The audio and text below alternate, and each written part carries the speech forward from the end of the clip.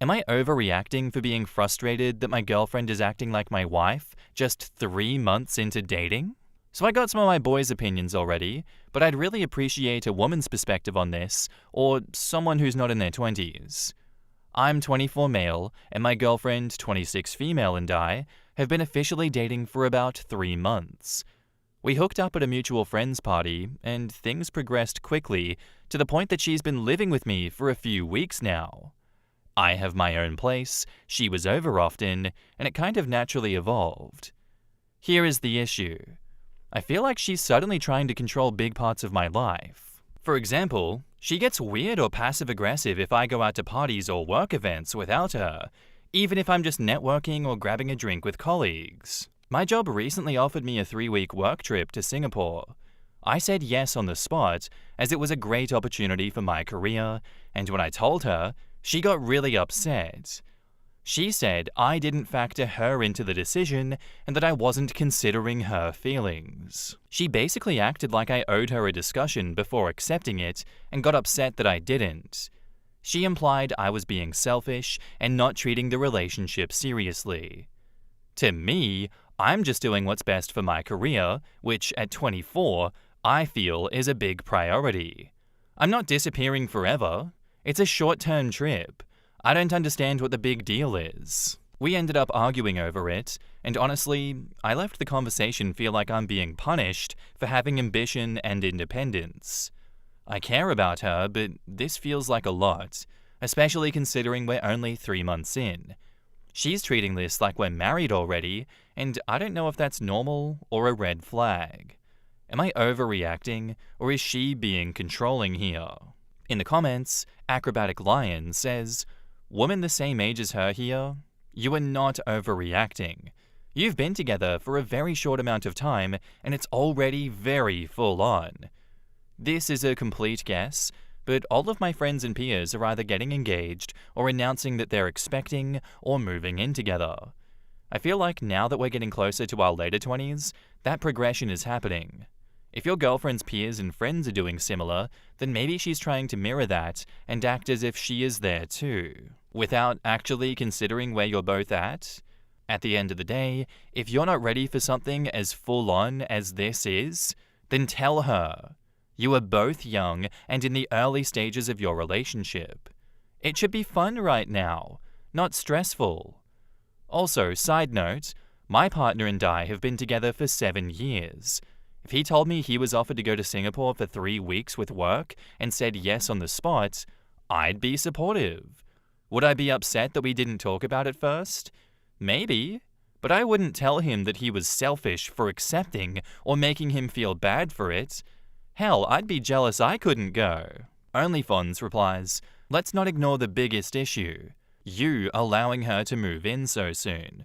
You moving her in immediately made your relationship 10 times more serious. Now you're playing house, and that's something that I personally don't do until around year 2 of a relationship. You may need to have a discussion with her about taking a step back and having her move out. Otherwise, you're in a very serious relationship, and as a 30s male, I can't even blame her for taking it as such.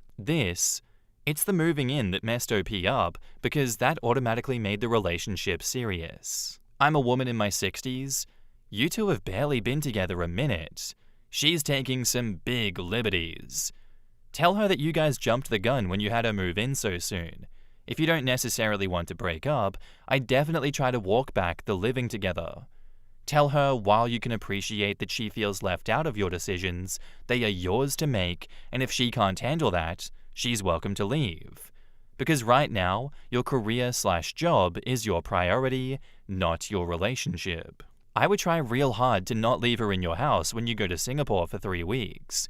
But do have a friend/family member you trust either stay there or go over daily to check everything out. Try to get them to stay there. Your question, OP, is are you overreacting for being frustrated that your girlfriend is now acting like your wife just 3 months into dating? No, I don't think you're overreacting. I think you guys, like the comment said, moved way too fast. This to me sounds like your first serious relationship and you have no idea what the normal relationship kind of goalposts to hit are, but moving in is definitely not a few weeks into dating kind of situation. You both are out of your goddamn minds for normalizing that, and shit like this is the consequence of it. You didn't let the relationship breathe. You didn't give her time to let the crazy out when she was outside your comfort zone, your safety place that is your house.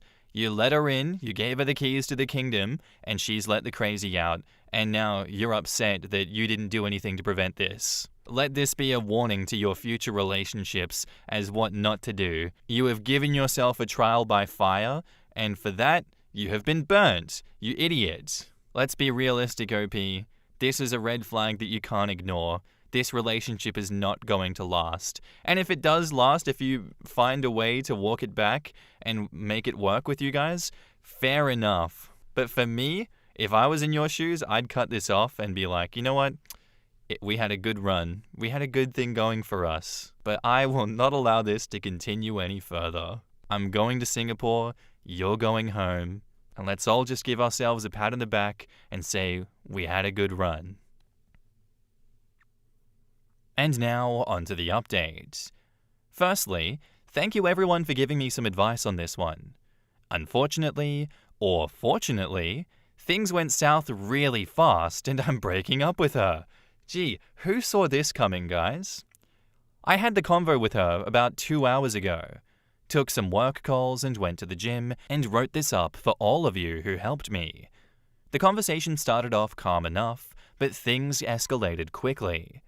She understood the whole career thing and agreed I was upfront with her about saying that's my priority, and she told me she likes the speed at which we were taking things because she really loves me and sees a future for us together. I opened up completely and told her I wanted to slow things down and hit reset a little, to which she point blank said, "Are you breaking up with me?" I said, "No, I'm not. I just want us to really get to know each other. Like we haven't even been on a vacation together and think she moved too soon." She ends up starting to accuse me of wanting to slow things down so that she's not around and I can hook up with other people. She accused me of secretly meeting up with other girls in the last few weeks, and even at the party we met at, I was talking to other girls. I explained that the girls she was referring to were either old college friends I ran into, co-workers, or girlfriends of my buddies. Nothing weird or shady. But it didn't matter. She kept pushing, and I could tell something wasn't right. She ends up saying that I was in contact with Elizabeth, my ex-girlfriend from a few years ago, and I was like, huh? She confesses when I ask her that she went through my MacBook that has my iMessage, Instagram logged in, etc., because she just wanted to make sure I wasn't hiding anything. To be honest, that hit me like a ton of bricks. I had no idea that she had secretly been snooping around like that. The reason that she mentioned Elizabeth was because while going through my messages, she saw a text exchange where I'd wished Elizabeth a happy birthday with a heart and suggested that she could come visit me as it's been a while since we met. She accused me of secretly reconnecting with her and hiding this. I kept trying to explain, but it didn't help. She was convinced I was lying. I told her to take my phone and call the number to prove that it wasn't my ex, and sure enough, it was my aunt who lived in another state. Elizabeth is her name too. I told her that I haven't spoken to my ex in years. Even after hearing my aunt's voice, with whom I had a fake, "Hey, how's it going" convo, she still wasn't fully convinced and said that I was still hiding other things, if not this. The whole situation was just crazy. She'd been questioning my every move, checking up on me constantly, and it made me realize that this was less about care and more about control, like many of you were saying. I told her this was too much, and frankly, I had a work meeting coming up, so needed a few minutes to get back to work. She said sorry and that she won't do it again, to which I said I need space and can't think right now, so she needs to leave. She said she won't leave my condo without me giving her a kiss. So I gave her a quick kiss and she left, saying that she'll call me later, to which I said, "Don't. I will tell you when I'm ready to talk. If I do, get ready." I need my space, trust, and room to grow in a relationship, and that's not what this was at all. Thank you those who gave me advice and DM'd me on the side to talk and give me some more advice. Time to do some career maxing now and enjoy Singapore. In the comments, I suggest next time you date, think about how your actions come across to the other person. Like people said in your previous post, moving in together signals to her that you are very serious about the relationship. I'm not sure why you thought you could walk that back, to be honest. You just moved her in for easy access to sex and were then surprised that she started taking things seriously? Like, dude, be for real. You wanted the convenience of a girlfriend, but still wanted to act single. Not bothering to let her know that you're coming home late? Like, come on, dude. Easy to lay all the blame on her, but honestly, you set the pace for the relationship and she just matched your energy. Think about that in the future.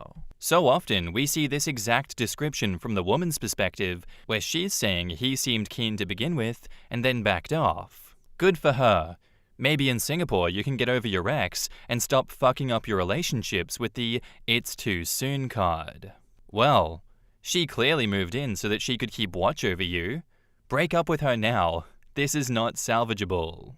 I'm a little bit confused by this update, I won't lie, because he started off the update saying that he is breaking up with her, but then he goes on to have this conversation with her, and I'm feeling like there's an ambiguous energy to it all, as if they hadn't actually broken up. Because saying you'll tell her when you're ready to talk, if you do, get ready, that doesn't exactly mean, hey, I'm breaking up with you, get the hell out of my condo.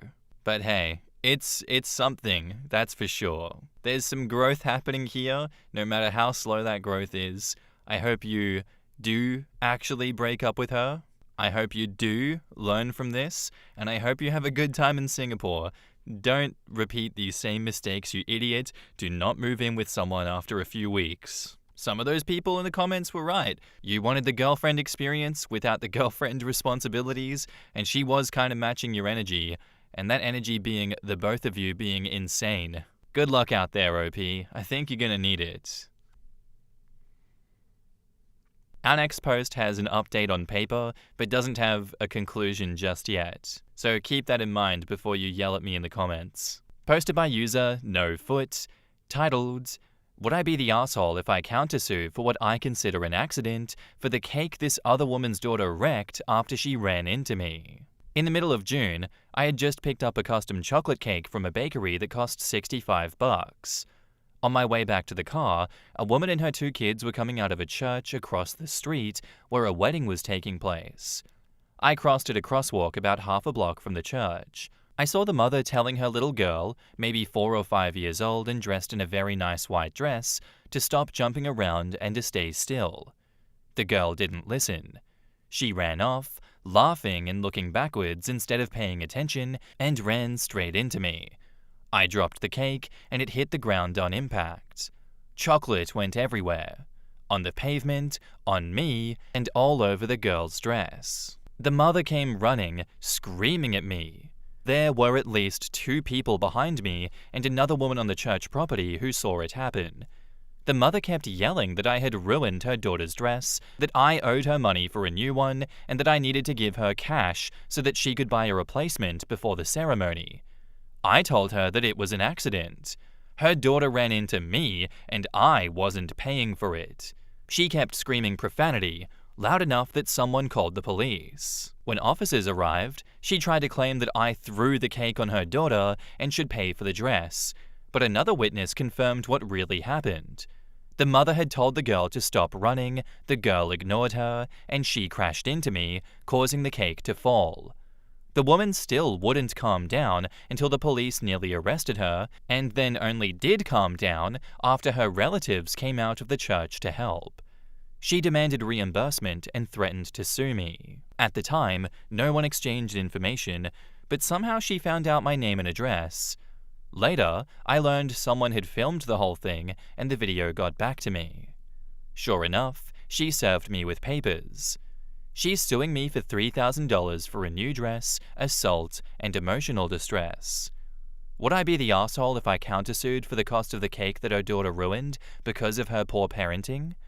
Honestly, I'm not too worried about winning or losing since I have video evidence and multiple witnesses showing that it was an accident and that her child caused it. In the comments, Low Temperature says, "You would not be the arsehole. If you're having to show up in court and waste your time on this lady's stupidity, you might as well get something out of it. You'll be doing a public service to teach this lady a lesson about frivolous lawsuits." OP should sue for the cake, OP's outfit that the cake fell on, lawyer's fees, lost wages, and emotional distress. Add slander to that. She's lying about this poster's character. Falsely saying that OP threw a cake at a child is definitely reputational harm to OP, especially in a community small enough to find someone through social media. Sue for the cake, harassment, and emotional distress. She threatened and proceeded to track you down after almost being arrested, and that can be perceived as stalking. At the very least, it's harassment. A restraining order on top of the countersuit might be a nice touch. Not to mention the emotional devastation caused by the intended recipient of the cake and how OP is you're the asshole for showing up without the cake and ruining the recipient's special day. Back up to the post, updating to clarify a few things instead of keeping repeating it in the comments. The cake was in a box with a lid, but when it hit the ground, it opened and exploded. It was a soft cake with a lot of chocolate icing, so it got all over my pants and the bottom of the little girl's dress. It was enough that it was really noticeable. To clarify, I'm not mad at the girl. I'm just completely gobsmacked by how her mother handled the situation. She could have taken some accountability, apologized, or even made it a learning opportunity for her child. Something as simple as, "This is why I tell you to stop running and to listen, because now your dress is soiled for the wedding." But instead, she threw a fit, accused everyone else instead of her own poor parenting, and it escalated to the point where the police were called.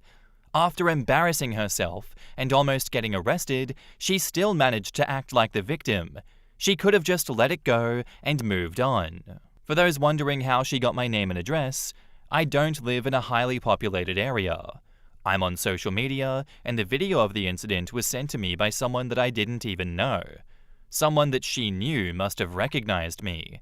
Once you have a name, finding an address isn't difficult. She even had a processor serve me. I haven't had any contact with her in any way since the incident. I'm also surprised by how many people believe that you need a lawyer to file in a small claims court. All I have to pay to countersue is $100.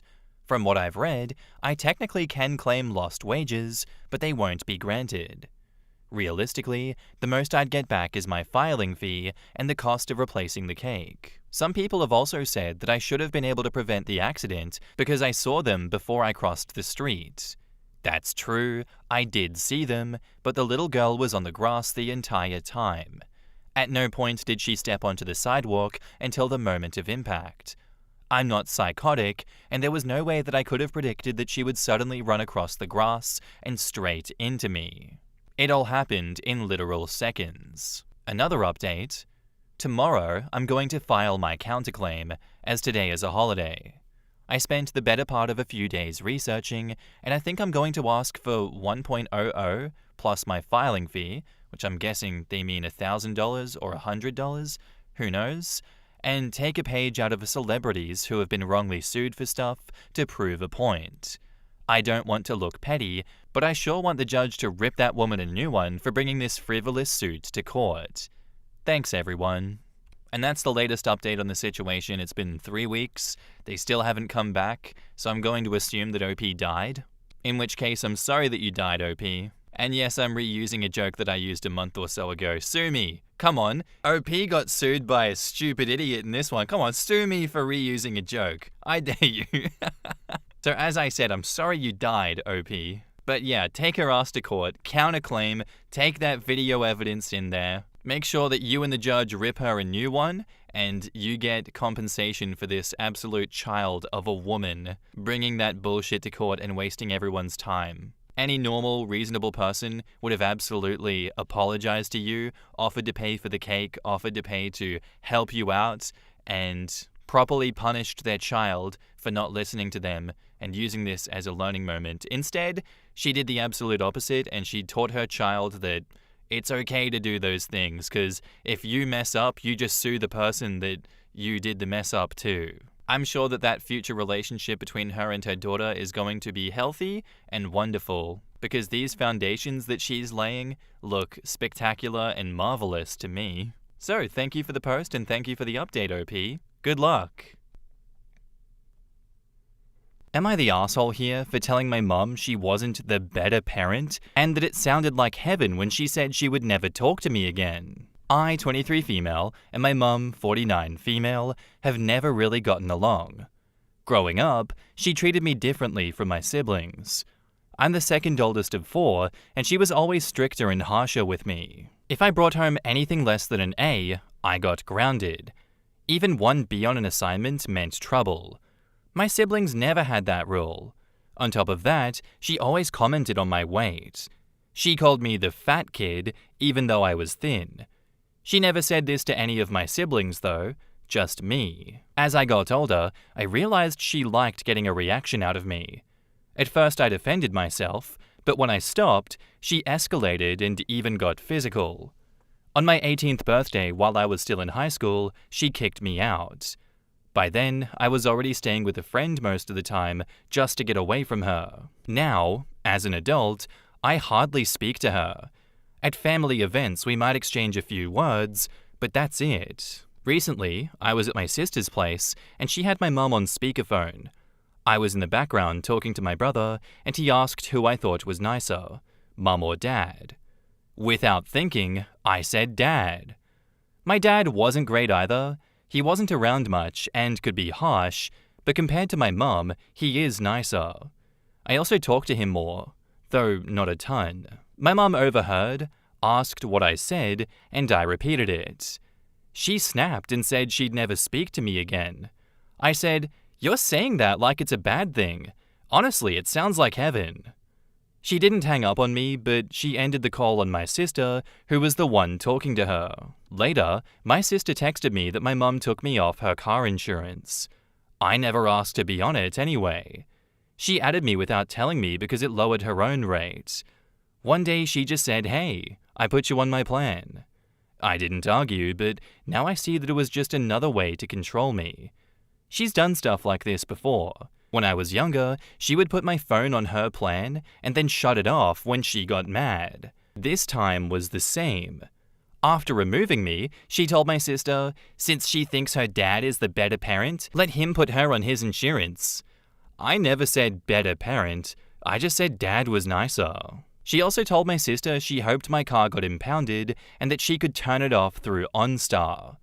My car is fully paid off, so I doubt that's even possible, but the fact she said it was ridiculous. I didn't need her insurance anyway. Before she added me, I was paying for my own. After she removed me, I just went back to mine. Meanwhile, my sister said that I was too harsh and should apologize because Mum has done so much for you. I asked what she meant, and she said, she put a roof over your head and gave you food and clothes. That is literally the bare minimum of parenting. Now my mum has gone to my grandparents and aunts, saying I was disrespectful and need to apologize.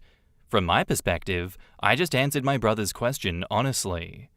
So Reddit, am I the arsehole here? In the comments, AmbitiousBorder906 says, objectively, your mum is an arsehole, but your sister is approaching arsehole status with her comment. You didn't ask to be born. It is your parents' job to feed, clothe, and house you. You may want to remind your sister that your mum kicked you out at 18, and so her suggestion that a roof over your head merits an apology is wide off the mark. You are not the arsehole, your family, meh, not so sure. Yeah, she didn't even provide the roof over his head. And the roof she did provide, OP made damn sure she wasn't under as much as humanly possible. Sis's argument is a joke from start to finish. Assuming OP is in the US, it's illegal in some states to kick out an 18-year-old if they're still in high school. Not the arsehole at all. All you did was state your honest opinion about your mother, who is an arsehole. Don't take their opinion for anything. You don't need the approval of a family that is in the pocket of an abuser. Sorry, OP. You should probably cut off contact from all of them. Not the arsehole. Did your siblings ever notice the way she treated you compared to them? Did she badmouth you to them, convincing them that she was harder on you because you were bad? Or were they just afraid to end up being treated like you were, that they allowed themselves to be convinced? Suggest to sister and other siblings that it's time for them to set aside childlike thinking and embrace adult thinking. They shouldn't hold on to the thinking of their childhood and embrace mother's treatment of them and of you. Use their observation and sense of fairness to make up their minds. Is there something wrong with them that they don't realize that OP saying that was completely fair and acceptable? Did they live in a completely separate reality than what OP experienced? Because that's the only way you can really justify the sibling here being like, "You're an asshole for saying that, OP. What's wrong with you? You're a terrible person." How can you experience your sister being abused by your mother being her first and biggest hater, which I'm sure is not relatable at all? No one would bully their children or experience bullying from their parent, and then turn around and be like, "OP, you're an asshole for saying she wasn't the better parent. And you saying that it sounded like heaven when she said she'd never talk to you again? You're such a piece of shit. What's wrong with you? Our mother is a saint." If she was such a saint, OP wouldn't be saying it. Mother has earned the scorn. Dad may not be all that either, but at least Dad isn't as bad as she was. Dad didn't kick OP out at 18 while she was still in high school. Dad didn't continuously make threats to OP to cut off her connection and actually follow through with threats to cut her off the mobile plan when she was unhappy with her. No. Wow, what a saintly and morally upstanding woman OP's mother is. She didn't deserve any of that. No. Not the asshole here, OP. The hell is wrong with your sibling? And now, on to the update. Thank you all for your kind words. Honestly, reading your responses really helped me step back and validate my own perspective. Growing up with my mum has always been difficult. She's narcissistic, controlling, and manipulative. Her whole family has mostly tolerated it, which made me feel like I was constantly in the wrong, always backed into a corner. This situation helped me realize that I needed to step out of that mindset. I needed to see my experiences from my own perspective and recognize that my feelings and reactions are valid. For instance, talking to my grandmother about the situation confirmed what I already knew. My mum has always treated everyone poorly, and it's not just me. Most family members tolerate her behavior to avoid conflict, even my younger siblings. I've always been outspoken about her treatment of us, which has made me seem difficult, but in reality, I've just been honest about her behavior. As a result of this recent incident, I've decided to go low contact with my brother. He has been influenced by my mum and started calling and texting me with insults about things that I supposedly did wrong. Things that only make sense from her perspective. I'll probably also go low contact with my sister because I've realized she shares information about my life with my mum even after I've asked her not to.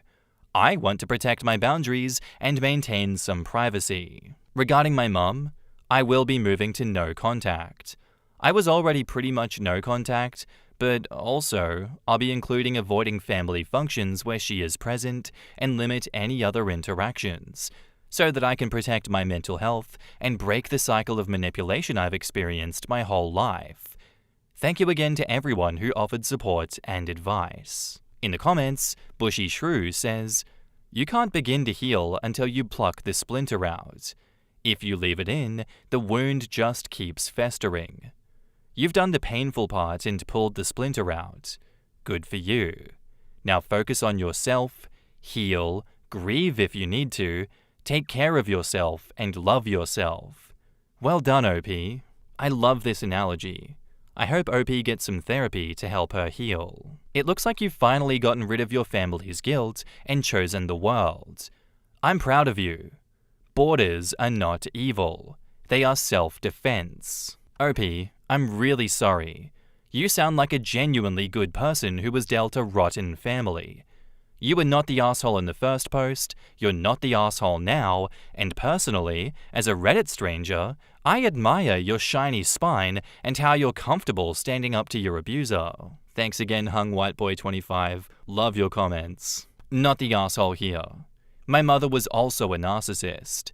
Very little was known about it. It took me forever to get out from under her influence. My mother used to call me and give me a hard time, as usual. If I said anything to her about it, she would say in a nasty, nasty tone, "Well, I'm never talking to you again." To which I finally one day responded, "Promises, promises," and hung up on her. It's a learning curve. It took practice. I continued to hang up on her until I went full no contact for 8 years. I did get her into an assisted living place when she no longer could live on her own. I really recommend getting into therapy. I also recommend looking up short videos by NARC, Narcissistic Abuse Awareness and Recovery Coalition. There's a lot of stuff online that's really helpful. The behaviors of family members and friends around a narcissist is also well documented. They call them flying monkeys. They will do anything to maintain their peace. It doesn't matter that you are right and the narcissist is the troublemaker. It's easier to put you down than to deal with the narcissist. It's a journey. Progress, not perfection. Forgive yourself. It is not your fault. Yeah, it's sad that the reality is that all of your siblings and a lot of your family, by the sounds of it as well, are scared of her, and they would rather not rock the boat and maintain the status quo than back you up and stand united with you against her, against your mother. That's sad, but it's also the reality that so many people experience. It's quite a normal thing, and I don't like that. I don't like that so many people are so cowardly not to stand up to dickheads like the mum in this situation. What do you have to lose? What, she's gonna kick you out of her house? Good luck with that. Obviously, there's a lot she can do. A lot of people are scared for good reason. I'm aware of that. But to have the siblings be flying monkeys, to have your sister relay all of your personal information and details that you have told her not to share with mum to mum is heartbreaking. It can't be easy to cut off siblings or to go extremely low contact with them, but it's necessary for OP's mental health. It's upsetting, but it's the right thing to do, and I hope you keep putting yourself first and get more help for this, OP. Thank you for the story and thank you for the update. Our next post is by a throwaway account, and it's titled, "Am I the asshole for not wanting to cancel? I'm divorced, same old story, he cheated, I left, blah blah blah. We had the usual custody battle, and we signed a settlement that gives him a build-up of time as long as he meets certain criteria. He has a drinking problem and relapsed, but is now sober again. I always know when he's been drinking. I can tell. Also, the settlement gives me the right to breathalyze him at every exchange and anytime I have suspicions. I do breathalyze him. He has not failed at all. I have not suspected alcohol use at all. It's been a few months, but I know another relapse is always possible, and even likely, based on statistics. The settlement gives him one of my weekends. I made plans to meet someone for casual sex. I never do this, and I was already nervous about it. I've been talking to him for quite a while, and we planned this weekend 2 months ago. So it's not with a stranger, we are friends. I reminded my ex today that he was getting an extra weekend. I reminded him 2 weeks ago as well, and a month ago he had forgotten and said he had to work. But then he said his mum could babysit. Am I the asshole for not saying that I'll go ahead and keep them and cancelling my plans? I don't want to be one of those mums who put men over her kids, but this is the first weekend in over 7 years that I've not had to work and also not responsible for kids. And I really wanted this weekend to happen. I want to get away and have a little bit of fun. Just this one time. I don't have anyone blowing up my phone. I'm not bragging about this to all of my friends and family. My best friend knows. She has all of his information and knows where I'll be and is connected to my location just in case. And I've also video chatted with this person and checked for a criminal record and seen his ID. He is who he says he is. I'm just feeling incredibly guilty right now, and I'm about to cancel and call my ex and tell him that I'll keep the kids. Adding for clarity, I work every other weekend. This is literally the only time in the foreseeable future that I can do this. One more ad. He lives about 3.5 hours away from me, so we can't really just get together after work, and I'm not going to have some random guy in my house with my kids, so he can't just come to me. In the comments, not the asshole, as long as you're comfortable with grandma. You obviously care about your kids because you said you will cancel if you have to, as you don't want this guy around them. That's a good move. This can easily become a fun weekend at grandma's as long as it's a safe place to be. Take out the reason you don't want to cancel and ask yourself again, should you be able to have your scheduled time for yourself? Is it your responsibility to handle your ex's failure to plan? The great thing about divorce is that you are no longer responsible for what he does or does not keep track of. I think you should stop doing time management for him, as he isn't a part of your household anymore. As long as you continue to take care of his schedule problems, he will feel free to let them be your responsibility. The casual hookup is a red herring. It doesn't matter what you are planning to do. Your ex needs to step up and take responsibility for his own schedule. OP says, thanks. That's pretty much what my sister said too. She's doing her own divorce, and oddly enough, our ex-husbands have the same name. I think I'll be steering clear of men with that name in the future, just to be safe, lol. This was a hard lesson for me to learn, OP. My ex-husband gets our daughter 1 day a week. I do 90% of the parenting, and I had to learn to stop helping him with reminders. He's a grown-ass man. He can buy a calendar or a whiteboard, or hell, make a note on his phone. Doing the mental labor for a man that I wasn't married to anymore was exhausting me. You deserve time for yourself. You can hook up, sleep, go on a day trip, shop, or do whatever you want to do. The reason doesn't matter. It is okay to take care of yourself. OP says, I vent to people about how I feel like I still have to act like his mother. He doesn't remember or keep track of anything. This time, it would only be me who would lose out on something, but ever since we split up, I've been giving him constant reminders about the kids' activities or things they want to do. And I know it isn't my responsibility, but if I don't, the kids will miss out on things they want to do. Like, my daughter has dance class, which I pay for, and I don't want her to miss it because her father is irresponsible. That specifically isn't currently a problem, but when he does all the things that he has to do, some of her classes will be on his time. So how do I stop managing his schedule without letting my kids miss things that are important to them? Mrs. Unruly Farm says, I feel this. I don't have an answer, except to say that every now and then I put myself first. And no one has perished from it. No one hates me. They are still just regular teenagers who have lame parents. Lame for a variety of real and unreal teen BS. I say sorry when I mess up. It's the best I can do. Difficult situation, that one, and I am not a marriage counselor, so I'm not going to get into that. But in this situation, you're not the arsehole for not wanting to cancel this plan. It was his responsibility to do it. It is his fault that he didn't take this time off work. You should not be the one bearing the responsibility once again when you always do. By the sounds of it, this is court-mandated time for him to have the kids. It is entirely on him to fix this.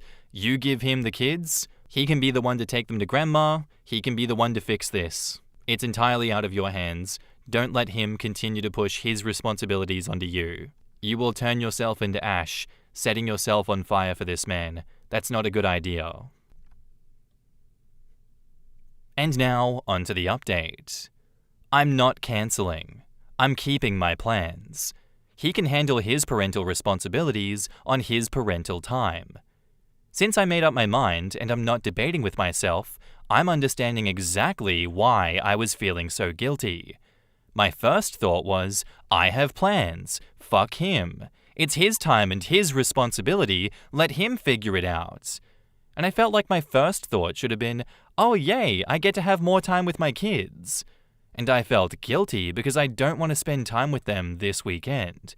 I want to be away from them. And it feels wrong to want a break from being a mom, but it's not. It doesn't mean that I love them any less if I really don't want to be with them sometimes. Funny that him being such a moron is making me do this much self-reflection. And maybe I've been through too much therapy because I'm pretty much my own therapist in my head. And I'm 99% sure that when I talk about this in therapy, she's gonna say this exact same shit that I'm saying to myself. And thank you to everyone who commented. I was letting the mum guilt and the idea of being the perfect, loving mum control me. And I'm admitting something else to myself too. I want him to fulfill all of the requirements. I want him to fix his shit and become a good dad. I don't want to have full custody. I want 50-50, and I don't want it solely because it would be the best thing for the kids. I want it because I want some time to myself. I want a break. I'm tired. I'm with my kids or at work almost 100% of the time. The little time I do have, every other weekend after work and 1 day a week during school hours, I'm cleaning the house and running errands. I can't remember the last time that I had time just for me. I can't remember the last time that I engaged in any of my hobbies or did something that benefited only me. I need a break, and that's okay. It doesn't make me a shit mum. It doesn't mean that I don't love my kids enough, and I'm not just a mum. I'm a person, and I have wants that don't revolve around my kids, and there is nothing wrong with that. Thanks for attending my therapy session with myself. I'm gonna go do the dishes and clean the litter box and sweep the floor and avoid looking directly at the large pile of clean laundry that needs to be folded, and then go to bed. And I'm very excited for my weekend off, and I'm very excited to be with this guy. He's seriously hot. Like, I'd give him a 9.5. Definitely the best looking guy that I've ever been with, and he's also someone that I enjoy talking to. But no feelings. I am not ready to do that shit again, and I'm not sure I ever will be. In the comments, Frangipani Hawaii says, being a mother is only one part of who you are. Hell yeah. Also, don't put too much pressure on the actual event, just go in and have fun. Take the day to treat yourself and go in relaxed. I'm not cancelling, I'm keeping my plans. I totally thought this was going to be about Disney, Hulu, or ABC. I'm proud of you, OP. I'm so happy that you are putting yourself first.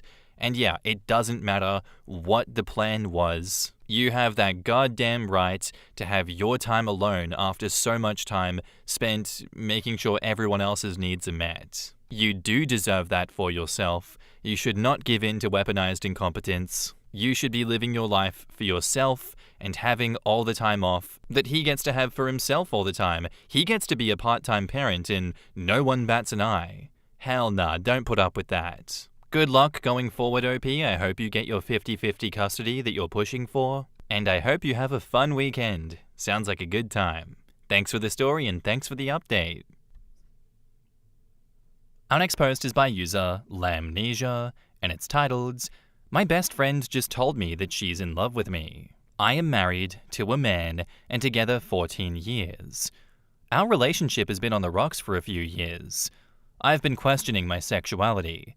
I've always been bi, but have been discussing with my therapist and have confided in my husband and friends I may just be a lesbian. My last therapy session, I had my husband join, and I told him that I think I'm lesbian. He said that everyone has to make sacrifices, and that if I can give him a chance to be the best possible version of himself before deciding that it's not him, and that I really am just a lesbian, that would be ideal, and I agreed because I feel that I owe him this. Obviously, I care for him deeply, and he is my family. I have not discussed any of this with my best friend, since she's friends with us both. She knew him first. We have a strict boundary that we don't discuss my marriage like I would with my other friends. My best friend, who is a lesbian, just cancelled a trip that we had planned all year.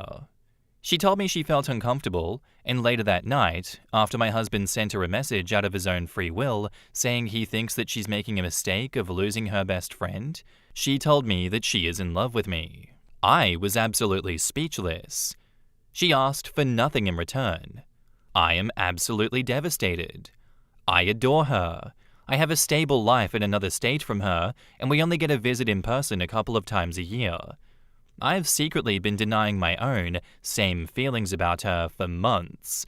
The thought of losing her makes me want to vomit. She is my soulmate.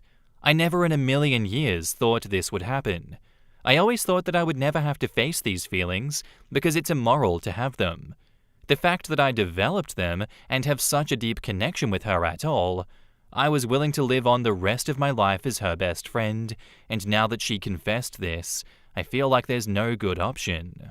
If I blow up my life, there is no way she would ever be able to be satisfied logically, because even though it's been a decade of my marriage being on its last string, she will probably always feel like she caused it. She will feel like a bad person. She will feel like I'm a bad person. On a second thought, the thought of losing her seems impossible. I can't sleep. I'm scrambling to find out what to say. I asked for time to process and asked if I could reach out again, and she said yes.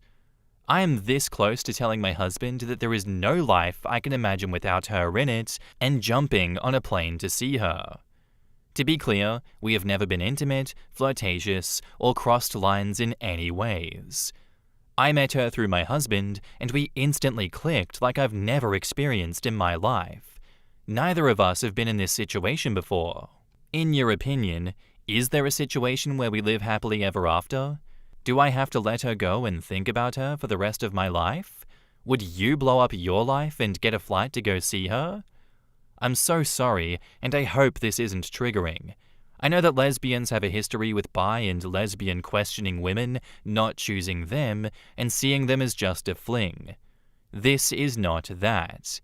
I am gutted and devastated. My husband is being an amazing support, while I have sobbed over her for the past 12 hours. I feel like absolute trash. In the comments, Hashi says, if I blow my life up, there is no way that she would ever be able to be satisfied logically, because even though it's been a decade of my marriage being on its last string, she will probably always feel like she caused it. She will feel like a bad person. She will feel like I'm a bad person. You're the only one who can decide what to do, but please respect her own choices. She is her own person, and she can decide what to do. Don't undermine her choices just because you think they will make her feel bad. She confessed to you. She must have thought that that's what's best in this situation. Please respect this, and don't make your decision based on an assumption that she'll regret her choice. OP says, thank you. You are right. She is an intelligent and emotionally mature woman. She would not have told me this for no reason. She was adamant that she has no intention to do anything about this and essentially is stepping away. My gut and my heart want to go get her. Hashi replies, this is a big decision to make, and I can't and won't tell you what to do. You should probably give yourself some time to calm down before making it as well. Not because you're making a mistake by wanting to go to her. I don't think that's a mistake, but so that you can make whatever decision you'll make with a clear head. As much as possible. I can only imagine how emotional this situation must be, and take full responsibility for it. It's a big thing. You owe this to yourself and to her. But I will also echo what the other commenter said. Someone you love loves you back. This is not a bad thing, it's a good thing. Yes, it's also difficult in your situation, but it's not bad. OP replies, my next therapy session is on Friday. Should I wait until then and discuss with my therapist and have a clear decision, or should I make sure first off that it's even an option on her mind for me to choose her? Like ask if she would even want that. The first one, right? That's the right way. I don't want to do anything that would be disrespectful to her or the person that I'm married to. From the moment I met her, something in my mind told me this is my person.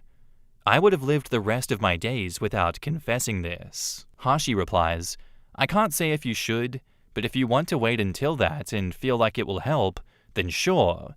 There's probably no harm in doing this. Just don't leave her hanging for too long. I can imagine that she's dealing with emotions similarly intense to yours right now, especially since you have a strict boundary of not talking about your marriage, so she doesn't know that it wasn't going well for a long time. I can imagine that she thinks right now that she's going to lose you. And yeah, I don't think you should ask her if this is an option first. She loves you. She told you so, and she's already made her step. Imagine you ask her if she would potentially be willing to be with you, and then you decide against it. I don't know her, but I can say that if I were her, I would feel horrible having my hopes raised and then dashed like this. I will also say that regardless of what you decide, your husband probably deserves to be with somebody for whom he is not a second choice. Back up to the post, there's an update. First of all, thank you so much. I have found nothing but warmth and comfort in the lesbian subreddits, and you have all been extremely supportive and helpful. I told my friend that I felt the same. I told my husband this. It is over. He was upset and now bargaining. It's extremely painful to have to continue to tell him that this isn't a sacrifice I'm willing to make. Not only do I prefer women, I have feelings for my friend. Even without my sexuality in question, we haven't been happy. We have had happy moments, of course, and we love and care for each other, but I know this is not for me and not for him. I want nothing but to be friends and amicable. I want all the best for him. I will split everything with him. He can have our babies. I want him to have the best life in the world. I just know that it's not with me. As for my friend, we aren't running off together. We have therapists and lives and successful careers. She doesn't seem to be going anywhere, and that makes this process just a bit easier, albeit it is excruciating. I know in my heart that I did the right thing, the right way, and that this could be the beginning of the rest of my life. Thank you again. And now, onto the latest update. A year ago, I made this post here. This past Saturday, I proposed, and she said yes. This has been the happiest year of my life. Thank you everyone here for your support that day a year ago. Life is amazing. And I'll round this one up with a little bit of my thoughts on this one, I guess. I'm glad OP got a lot of different suggestions, pieces of advice, maybe even some criticisms on that post that she put up, because there are so many realities where situations like this do not go the way that you hope they do. And I have seen relationships where the wife does come out as lesbian or the husband comes out as gay, and it completely destroys the partner that is very much blindsided by that happening. I'm very glad that in this situation it did not destroy the family, it did not tear someone's life apart, that the marriage itself was on the rocks for a long time, and it seems like both of them were aware of that. The sexuality of OP being called into question did not influence that. It seems like the ship was sinking regardless, and this was just the straw that broke the camel's back. It's unfortunate, yes, but I think that OP, the best friend, and even the husband seemed to have handled this in a very graceful way that didn't tear anyone's life apart. I'm very glad that OP made the best choice for herself in this situation, and that she is now engaged to someone that she is putting first, because I do think that if she stayed in that marriage, that would have been very unkind to her partner. Being with someone who you put first, but they will always put you second, cannot be a good feeling, especially if he were to cop onto that someday. Thank you for the story, and thank you for the update, OP. Am I the asshole for telling my ex, who left me for someone else, to move on when she asked me to accept her back? Back in 2015, I was in a serious relationship with a woman that I loved deeply. We clicked instantly, and for almost 4 years, we were head over heels for each other. At the time, I was figuring life out, and she was working on her bachelor's. We promised marriage, and at one point, I even bought her a ring and proposed. She accepted, and we hugged and cried together. But a few months later, she completely ghosted me. She blocked me everywhere, and I was devastated. A while later, I found out that she was marrying her ex of 10 years. I was heartbroken. I've tried reaching out multiple times, and I even called her mum and asked her to hand the phone over to my ex. Her mum agreed, and when I directly asked my ex if she wanted to say something to me, she simply said no. That was it. After that, I let it go and I never spoke to her again.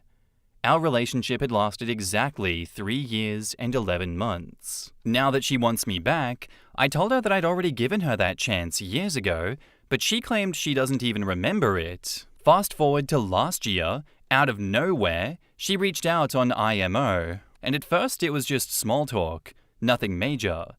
Then last month, she asked me to hop on a call. I hesitated, but eventually agreed. We ended up talking for 3 hours. During the call, she told me she regretted everything.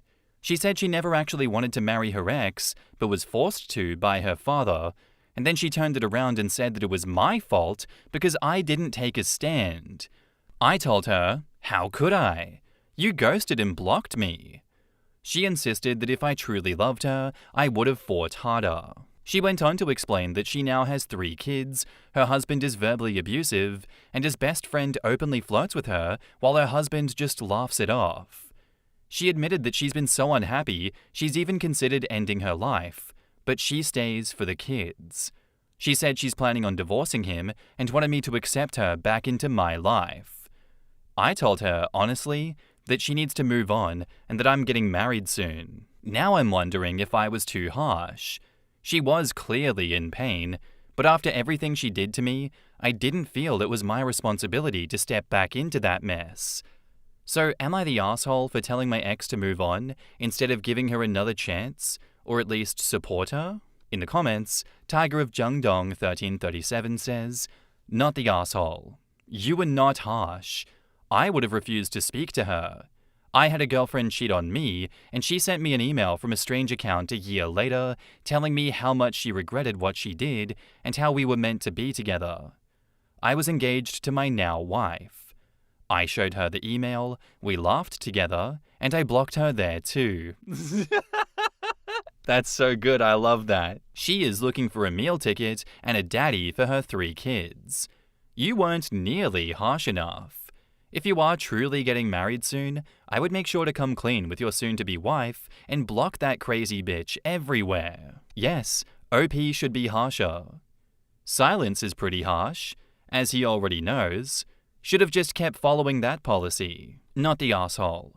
She's only reaching out because she needs you to financially support her after the divorce. Please don't take her back.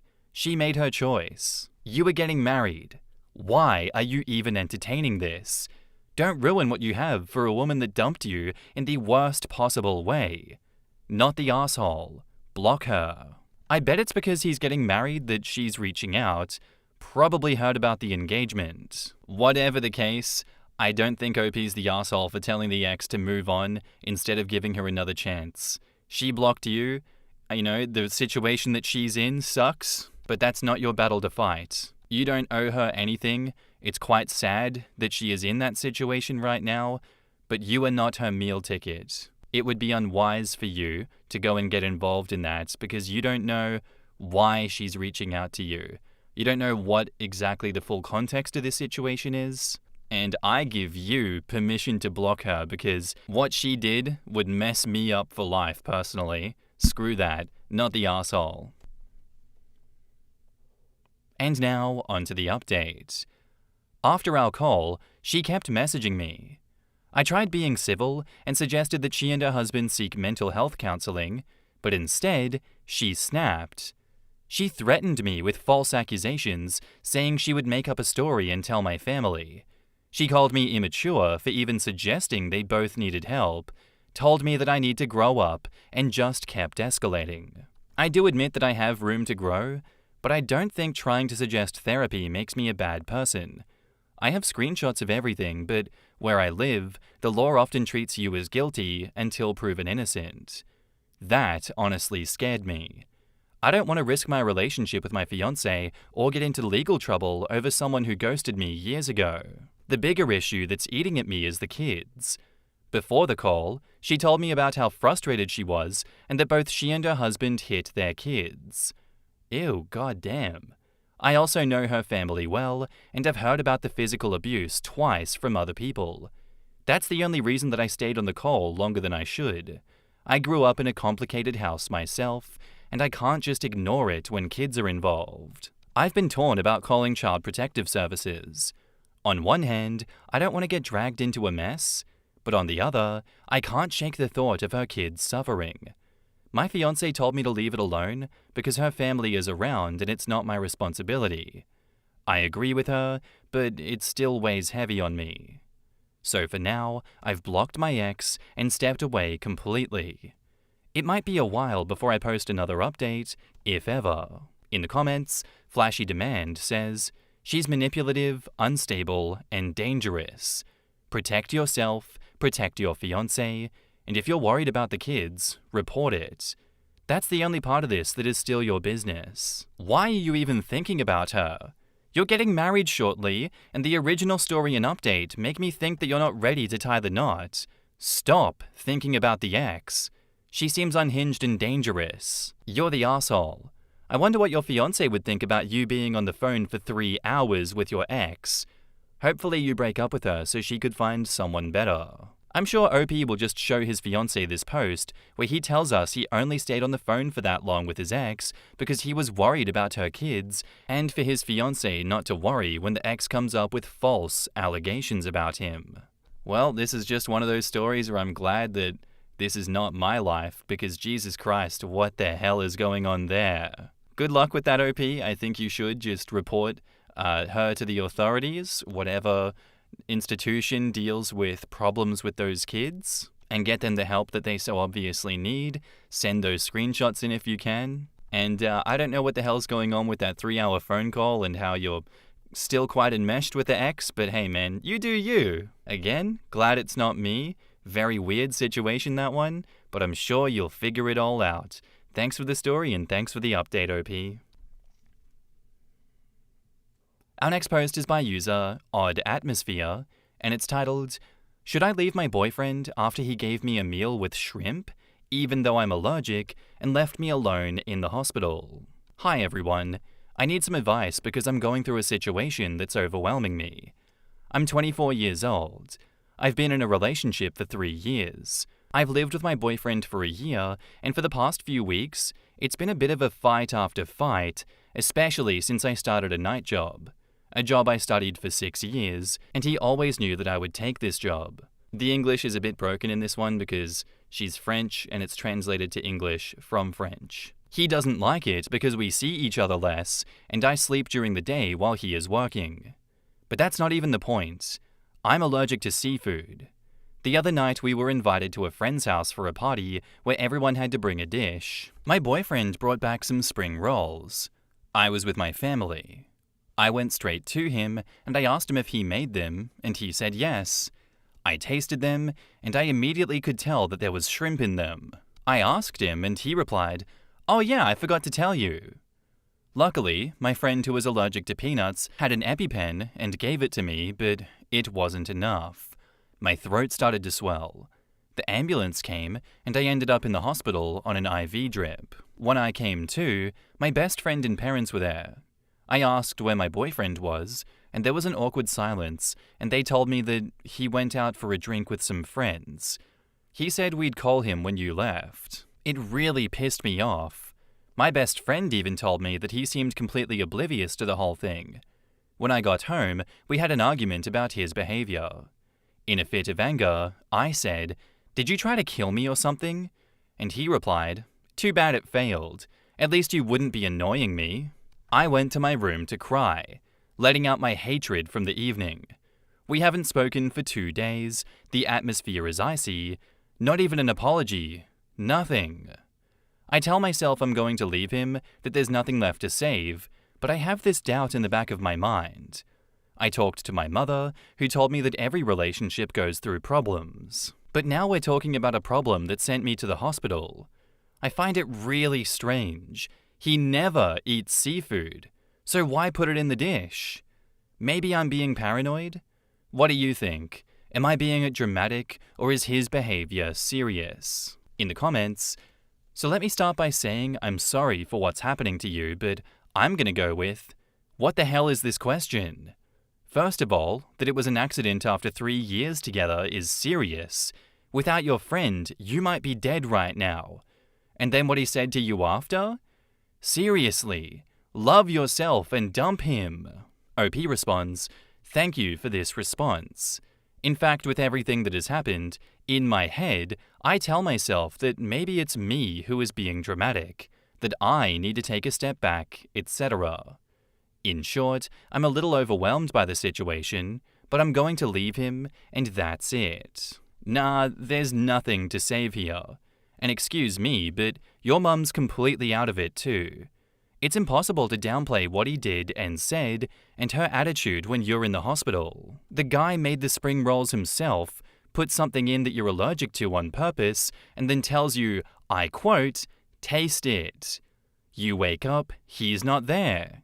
Did he want to kill you? If we were in the USA, you could have sued him for endangering you. You should even seriously consider it. This guy doesn't want what's best for you. Get away from this person ASAP. Who knows what he'll offer you next time? Ditch him. So obviously it's really serious, and it seems like he's doing it on purpose. I just want to point out that adrenaline pens, EpiPens, are not enough. They are used to buy you time, but you still have to go to the hospital after using one. Anyway, ditch him, block him, don't see him alone if you have to get your stuff back. OP says, yeah, I found out when I finished up at the hospital, unfortunately. The doctor told me that if I'd combined the pills and the pen, maybe it wouldn't have been so bad. Yeah, I'm just gonna go with, he did try to kill you, OP. He said, oh, maybe you wouldn't have been so annoying. Sucks that it didn't work. That's just an admission of fault. He wanted your ass dead, OP. How are you so nonchalant about this whole thing? I think we need to be a little bit more serious for once here and call a spade a spade. He did try to kill you. You're not overreacting for that. The fact that he wasn't in the hospital is even more telling because why? Why would he not want to be there for his loving girlfriend of 3 years after he did that to her? Wouldn't he want to be all over you, being remorseful and saying, sorry that I did that to you? I shouldn't have done that. That was stupid. No. I would be so scared of this guy after that. Jesus Christ, how could you stay with someone like this? And now onto a mini update. Thanks to everyone for your answers. I'm at work right now, but I took the time to read, and you're confirming what I already knew deep down. Tomorrow, I'm gonna go get my stuff while he's at work, and I'm gonna go live with my sister while I find an apartment. And yes, my mother isn't a great role model. She has a very old-fashioned mentality and downplays these kinds of situations a lot. Thanks again for your advice and messages. It gave me the courage to make a real decision, even if it stresses me out. But hey, I'll go to my brother to get my stuff just in case. You never know. And now, onto the update. So I finished work at 8 a.m., and a friend came with me to pick up my things. Normally, my boyfriend was supposed to be at work, but unfortunately, he was there at the apartment. He told me he was sick and asked what I was doing. I calmly told him that I was coming to pick up my things and that it was over, that our relationship had to end. He just looked at me and asked my friend to leave so that we could talk about how it was his place and we didn't want him there. I refused, reminding him that the apartment is also in my name. There were 2 of us on the lease, so if I wanted, he had the right to stay. For an hour, I emptied my things while listening to him call me every name under the sun, my friend and I. He repeatedly told him to speak with his mouth, but hey, we were up against a wall. I grabbed everything and I left. I'm gonna get legal advice to clarify some things, because, to answer those who asked, yes, he knew perfectly well that I was severely allergic to every restaurant. I spent time reading the ingredients, asking questions, etc. For those who ask if it was in his character, no. He was always gentle and caring, so it's very hard to understand what could have happened. But hey, human beings are complex, and I have to remind myself not to dwell on my situation. Yes, I say that to reassure myself. Thank you again to everyone for your messages and support. In the comments, you did the right thing leaving, and also getting someone to go with you, and having a witness to the insults, plus your friend who saw him give you the shrimp spring rolls. Hang in there, block him everywhere, and don't feel bad about the apartment stuff and everything. The sooner you cut all ties, the better it is for you. He's always been sweet and caring, so it's really hard to understand what could have happened. This part is even more freaky. I think a little investigation on him by the cops would be in order. The sweet personalities, but capable of that, are the worst. Every relationship has its problems. You know, like attempted murder. But when he's not trying to kill me, he's so sweet and gentle. And really, who hasn't had a boyfriend attempt to kill them? He 100% did that shit on purpose. What a monster. He never even denied it either. I wonder what made him choose now to poison her. Did they argue about going to her friend's party? Was she planning to wear an outfit that he didn't agree on? How come he was sweet up until now, despite their many fights? He somehow managed to stay sweet. What was the trigger? What the hell is wrong with OP's mother? Why would she minimize someone trying to kill her child? My mother used to tell me that abuse wasn't a good excuse for divorce. If I wanted to leave a marriage, I'd have to separate until he cheats on me. These types of mothers are what we call pick-me's, and are the same kind of mothers that child predators seek out. It's an unfortunate reality for a lot of people. Having parents that downplay the abuse that you suffer and then also blame you for it? Oh yeah, no, abuse isn't a good excuse for divorce. You have to wait until he cheats on you and then you can get divorced. Him beating you half to death? No. You should just rough it out and beat him back. Like, that's the kind of logic that I'm getting from situations like these, and it pisses me off. This should not be the normal that people experience, but yet it is. And I'm so sad for those that are victim to people like this. They deserve better. They deserve justice. OP deserved support from her mother, and she didn't get it. How dare the mother try to downplay OP's attempted murder? Oh my god. I'm so sorry you went through that, OP. I'm glad that your friends were able to pick up the slack that your mum left, and I hope you stay the hell away from your boyfriend and come after him legally in the future if anything else comes from this. Thank you for the post and thank you for the update. Am I the asshole for telling my wife to please stop blaming me for her weight gain during pregnancy? I, 31 male, like my wife's 32 female, current body the way that it is. She's plus-sized, and I like that she's plus-sized. She knew I like it when a woman is heavier before she got pregnant and gained the weight. She hates the weight, and I support her goal to lose the weight. I stopped buying her triggering foods. I help her exercise, I meal prep for her. She would lose a little weight and then regain it over and over again. When she gets really frustrated with her body, she blames me. She says she's plus-sized because I like plus-sized women, but not even she makes the argument that she purposely gained the weight to please me. She gained the weight during pregnancy. A husband gets the food his pregnant wife wants.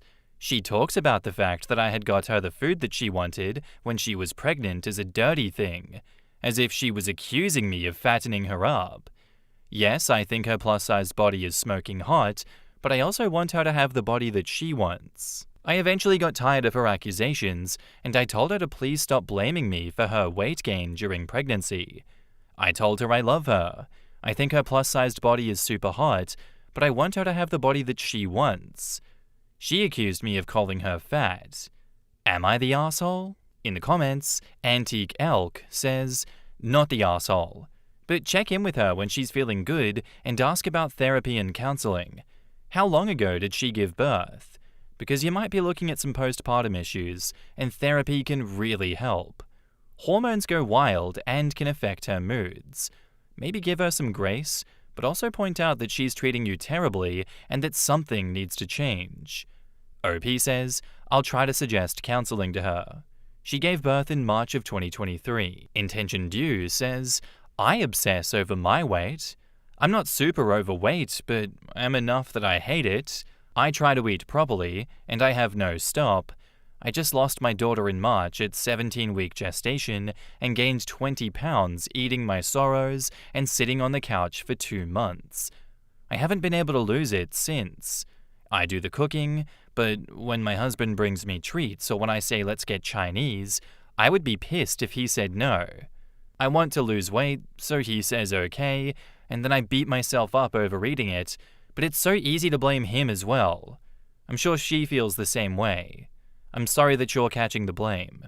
Everyone is probably right that it's something that she has to deal with and probably should be seeing a professional about.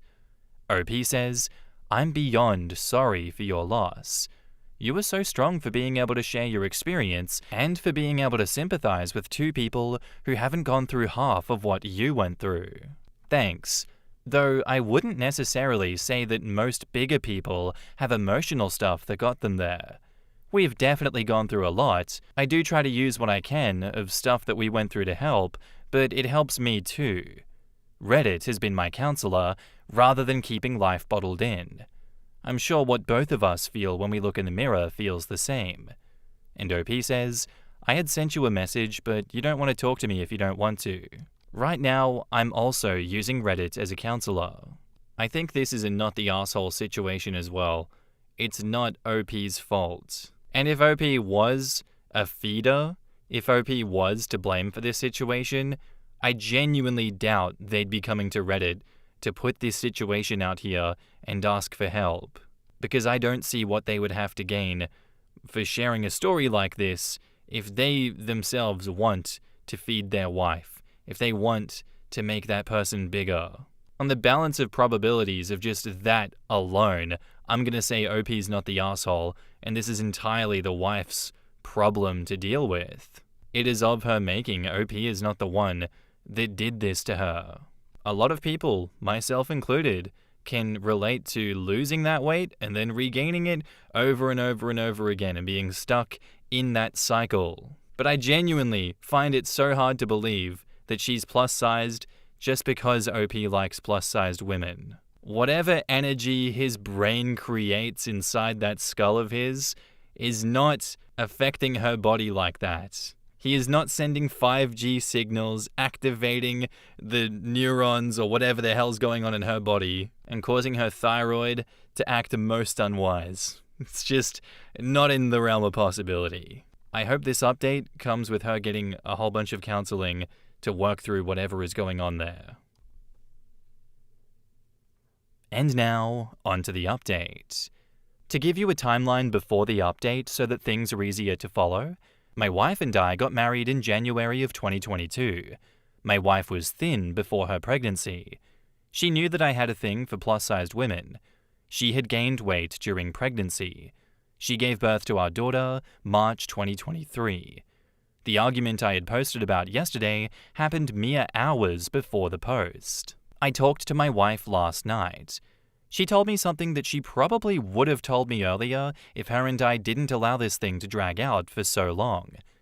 She told me that when she was pregnant, her knowing that I liked plus-sized women and seeing how gleeful I was watching her body change had a big effect on her.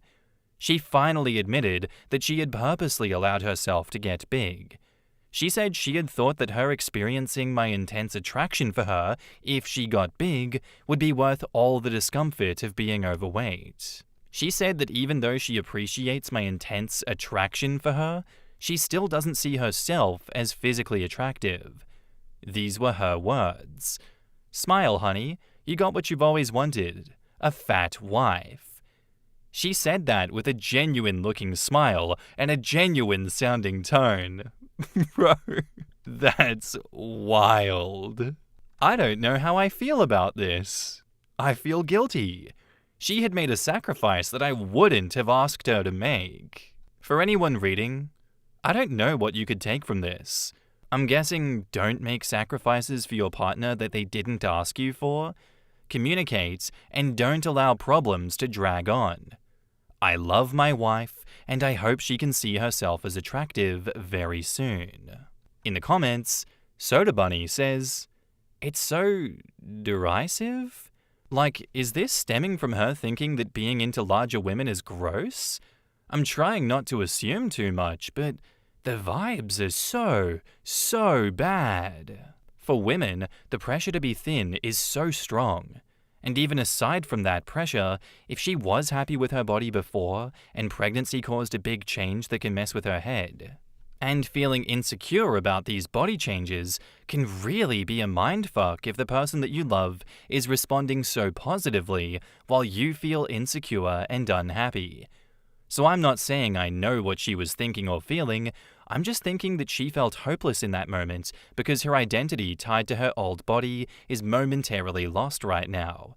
And he was unhappy with her new change while she hasn't yet figured out how to respond to it. So maybe she was just saying that out of frustration and also to vent. It does have an edge of resentment, though I think it comes from a lot of different feelings and not just a desire to say something mean to her husband. Not the asshole. She's an adult and should take some responsibility for her unilateral decision to gain weight. I mean, how stupid is this? Let's take an opposite extreme example. If she liked muscular guys, so you started taking steroids and going to the gym 3 hours a day, 6 days a week, neglecting your duties and relationship at home in the process, would you say, "Good job, you got what you wanted"? Try telling her that you also want a happy wife. So why is she making herself unhappy? Because she wants to be lusted after? Jeez. OP replies, "Hopefully therapy will help us. Last night, I already told her something similar to what you're saying to tell her. I told her that I love her, I want her to be happy, and to just do what she wants with her body without considering my opinions." Hotbox But Don't Smoke says, "She still knows that you didn't like her body type when you got married. So she feels like she'll never be good enough for you while being happy with herself at her lighter weight. It really sucks, but you can work it out in therapy to reassure her." And OP says, "I'm asking you this since she may be thinking something similar.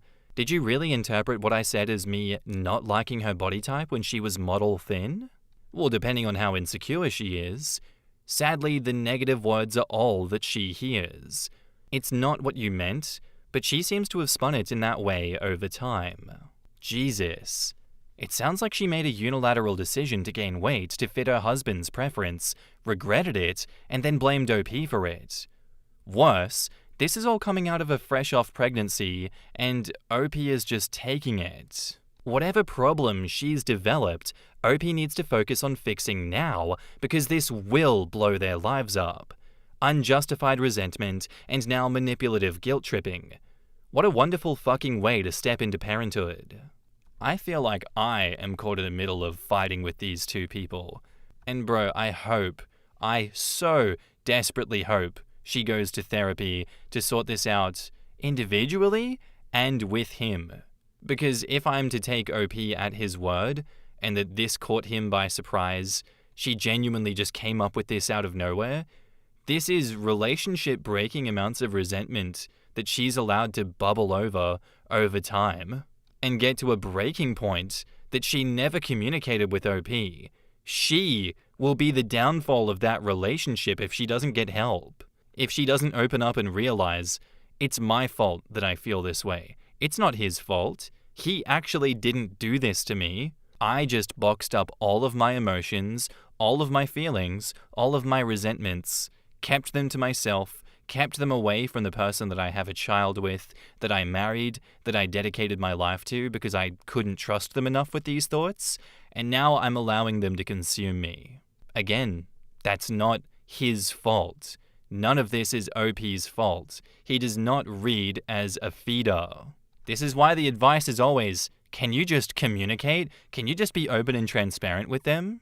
Because it leads to shit like this. And now we're gonna need intensive therapy to even hope to salvage that relationship.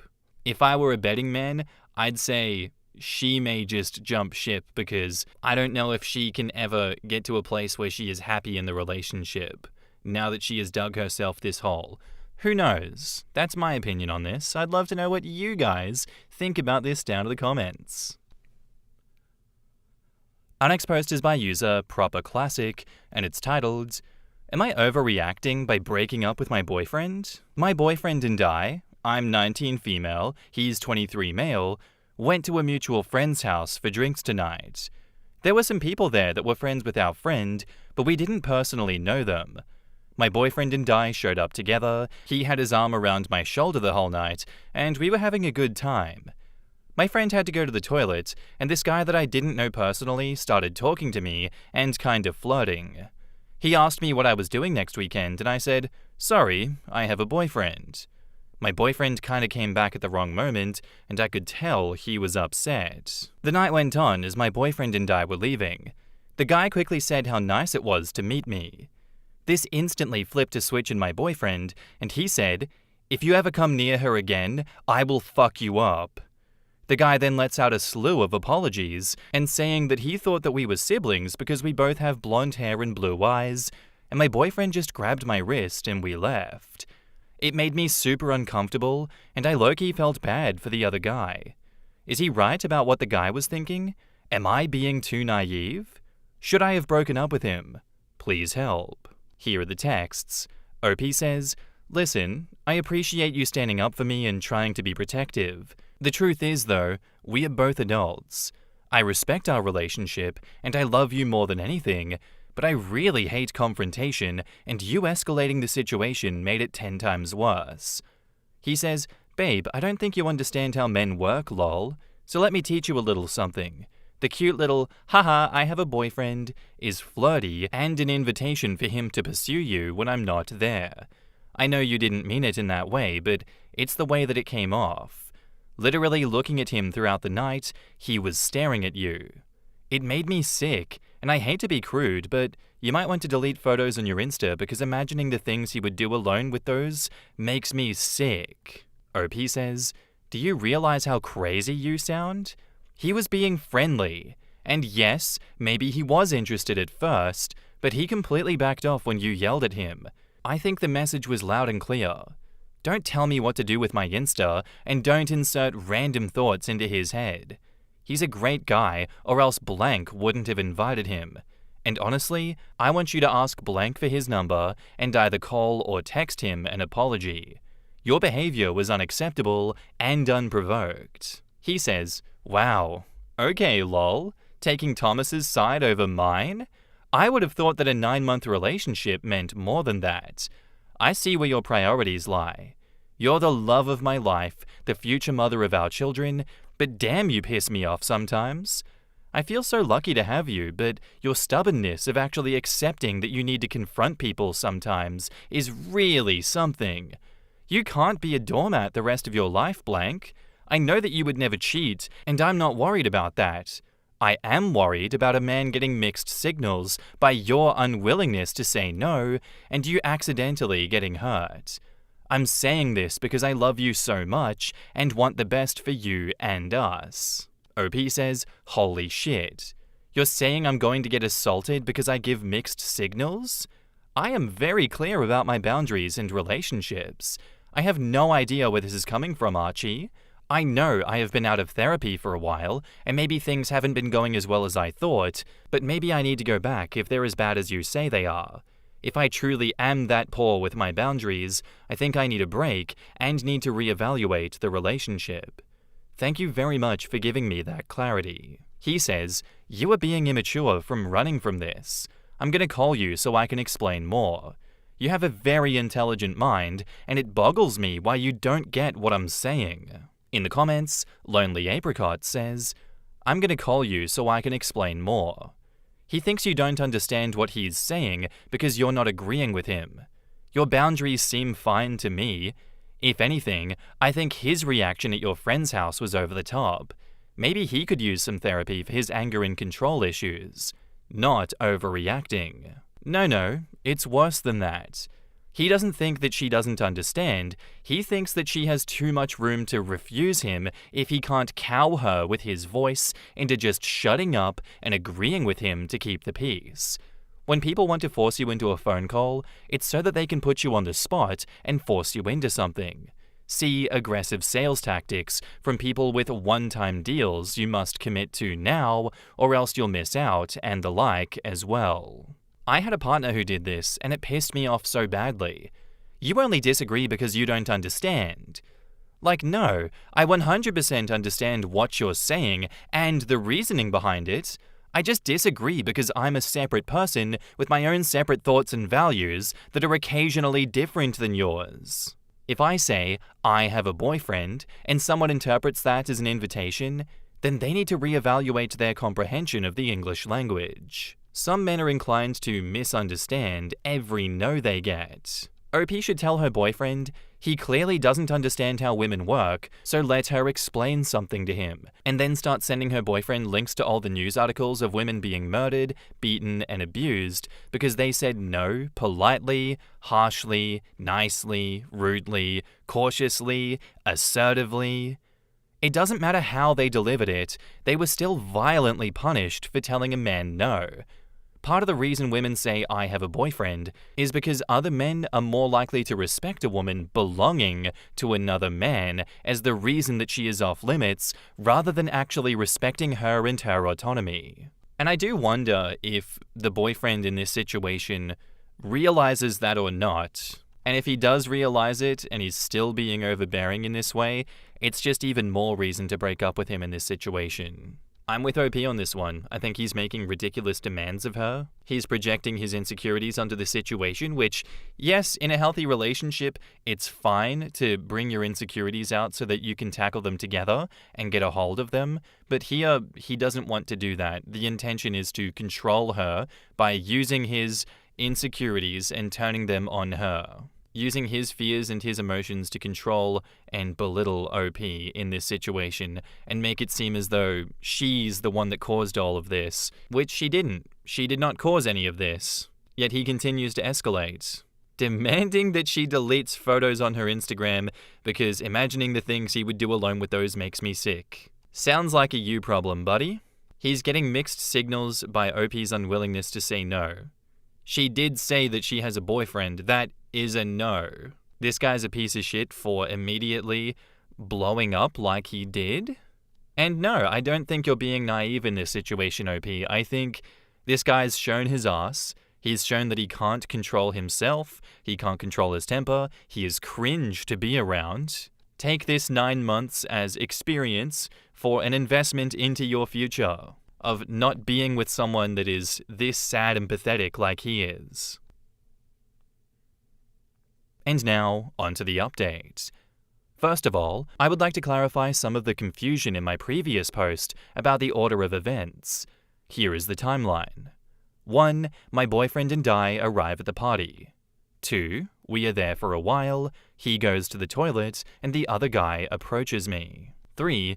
Our conversation started off friendly, not flirty, until he asked me my plans for the upcoming weekend, and I told him I had a boyfriend, at which my boyfriend came back right at the same time. I thought that it was bad timing because it was awkward. I did not flirt, nor would have flirted with that man even if I was single. He said he liked my outfit and said I had a face he would never forget, and then left me and my boyfriend alone. That is what I took as being nice. However, in retrospect, it was flirty, and my boyfriend was uncomfortable. That's probably why he kept hanging on to me for the rest of the night. 4. My boyfriend and I start to leave. The guy comes up and says how it was nice to meet me. Obviously makes my boyfriend upset, he threatens to fuck that guy up, and he grabs my wrist to leave. He did not drag me out, and I don't want it to be framed that he was physically abusive. I think he was just so overwhelmed with his emotions and needed to leave the situation, so he wasn't thinking properly. Also, his grip was as light as a feather. 5. My boyfriend drops me off at my flat, and I text him before I go to bed. Now, to address a lot of the comments on my previous post saying that I was going to message and reach out to the other guy, possibly even sleep with him, I'm not sure where anyone's getting that type of impression, but that is so disgusting. I am not going to reach out to that guy, but I genuinely did think that he was nice. I also see how my judgment may have been off, and that my boyfriend was correct about his underlying intentions. I should not have blindly framed the other guy as good when he so obviously was doing things with malicious intentions. My boyfriend found out about this Reddit post. It gained a lot more traction than I thought it would, to be honest, and gave me permission to continue updating. Here are our texts from today.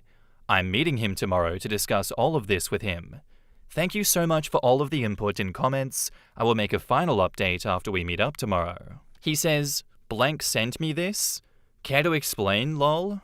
I also feel uncomfortable that you aired our relationship for millions of people to see online.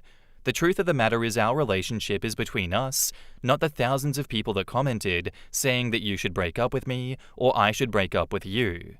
I love you, you love me, we communicate, and move on in our relationship. If I didn't care, I wouldn't have gotten so upset. I understand your perspective, and I don't fault you for not understanding men. You're an eternal optimist, one of the great things about you, but you underestimate the gross thoughts that men have about women. But now that I'm thinking about it, a lot of the comments point out that I was right about this. Just food for thought. So feel free to clarify what you want to people online. I'm sure they're going to side with me once you explain it better. Ideally, this is a conversation to have in person. I love you so much, Vera. Can we at least meet in person and discuss this now that we're both much more level-headed and less emotional? OP says, okay, how about tomorrow at 4 p.m. at the cafe near blank? And he says, of course, love. In the comments, repeating my comment from the first post, 9-month relationship, future mother of my children, sometimes you fucking annoy me. No lifeguard on duty. Red flags are waving. Also, the you underestimate how gross the thoughts that men have about women is really telling on himself. He's a condescending prick. These screenshots being low-key worse than the first post? The crazy part is that OP is genuinely gonna stay with him too. The boyfriend knows how to manipulate her well. I lost it. I don't fault you for not understanding men. You're an eternal optimist. It's so manipulative. 2 stupid male apes were banging on their chests at a party. Dumb on both accounts. Boyfriend ape is just smart enough to say, "Oh honey, you just don't get apes. You're so naive and dumb. Don't worry, I'll keep you safe from them and from any original thoughts." Girl needs to run. And now, onto the final update. So we ended up meeting early morning since something came up for me later in the afternoon. I think a lot of the comments on my 2 previous posts were useful for both him and I to evaluate our actions, reflect, and understand how both of us handled it poorly. As some people pointed out, it's hard to add layers of nuance to a simple Reddit post. I was overly excited in my first post to prove my point, and my boyfriend was overly aggressive. Both people can be wrong, and I think calling someone manipulative, gaslighting, abusive, just from a few screenshots is an unfair conclusion. Ultimately though, we did break up due to the general instability within our relationship. I found him to be too insecure for me, too aggressive, and he agreed that he needed to work on those traits. I'm also maybe not emotionally mature enough to be in a committed relationship. We are both models, work for the same agency, which is how we met, and are in the same circle of friends within the agency. Us crossing paths is an inevitability, so there is no hard feelings between us. We mutually agreed that maybe now is not the right time, despite how much we love each other. Our relationship ended amicably as per our texts, no drama. Sorry for the anticlimactic update. And here are the texts. He says, "Just know how much I love you and respect you, want the best for you, and hopeful that we can still be close as friends. You mean so much to me, and will always have a piece of my heart. Good luck with uni, and don't hesitate to reach out if you need anything. I mean it. Money, advice, just someone to listen to you." And OP says, "Thank you. Same to you." In the comments, Cucumber Budget says, "This is the calmest breakup in history. From what my mother told me, her divorce from her first husband in the late 1940s went just about as smoothly. No kids, no money problems, no drama. The trouble was that after 5 years, she realized she wasn't actually in love with him. It was sad, but she said there was nothing to be done except to get the paperwork filed and throw her wedding ring into Lake Michigan. Oh, you're definitely gonna get back together, or you maybe didn't break up at all. I hope you're safe, OP, and have some sort of support system outside of your boyfriend. Right? Like the boyfriend said, I'ma send you a mature breakup text, and you respond the same. You promised them an update, so you'll post these 2 individual messages and not show anything else, and we can put this behind us. I could honestly see that, especially after he let her update before. That would be wild. It's her decision. It doesn't matter what we think. Why should she be trying to appease a bunch of strangers on the internet? I personally still think the guy is an insecure, condescending, emotionally immature man, but it's not my place to judge OP for what she does. I can only express my opinion and the reasons behind it. In situations like this, fair enough, we didn't get the full story, we don't get the full context, but I do think we can apply some pattern recognition to relationship problems. I saw a very good TikTok before where it was a woman talking about how she's been with her husband for 20 years and how she never has any big blow-ups, problems, or fights.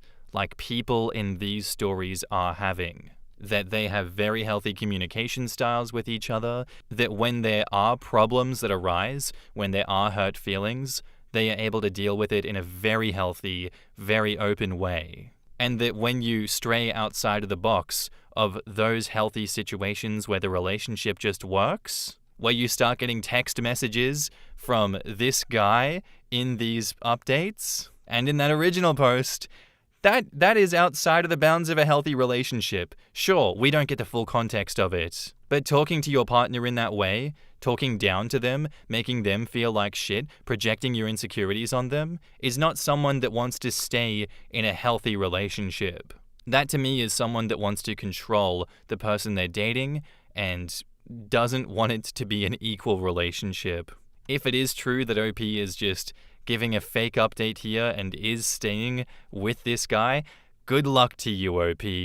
Good luck. That sounds like such a fun end to the relationship that is coming on the horizon. And I wish you nothing but the best. Either way, I hope you did actually break up with him, but hey, if he allowed you to update, I'm sure he allowed you to break up with him as well. Thank you for the story and thank you for the update. I want to leave my husband tomorrow. My husband, 38 male, and I, 34 female, have been married for almost 5 years.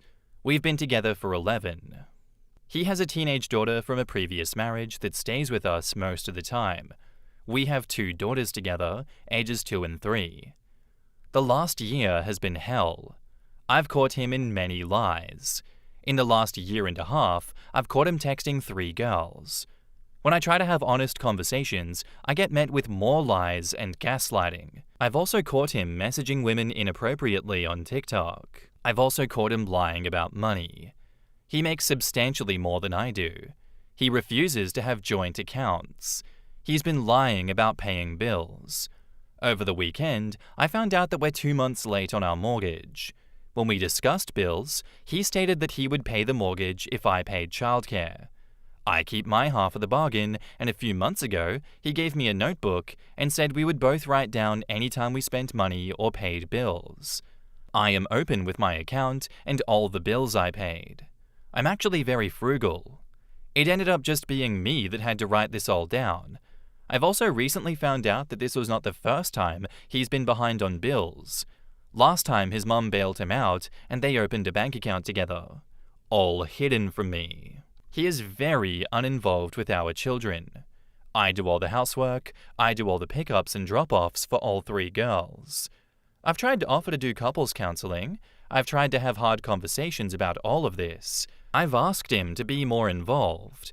I always try to come to him calmly. I get yelled at, called a selfish bitch, and so on. There's been so much that has happened in the last year. I'm just trying to bullet point. I cannot handle this anymore. It's taken a toll on me physically and mentally. I've lost 30 pounds so far. I was at a healthy weight before. When this happened, he got upset and said, "Oh, you're losing weight, so you can leave?"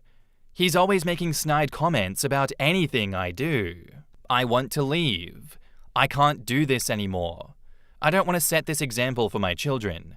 I've been consulting with a lawyer and plan to go to my parents tomorrow with the kids. I am so scared of his reaction. He gets mad very, very easily. I'm looking for any advice from anyone who has gone through this. I'm just so nervous, but I cannot live like this forever. In the comments, Nightmare Crusher says, "I'm glad you talked to a lawyer. Most states allow you to file for emergency custody order, which should include alimony and child support. The judge should be able to declare a hearing in a few weeks. Make sure that your lawyer states that the mortgage is in arrears and needs to be paid. If you can't afford the house note on your own, soon-to-be ex should pay up until the house is sold. Good luck. Get your lawyer to do the talking and tell the lawyer to be aggressive. Life is so much better on the other side of divorce. My thoughts are with you. You can do this." Judy Jang says, "But talk to your lawyer about the financials. Maybe they can have a forensic accountant and private investigator go and find all of his money before he hides it. Ask before you leave. I know you're nervous, But having left an angry liar while I had a very young child, I have to tell you that within a couple of months, it was a relief not to have to face his bad moods. Your parents sound supportive. Does your stepdaughter have somewhere to go, like her mother's? It doesn't sound like he's much of a parent. It sounds like it's time to go. Lying about the roof over your family's head is insane. Be safe. I wonder if he's gambling. Make sure that you have all important documents for you and your children. Wait until after he leaves for work and have your parents or close trusted friends come help you take everything that you will need and want so that you don't have to return to that house. Once you are out, make him aware that all communications need to be done through your attorney. No matter what, do not meet with him alone or with your kids. He could turn violent. Good luck. You can do this. Yeah, this is not a marriage you should stay in, OP. You have been able to look past, by the sounds of it, far too many deal breakers in this marriage, and this needs to be the straw that breaks the camel's back. I'm glad that you have talked to a lawyer. Take the advice of the comments, get yourself and your kids to a safe place, and get that divorce sorted out. He is not someone that you need to be with. If he does have a gambling addiction, that's terrible.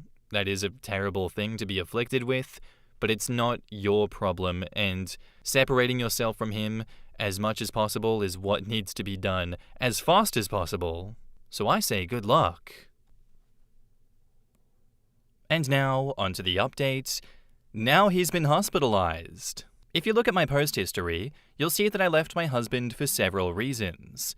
I left over the weekend. He doesn't seem to understand what's going on. On Saturday, he asked when I was coming home. I told him that I meant what I said. On Sunday, he went to the ER due to vomiting.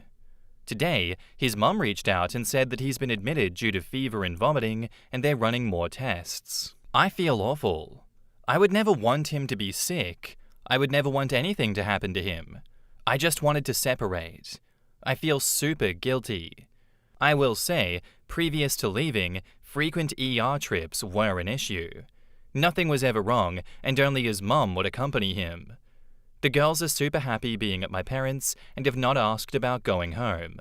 My oldest only has asked about his dad once. I want to thank everyone who commented and messaged. Today is hard, and I'm struggling with guilt. This doesn't make me want to go back, just hate the whole situation. Has anyone been through something similar? In the comments, he's got his mum to help if anything is wrong. You focus on your kids. He's got his mum, your kids have their mum. You have your mum.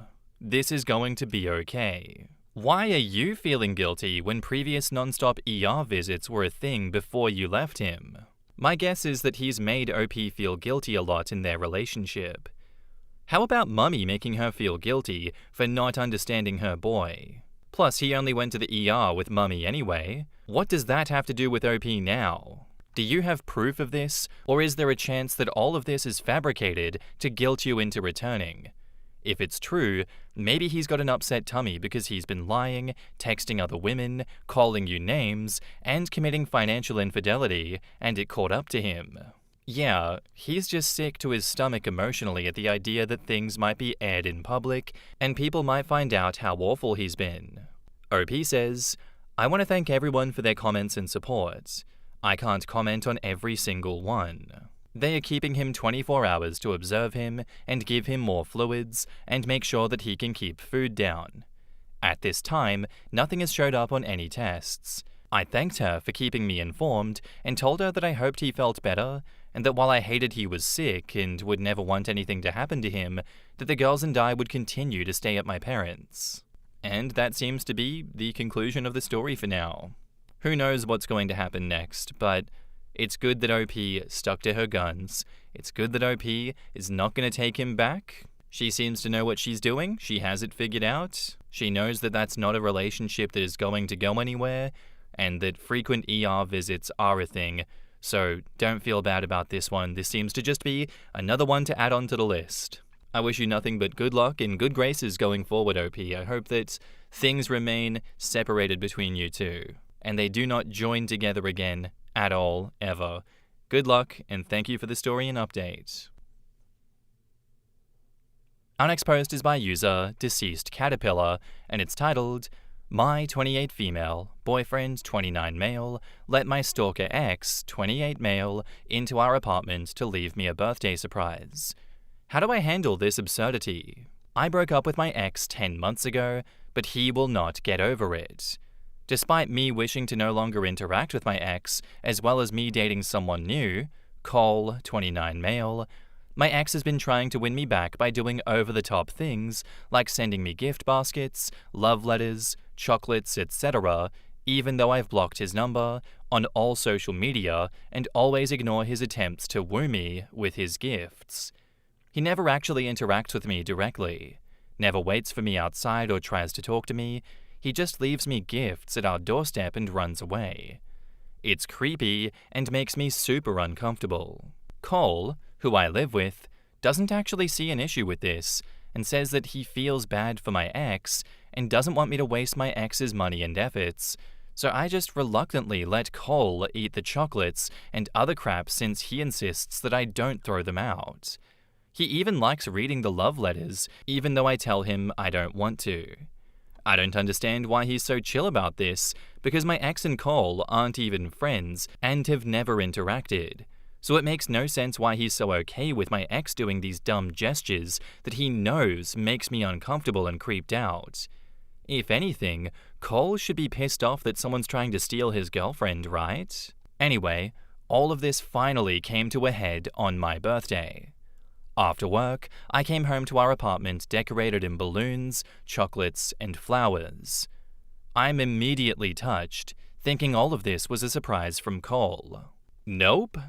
Apparently my ex actually came over with all of this crap, buzzed our apartment doorbell, Cole let him in, and allowed my ex to decorate our apartment and leave gifts for me.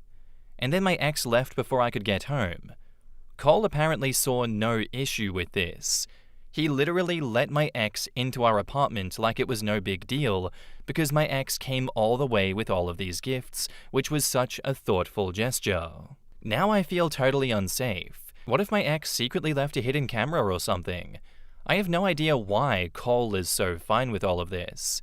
I've talked to him over and over, and he won't understand why I would want to reject free stuff from someone who cares about me. I love Cole, but the fact that he actually let my ex into our apartment was a huge breach of my trust, and I have no idea how to deal with this. Is this relationship just unsalvageable, or is there a way that I can get through to Cole's head that none of this is okay? Could Cole have ulterior motives by letting my ex do all of these things? Any advice is welcome. I just have no clue how to handle this absurd situation. Thanks. In the comments, Expensive Day says, "This is not a relationship I would try to save. He has zero concern for your safety. My grandma let my ex in after we broke up, and he wouldn't leave me alone. He got banned from my work and got a job at the car wash next door so that he could stand outside and stare at me through the window while he dried cars. He eventually came in while I was sleeping and stabbed me. Her comment after she found out? Well, you broke his heart and then you ignored him." Oh my god, bro, what? Grandma wants you dead, man. OP says, "Oh god, I'm so sorry that happened to you. This has been my fear, because if Cole can just let my ex into our apartment, then I'm sure this could end up escalating as well if I don't nip it in the bud. Cole can let your ex in because it's his place too. Cole has let your ex in. Cole will let your ex in again. And think about how this could escalate. Maybe Cole lets him in so he can decorate your room for Halloween, or Christmas, or Valentine's Day, or the anniversary of your first date, or because it's Wednesday. Your ex now has access to you and all of your stuff, thanks to Cole. Check your room for cameras, take your car to a mechanic and ask them to check for trackers. Until you can move out, get a lock for your bedroom door. Something is very wrong with Cole. What the fuck does he mean that he feels bad for your ex who is stalking you? If he really doesn't know him, the only thing I can think of is that he's got some kind of weird male solidarity view of the situation. He follow any podcasters that make you raise a brow on social media? Do you mind if I ask why you're already living with Cole? OP says, cost of living mostly. I live in a very expensive city, so I was living month to month on my own. He basically offered to be my roommate so that we can go half and half on the rent, utilities, and internet, and it would relieve my financial stress, which it has a lot. It might have been stupid to jump the gun at us moving in so quickly, but he'd only shown green flags until now. I can technically kick him out and try to look for a different roommate if things are totally done for, since most of the stuff in our apartment is mine. Jesus Christ, OP, please go move in with your friends or family. Your boyfriend is encouraging your stalker to escalate his behavior. None of this is okay. None of this is normal. How do you handle this absurdity? By getting the hell out of Dodge as soon as possible. All of this behavior leads me to believe that your boyfriend is in cahoots with Cole, because no normal person would ever be okay with this. And either explanation for your boyfriend's behavior is not cool either. If he sees no problem with it and he's not friends with Cole, that's a red flag. What the hell could your boyfriend now do to you because his normal radar is so out of whack? And if he has no problems with it and he is friends with Cole, why the hell would you stay with him? Give yourself full permission to escape this situation as fast as possible and leave both of them in the dust. What the helly? And now, onto the update. Hello all. My last post blew up a bit, and many people were concerned about me, so I'm going to give you this update. I can't even put into words how insane this situation has gotten. When I got back home on Friday, I tried to come up with a good plan to keep myself safe while I confronted Cole in case he were to do something scary. A lot of people put the fear of God into me in the comments of my last post. I invited my very tall and intimidating younger brother over to be there while I talked to Cole. My brother couldn't come over until Sunday, so I spent a day and a half awkwardly trying to pretend that everything was fine, but I must have done a shit job because Cole kept asking me what was wrong and love-bombing me. Eventually, Sunday came around.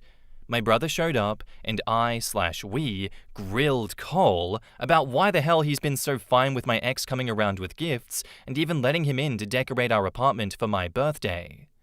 I was not ready. All of you had a lot of theories. One of which came up a lot was that the two knew each other and/or were working together to do this. If anything, I would have rathered that been the case because the truth is so much more fucked up. Basically, Cole has been fixated on my ex. He has essentially been stalking my stalker. Cole admitted that he had made fake social media accounts, yes, multiple, to follow my ex, and has been stalking his Instagram and Facebook. Apparently my ex has been making a lot of vent posts about me and how hurt he is that I'm not returning his feelings and have moved on so fast, and Cole has been egging him on his alt accounts to get my ex to keep trying. The reason my ex is still stalking me is because Cole has been literally telling him to on his fucking alt accounts. It's obvious that my ex is unstable if he's listening to random strangers telling him to keep trying, and Cole is taking advantage of his instability by planting thoughts into his head. If I am to believe Cole's words, my ex has no idea that it's Cole that has been encouraging him to keep pursuing me, but I can't be certain about anything that this guy says at this point. So why, you ask, was Cole doing all of this? That is exactly what my brother and I asked. This was his answer, to give my ex false hope. Basically, to bully him. Anytime my ex angst posted on his social media about me, Cole got some sick satisfaction out of watching his misery. He wanted to string my ex along to keep trying to win my heart, just to watch him fail over and over. Cole finds it hilarious that my ex is wasting so much money on gifts for me, and that it's him who eats the chocolates and reads the desperate love letters that my ex sends to me, while I act like my ex's gifts are radioactive and avoid them. This has all been some sick game to see how long he can get my ex to keep pining for me. Who the hell even does this? I've been living in fear for months because Cole thinks it's funny to manipulate my ex and watch him be heartbroken. I cannot articulate how sick all of this is. How is this funny? What is wrong with him? He said he makes sure not to go too far by discouraging my ex to make direct contact with me, but I can't believe anything anymore. I've read so many stories of people who were dating someone who seemed so sweet initially, but turned out to actually be unhinged. But I naively never thought that that could be me. I was so careless and dumb because I clung to someone who finally treated me with kindness, but he is a twisted man who turned my ex into a monster by feeding his delusions. I think if he hadn't done all of this, my ex probably wouldn't still be stalking me in the first place. My constant fear and discomfort have just been an unfortunate byproduct of this little game of puppetry. I can't even comprehend how someone could do something like this. I'm so shaken up, I feel like I'm spiraling. Suffice to say, I'm living with my brother and his girlfriend while my ex gets the hell out. I told him that he needs to move out within the week or I'm getting the cops involved. He didn't make a fuss or anything, surprisingly. He just looked at the floor like a kicked puppy. He hasn't even tried to call or text me, but I blocked him just in case. I'm gonna go see if my landlord can understand my situation and let me break my lease early with no extra cost, but if I can't, my brother is going to cover the extra cost in the meantime, and I'll stay with him and his girlfriend until I can find somewhere else. My brother is seriously a godsend. I'm definitely going back to therapy as soon as possible, because this whole situation has me unable to sleep at night, trust anyone, and I really need a better understanding of what are red flags in relationships. So many of you told me I was a pushover, and you are all right. It shouldn't have taken this long for me to call this relationship with Cole off. This is so fucked up, but I'm safe for now. I don't know what I'd do without my brother and his girlfriend. Thanks to everyone who told me to get out of this relationship, because Cole was way more twisted than I ever could have thought. I don't even know if he told the whole truth, but I don't even care anymore. I'm out, gone, never looking back. Edit. Thank you everyone for your advice and words of encouragement. I called the non-emergency police line to file a report of all of this.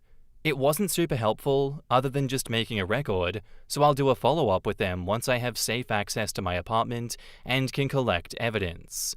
I unblocked Cole for now to gather any text evidence, as some of you suggested, but he's been pretty quiet. He sent a photo of a couple of garbage bags full of his stuff, and he asked if he could have a day to say goodbye to my cat. I have her with me currently at my brother's place, but no way am I letting her near him. I haven't replied yet. I turned read receipts off, haven't contacted my ex one yet, still figuring out the best way to do that. Tomorrow is a stat holiday where I live, so my brother and his girlfriend will be home from work. We are working together to figure all of this out. Definitely moving out of my current place as soon as I can. Sorry I can't reply to all the comments. I'm still pretty overwhelmed and anxious, and there are so many that it's frying my brain, but I'm trying to read most of them.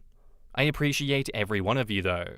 In the comments, Miss Meow says, "Holy shit, I'm glad you updated us, but what the hell? That's absolutely insane, and I'm glad you're safe." OP says, "Yeah, me too. I took the week off from work because I need to just figure all this shit out. I'm so full of anxiety, but my brother is trying to distract me by talking about competitive Pokemon. Bless his heart. A small silver lining, you've now dodged 2 bullets consecutively, and this bullet you dodged faster than the last. That shows growth. Please be safe. Sending you peaceful, healing vibes." To be clear, Cole wasn't just getting sick satisfaction out of your ex's misery, he was getting satisfaction from your misery. The ex was the unfortunate byproduct. You were the main focus. He clearly enjoyed watching your fear and stress, because it probably made her more reliant on him, and he got to feel like the big protector. Gross. It was probably both of them being miserable. OP for the reason you said, but her first ex because he knew that he had her. I feel gross typing that, and the first ex didn't. Your brother, or someone, needs to tell your stalker. I have no sympathy for a stalker, but if this went down as described, he's basically been a victim of cyberbullying, and there is no way of knowing what might happen next. He needs a dose of reality for your safety. OP replies, "I was so caught up in escaping that I never even considered this. You're right. Thank you for reminding me. My head is such a mess right now. I need to brainstorm the best way to let my ex know. I hate to know he'll react to that though. To be clear, I am not downplaying your stalker ex's role, but was he stalking you before you got with Cole? Because if not, I would believe that Cole manipulated him into stalking you to begin with. OP says, he was sending me gifts before I started dating Cole, but it definitely ramped up after I started dating Cole. Yeah, I wouldn't put it past him to encourage your stalker to, stalk you more aggressively now that you've broken up with him. Sorry you're having to deal with all this crap. Most of us have to deal with a few turds here and there, but life really went hold my beer and chucked a flaming dumpster full of shit at you in the form of these two. Yeah, this is definitely not your everyday relationship situation. This is another form of cruel trickery that God likes to play on us from time to time, where they send two psychopaths to feed on each other and torment you. I wanted to interject and react and laugh a lot while I was reading that story, but I held myself off because I wanted to understand everything going on and not jump to conclusions that would have me laughing at people during that story, because the absurdity of it all is just on another level. I really hope that you take the advice of the comments in this one, OP, and you get the hell away from both of them. Do get that police report started on your latest ex, and do have someone reach out to the original stalker, slap some sense into him, bring him back down into reality, and probably start a police report on him as well if he doesn't stop talking you. This is a nightmare situation to be stuck in. I'm so sorry this is happening to you, but good luck dealing with it from this point forward. Thanks for the story and thanks for the update. Our next post doesn't exactly have an update, so I'm just going to say it's an edit and leave it at that. But it's titled, Am I the asshole for not wanting to rehire my sister after she cost my practice $40,000? This is kind of long, so bear with me. Also, throwaway account. I am a medical professional and joined my dad's practice 20 years ago. Currently, the practice has been open 51 years. Not really important, but kind of cool. My sister T joined the practice the same time I did and started doing all of our insurance and patient billing. She has MS, and her symptoms like memory loss and anxiety have gotten worse over the last few years. My dad went part-time about 8 years ago, so I've been running the practice, meeting with the consultants, monitoring the P&L, keeping our costs down, etc. In August of last year, I noticed that we weren't having as much money coming in. I couldn't figure it out because I was seeing plenty of patients. I went searching through everything and found out that we weren't getting paid by Medicare. I told T to figure out what was going on, and she came back to me and said that we were kicked off of Medicare because we didn't respond to emails for some info. She swears up and down that she didn't get any emails, so we had to re-credential with Medicare. That took about 45 days. When we got the info back, Medicare said that we weren't getting paid for May through November. We had to write off the balances for all the patients we saw then to the tune of $40,000. We appealed to Medicare, and they sent us a statement of what had happened on their end. T ignored 3 emails with requests for updated information. Fast forward to today. T was very sick with shingles meningitis in July. She was hospitalized for 9 days. It was really serious. We thought she was going to die. She had to have 21 days of acyclovir by IV around the neck. She had issues walking, and one side of her face is permanently paralyzed, causing speech issues. I honestly didn't think she would come back to work. She has long-term and short-term disability, and I really thought with this illness and her MS, she would stay at home. While she was gone, I uncovered a whole lot of info about our insurance and patient billing. If the insurance didn't pay, she would write off the balance instead of following up to get the info she needed to refile the claim. She never sent statements to the patients, just wrote off anything over 90 days, so it looked like we were getting paid when we weren't. When she said she was coming back, I told my parents that I didn't want her back because she lied about everything and cost us a lot of money. They said that she's family and she couldn't get a job anywhere else, so she gets to come back to work and I have to oversee all of the insurance billing to make sure there aren't any mistakes. Like I have the time for that with the 30 to 35 patients I see in a day. I have another staff member doing it now, but she doesn't want to continue because she knows tea will make the front desk a toxic area. Also, my parents are hemming and hawing on selling me the practice because they know that if I own it, I will fire her. I'm fed up and frustrated by the whole situation, and I just want to quit. But I've got 20 years here, and I love my patients. Am I the arsehole for not wanting to rehire my sister? In the comments, not the arsehole. I will be blunt. She is going to destroy the business. But put this back on your parents.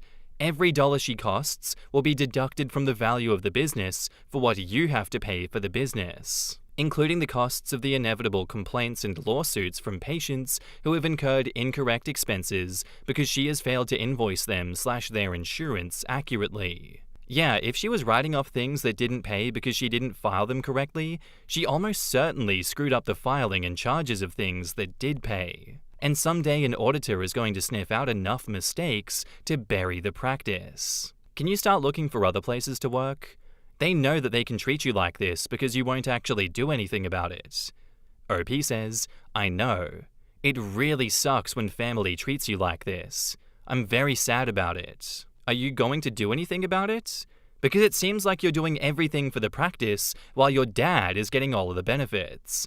Also, when your parents die, they will split and give both of you half the practice. That is why they won't sell it. Yup, I recently read about a guy who ran his dad's mechanics shop for like 20 years, having worked since high school. Dad retired and gave the business to his brother-in-law, not his sister, but brother-in-law. Can you imagine giving away the family business to someone that can say thanks, then peace out? Anyways, the guy ends up quitting and starting his own shop, taking the clients with him. Tell your parents that the amount of money that your sister loses you each year is significantly more than the money that you pay her. Tell dad that if he wants to keep her around, then he can oversee all of the insurance billing. If your parents are refusing to sell the clinic to you because of your sister, would you be able to afford to leave and start your own practice, or would equipment cost too much? I'm sure that all of your patients would follow you, and your parents would lose their practice and their future financial security. Maybe that would be enough to let you fire your sister. And now, back up to the post, there's an edit. Wow guys, thanks for the responses. I had to step away to see patients, but let's see if I can clear up some things. 1. My sister cannot own the practice. In my state, medical professionals cannot work for non-medical professionals. The big corporations get around this by hiring a medical professional in a similar field and putting them on the board. 2. I can't start my own practice. Trust me, if I would, I could. I'm a single parent. Opening up a new practice right now is horribly expensive, and I won't see profits from it for about 2 years. If I had a spouse, we'd have a salary to fall back on while I work part-time at another practice until mine takes off. I just can't risk it with my child. 3. I think part of the problem is that my dad isn't ready to sell something that he's worked on for 50 years. I may be naive, but I think he's having a hard time letting go. The plan was always for me to buy the practice. When it was theoretical, he didn't have to face it, but now he does. That doesn't excuse his attitude right now, though. And 4, we have a meeting in a few days to address these problems. I think if my parents don't listen, that I'm just going to wash my hands of the whole thing. I won't abandon my patients, but neither will I continue to run the practice. My dad can come back in and run things. One of 2 things will happen. It will either get run into the ground and I can buy it cheap, or he'll find an unsuspecting new grad who doesn't know how to read a P&L and sell it to them. At that point, I'll leave for another office and take my patients with me. Sounds like OP's dad is in a rock-and-a-hard-place situation, and it's going to get run into the ground regardless. And I don't think that he will have a come-to-Jesus moment and realize his mistake and sell it to OP before it gets to that point. He should know better than anyone else the damage that this sister is doing to the business, has done to the business, and that she will crash the business. Surely he can find some way to help financially support her on top of all of the disability payments that she gets, where she's not directly destroying his line of retirement. I don't get why he's so stubborn in this matter, because it will be his undoing. But I say good luck to him, and good luck to you. No matter what happens, OP, I'm sure you'll find a way around this. Thank you for the story, and thank you for the edit. Am I the asshole here for moving back home after my husband left me, even though I'm pregnant? I've been getting cruel messages from my ex, his family, and our friends for the past few days. My soon-to-be ex-husband Levi, 33 male, and I, 28 female, have been together for a decade, married for 5 years. I'm currently pregnant with our first baby and am due next month. After I graduated, I moved back to his hometown, a major city on the West Coast, with him. I'm from a bigger city in the Midwest, but loved living out there. I thought we were happy. We planned our baby and were so excited, but a few weeks ago, he told me he was going to file for divorce. He said he didn't want to be tied down anymore. He was still young and needed to live his life, etc. He said there was nobody else, but I know that since then, he's been seeing someone. He wanted me to move out, but this is my house too. I put down the payment even, so he's been staying with his friend Louis. I can't afford to live here on my own while maintaining my lifestyle. Sure, I could make it work, but it wouldn't be the kind of lifestyle that I'd want to live, especially with a baby. I make really good money even, but it's so expensive. I have friends for sure, but not the support system that he does. No family here.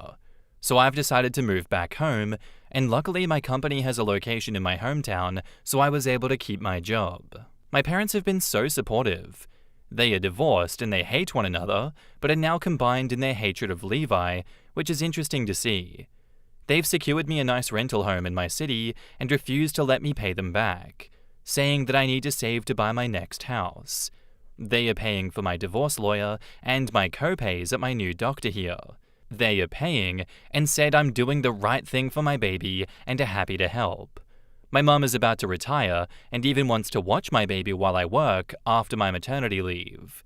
So it's an ideal situation for me. Levi is furious. He's claiming that I moved to get back at him and am going to try to keep him out of our baby's life. I explained very clearly that I couldn't afford to be a single mum in San Diego, but he doesn't believe me. He's told everyone that I moved back to get the upper hand on custody. That's not why I moved, but it's definitely a plus. His job doesn't have any locations here, and they won't keep him if he moves. He could get another job here, of course, but he says that's too much to ask of him. I told him that I'd be going for child support once the baby is born, and he told me that I need to make up my mind. Could he be a dad or no? I told him he was going to be a dad regardless, and if he doesn't want to move here, then he would be a dad by paying child support. I don't think I'm the asshole. I think I'm doing what I have to do. But I don't know what I'm supposed to say to all of these people texting and calling me and telling me that I'm keeping Levi's baby from him. In the comments, not the asshole. More than likely, the ones bugging you don't know the truth of the situation. OP says, I mean, they know that he's divorcing me, but they think that I'm being petty and that I should just scale back my lifestyle so that I can afford to stay in California. Why should I scale back my hobbies, travel, and savings just to convenience him? It's not just that. Wouldn't you rather raise a baby where your mother is to assist you? And even if he's promising to take care, it's highly doubtful that he'll keep his word, especially if he wants to be free. First off, congratulations on your baby. Second, don't respond to those stupid texts. You can block those numbers. If he sends any hateful texts, especially now with the baby, you can save those and use them in court if he ever tries to go after you. What you need is a peaceful time before delivery and stress-free postpartum lifestyle. And go for child support. He's the one who wanted to leave for a free lifestyle, so now he has got it. OP says, oh, I'm going for full child support, don't worry. It would be one thing if this was a one-night stand thing, but we planned our baby, and he's not getting out of supporting it. You did the right thing. He wanted his freedom, and now he has it. He's probably pissed that you're not begging him to stay. Good for you, sweetheart. I'm proud of you, and your parents rock. Or that she stays in his proximity. He could always crash at her place with the excuse of seeing his kid, and if him and his affair partner don't work out, he could easily weasel himself back into OP's life for the sake of the child. Now that she's moved away, she's destroying his plan to keep her as his plan B. This is it. When he said he's still young and wanted to be free, he meant himself. That obviously didn't apply to OP. People like this are so selfish that it never occurs to them to really think through the implications of their actions, or how others are likely to behave in reaction. Yeah, I'm getting heavy vibes of, how dare you move away from me in California. I want to have my young, wild, and free lifestyle, but I also want you guys close by so I can see my kid. Unfortunately, that's not how reality works in this situation. He chose to divorce you, and he chose to do it before the child was born. He is giving up any right to that location of that child. I'm sure he'll take OP to court over this one, and it'll be a bit of a mess. But these are the consequences of his actions. Sucks to suck. You're not the arsehole for moving back home. You can't trust anything he has to say at this point. He'll definitely say shit like, oh, well, I'll look after the kid, don't worry. I still want to be there to see the kid all the time and provide as much support as possible, but we all know he won't do that. Not the arsehole. And now, onto the update. So first off, I thought I was clear in my first post, but the amount of quote-unquote helpful comments who skipped over the following info was driving me insane. I have already moved back to the Midwest, and I already have a lawyer. So no need to tell me to move before my baby is born, or yell at me to get a lawyer. I have done both. A few weeks after moving out, he had filed for divorce in California. Since I was moving and obtaining a lawyer, I had not yet responded. I have an OBGYN here in my hometown, and am set up to give birth here. I have legal advice from a professional. My ex Levi came to my place like the day after my post. I hadn't been responding to him or his friends and family, and had just muted their numbers. I got home, and he was talking to my new neighbor who I haven't met yet. I wanted him to stop, so I let him come inside to talk, but also texted my parents what was going on. Basically, he said everything had been a mistake. He didn't think everything through enough, and that he had withdrawn his divorce petition. He said he was fine living in my hometown. He would need time to find a job, but could work on selling the house back west in the meantime, and work remote until he found a new job. Kind of acting like everything was fine? Very strange though, not like he was on drugs. I've seen him on drugs. It's been years, but it wasn't that. I don't know. By the time my dad got there, I was very upset and not thinking clearly. His wife drove me to their house, and he stayed there with Levi for a bit and got him to leave, and he's been at my mum's and won't leave town. I don't want to get too into it. My lawyer was able to confirm that he sort of withdrew the petition, but it was either incomplete or incorrect. His behavior has been odd, yes, and I told them that I'm not talking to him unless he gets evaluated, and I don't know if my mum wore him down or what, but he agreed and has been at the hospital all day. My mum's boyfriend has been through a lot of this with his own son and was able to get him into a good hospital, and I hope we know something soon. To be honest, I'm exhausted and overwhelmed. I feel bad saying this, but I don't want to be dealing with this right now. I have so much going on, and had already kinda divorced him and started my life as a single mum in my head. I'm not saying that I'm gonna stay with him even if this is a health thing. He has crossed so many boundaries and hurt me so bad in just 2 months. But I did make a vow that I take seriously, and before all of this, if I told you he'd have done any of this, you'd think I was insane. So I'm not really sure why I'm posting an update. I'm not religious, but I grew up Catholic, and maybe someone who reads this is and can pray for us, I guess. They'd have more of a direct line to the big guy than me right now. I'm not sure what I'd pray for. If he's fine, then he's just an arsehole, and I'm fine divorcing him, but if it's something more, then I am so overwhelmed at the thought of taking care of both him and a newborn. But it would mean that he hasn't been deceiving me all these years. Sorry it's not the best update. Edit. I've gotten a few comments, and also want to say this. I have his phone. I now know for a fact that he didn't meet that woman until after he'd filed for divorce, and that she still wants to be with him. I'm not saying this changes anything, but people keep bringing her up. In the comments, his girlfriend who he was cheating on you with dumped him when she found out about you and/or the baby. Of course he'll pass the medical assessment because there is no test for douchiness. OP says, I don't want to get too into it. I know this isn't the case and I have his phone though. We'll see how everything goes. He was voluntarily admitted earlier, but they haven't told me anything yet. Do not let him sell the marital home without your lawyer acting on your behalf. He may sell it to pocket the money. If you don't want to deal with him, let your lawyer handle that part. Focus on yourself and on the upcoming baby. Rest. You can give your phone to your dad so you don't have to deal with anything that's not urgent. I'm glad you got away. Stay safe. I'd be done. Abandoning you at your most vulnerable state is not just something you can just work through. I would not take him back. To completely abandon you when you're carrying his child says a lot. I get it. He might have something else going on, but at the end of the day, it's not just about your life anymore. It's about your babies and doing what's best for them. If he has shit to figure out, let him rely on his family the way that you were blessed enough to rely on yours. You and your baby are your responsibility. He is not. Whoa, so he did have a girlfriend this whole time. You just slipped that one in there in the edit, didn't you? Yeah, I don't even know why he's bothering. You found evidence that she still wants him, but he wants to come back to you? What incarnation? I don't even know why we're wasting time with the hospital visit. I don't know why you're wasting time being like, oh, he's really not himself right now. He's acting a bit crazy. The new girlfriend gambit? The, I want to be young, wild, and free thing that he pulled? That was obviously a spur-of-the-moment thing that he just went way too far with, and now he's regretting his decision. Don't take him back. Don't believe him.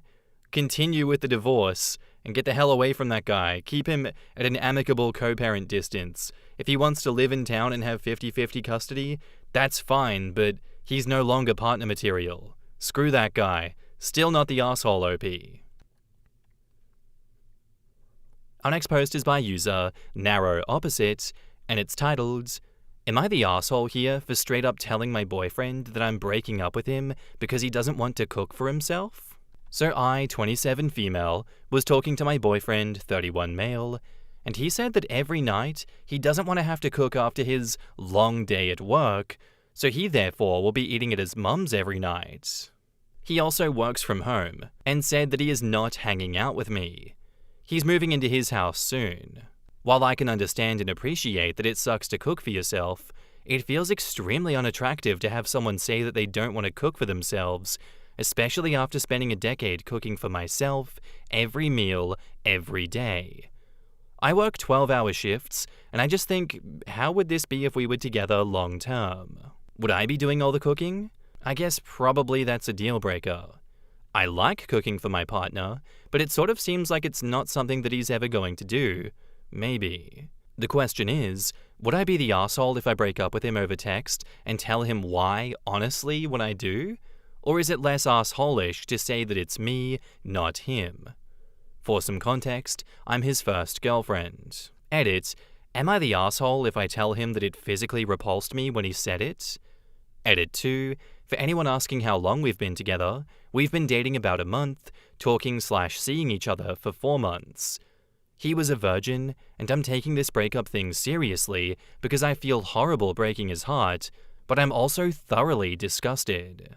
Edit 3, he's a work-from-home accountant. I commute an hour and work as a nurse in a very physically and emotionally demanding field. I expect my partner to pick up the slack when I'm exhausted, as I would do for him. When he said this to me, it was like a bomb being dropped on me. Every excuse I made for him just sort of shattered. I can't even muster the force to text him back because I'm so repulsed. But I have 3 night shifts coming up, so I guess I'll just pretend for now. In the comments, A for K says, Not the asshole. Married for 13 years, 2 kids. I want you to know, this is the kind of stuff that kills relationships. The amount of built-up resentment from an entitled partner will have you daydreaming, stabbing him in the eyeball. End it now, end it early. Save yourself any future heartache. Yes, marry an adult. You don't want to have to do everything for your partner. You should help each other. Having a partner that you have to treat like a child or take care of as if they are one is exhausting.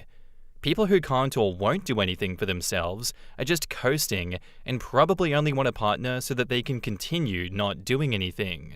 If it were me, I'd learn to cook whatever she likes and cook for her. I'm not a great cook, but I can make some things. You have to take initiative. Did OP communicate with her partner about this issue? I'm assuming that this isn't the first time that he's just run to mummy or done whatever was easiest for him without actually rising to an occasion. It's a personality trait. It isn't going to change. If OP and her boyfriend had kids, I think I know how that would go as well. Not the asshole, because I'd bet my last nickel that this isn't the only thing that he refuses to do for himself, and that he will assume that you will do for him when his mummy stops doing it. You could have a conversation about it. Ask him flat out, does he see himself continuing to go to his mother's for dinner every night, or does he just assume that you will do it? Ask him who does his laundry. It is possible that he truly hates cooking, and would be willing to do all other chores if you agree to do that one. It's not likely, but it's possible. Good luck. You should text him this: I'm looking for a partnership, a person who has my back and I have theirs. I'm not looking for someone who wants me to cook for them every night after a 12-hour shift because they are too lazy. What would happen in the future? Would I be expected to do all of the housework while I work and you sit around? You are showing me that you don't value me. Right now, you are dating. This is the best it will be. People are usually on their best behavior. Toxic traits usually come out after marriage. He's showing you this now. Don't waste more of your time. OP replies, I think I will definitely paraphrase this because it really does make me feel like what I'm trying to communicate. Back up to the post, there is an update. I don't know Reddit rules, but I said this to someone who was saying that I was cruel, and I really wanted to share this. I liked this man. I was falling in love with him. I posted on Reddit because I care. The fact that a 31-year-old man has no interest in cooking for himself physically repulses me. Maybe because of past relationships, maybe because there are other underlying things that are adding up. I'm not sure right now. All I know is that when I entered the relationship, I thought I saw a mature, intelligent young man who was ready to start a life with a person who he found equally appealing. But now? I see a spoiled man-child who will have me cooking and cleaning for the rest of my life because he had such a long day at work. There is a woman who is prepared to do every single bit of the emotional, sexual, physical labor that is involved with rearing children, running a family, teaching someone how to love. I need a partner, not a child. Partners share the burden of life's tasks. When I am down, I need my partner to lift me up and vice versa. So most of these comments are correct. It is a huge red flag, and I'm better off focusing on taking care of myself and maybe purchasing my mum and stepdad's home so that they can finally retire and my brother and his partner have a stable living situation. Regrettably, I do think it was a mistake posting this. I appreciate the comments from everyone, but no one told me what I wanted to hear because the comments aren't from him. Ultimately, what I wanted to hear from him is that he would try, and that's not what he told me today when I called. I am a nasty woman in his world. As much as that hurts me, I've known for a while that I need to learn to let go and just leave. This was just an exercise in that. If I hurt your feelings in the comments, I'm sorry. I'm just heartbroken.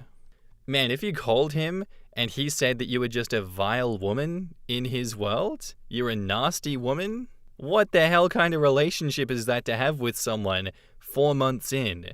As the comment said, this is supposed to be the honeymoon phase. If he's calling you a vile woman because him not cooking is a deal breaker and that hurts his feelings, so he's going to say that to you and not try to win you back, then it's definitely for the best that you guys have broken up here.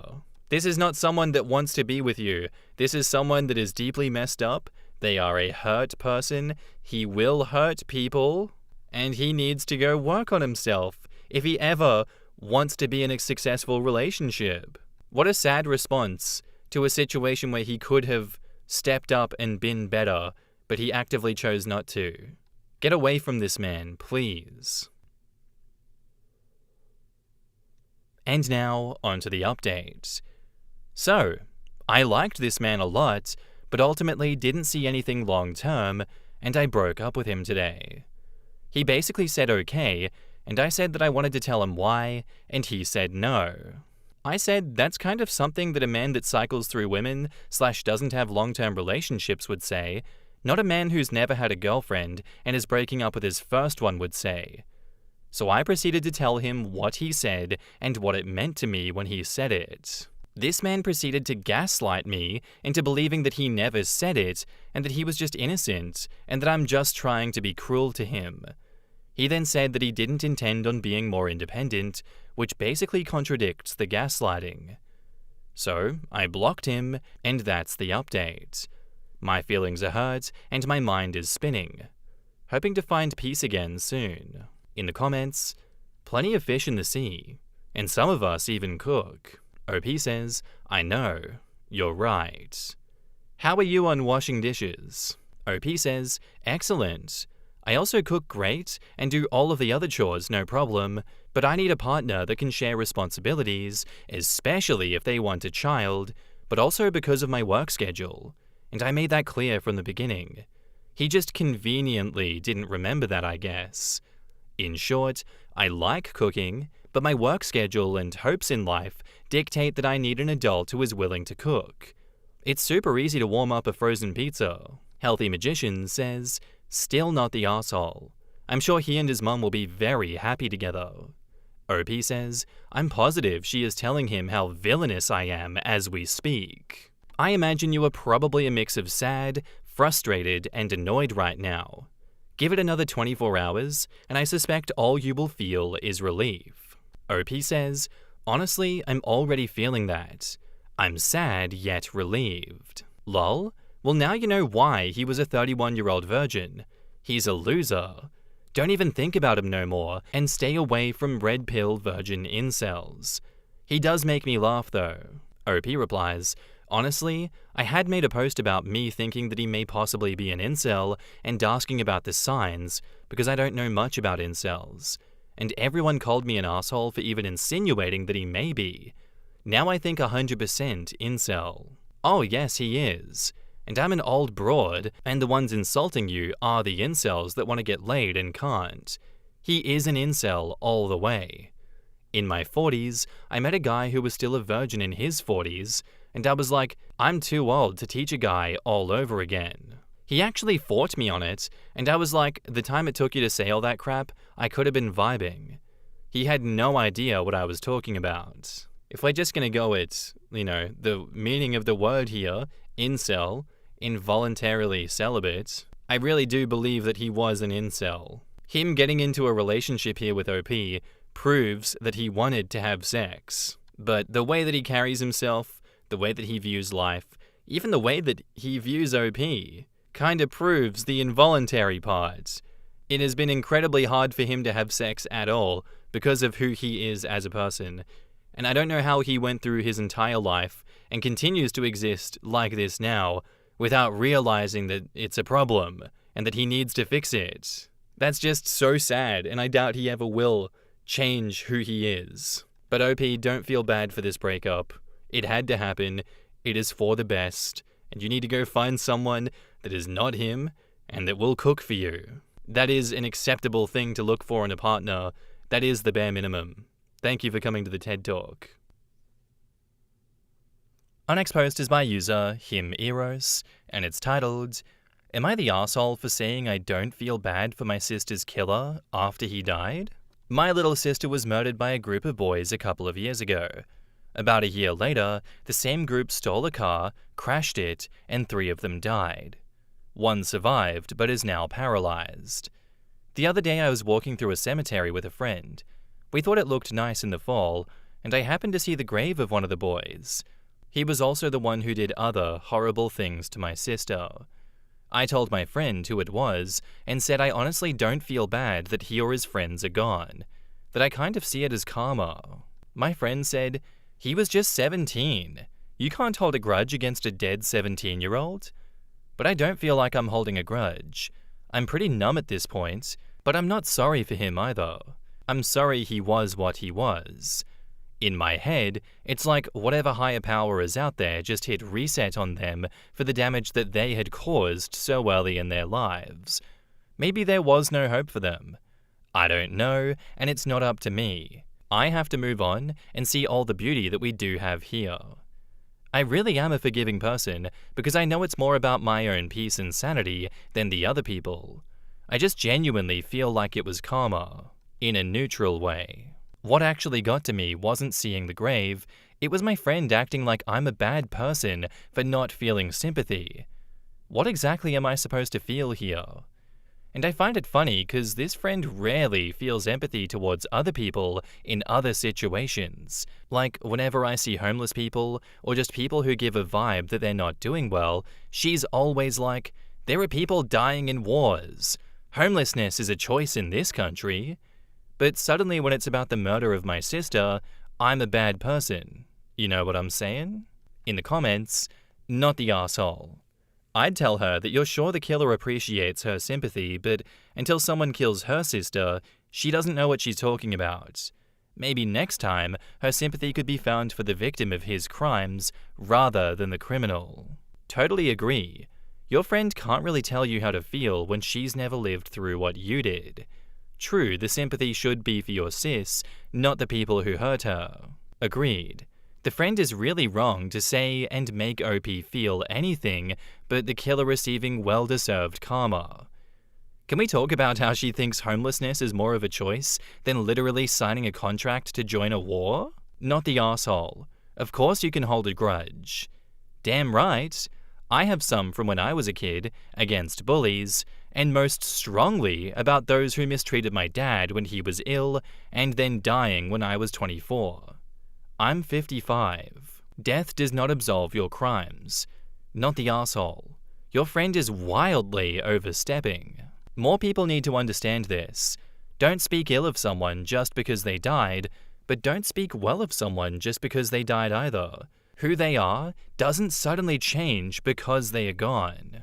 I agree with that. I think she is stupid to have said those things, and I think she would have done so much better to just hold her tongue and say something normal, or nothing at all. Saying nothing at all and letting you have your moment is a perfectly valid thing to do in that situation. Not say, oh, you know what, maybe you have more sympathy for those that murdered and did worse to your little sister. Why don't you think of them for a change? And these damn homeless people signing up for homelessness in my country?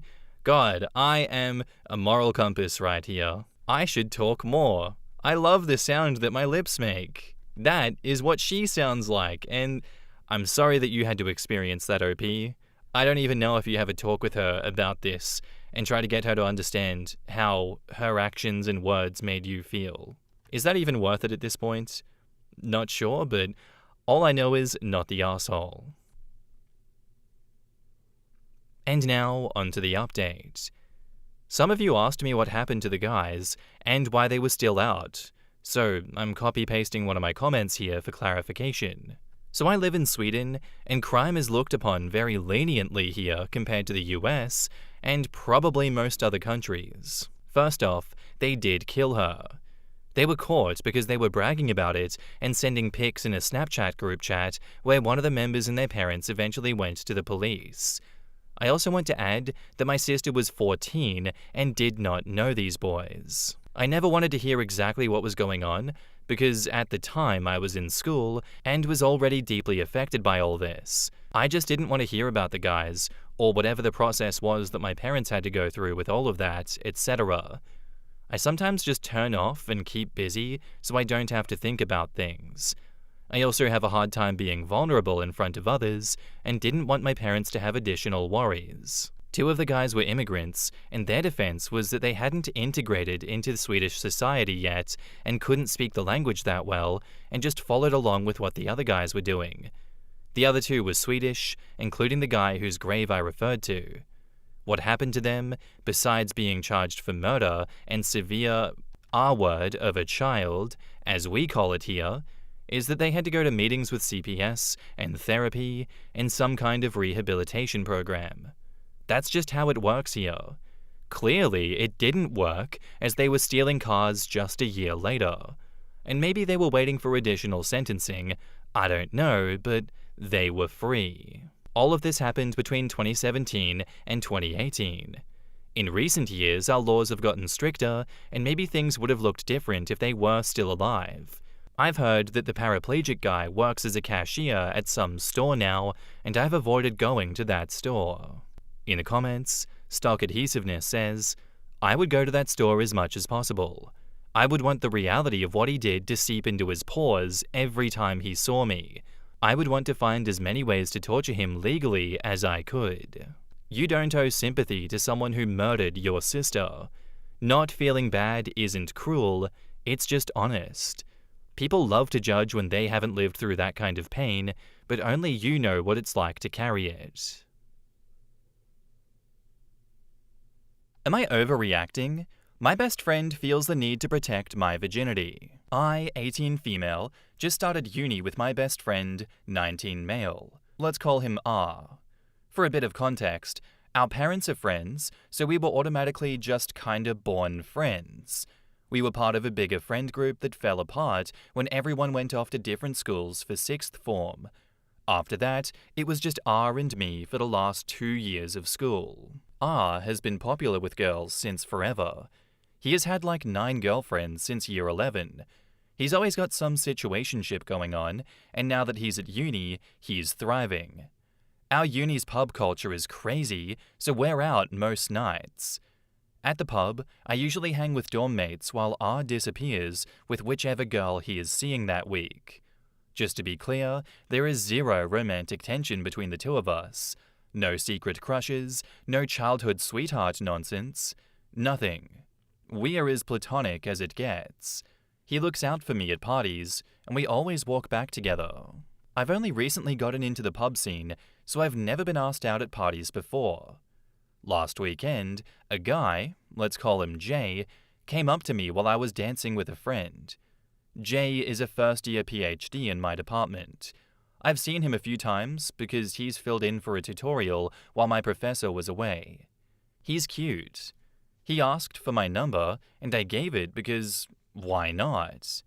He even got me a drink, but had to dash because one of his friends was going away the next morning.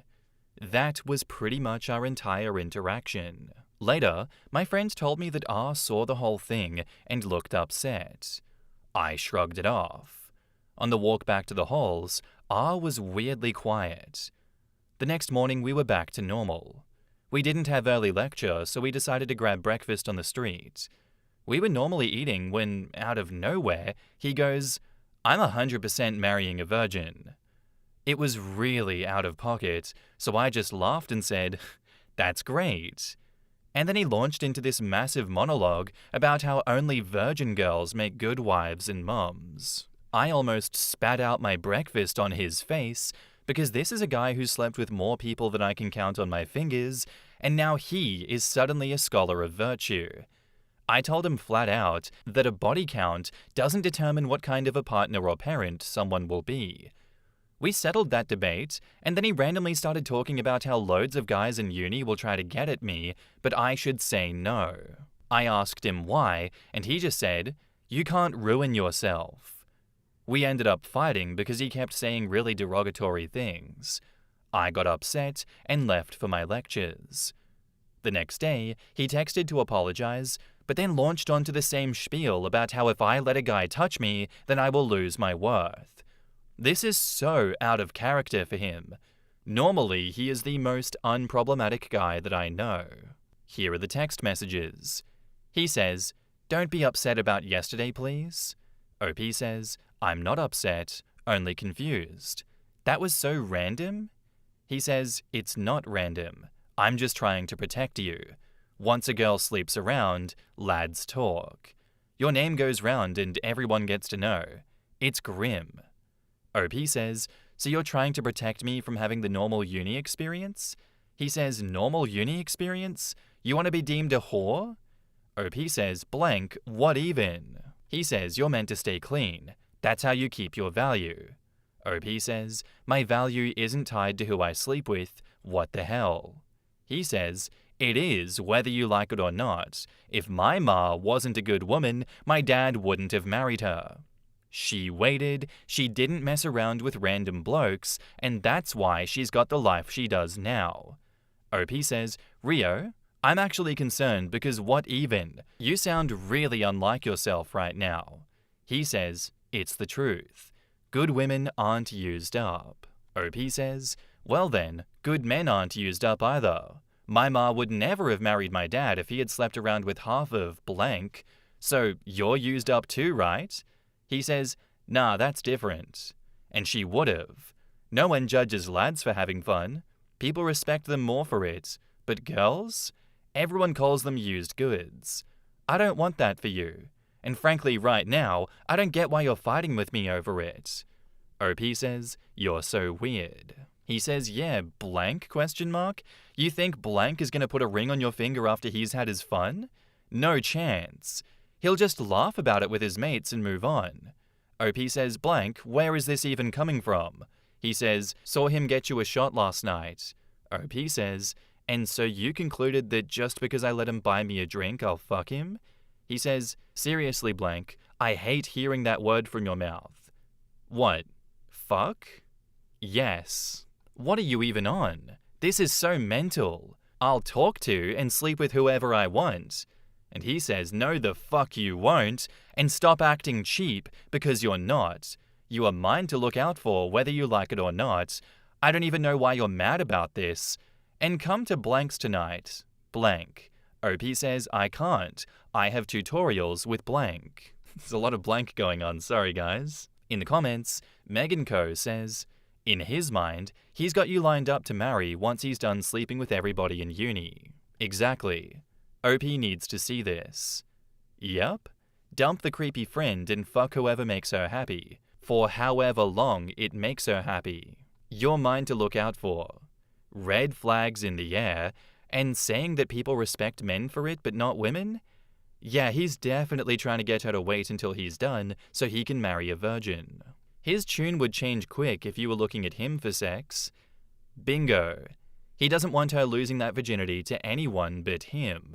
Well, the general vibe would change, but he'd still be humming the "Women Are My Property" tune all day long. He'd just be playing some nicer music over the top of it. The guy's a creep. OP should throw him away with prejudice. Couldn't agree more.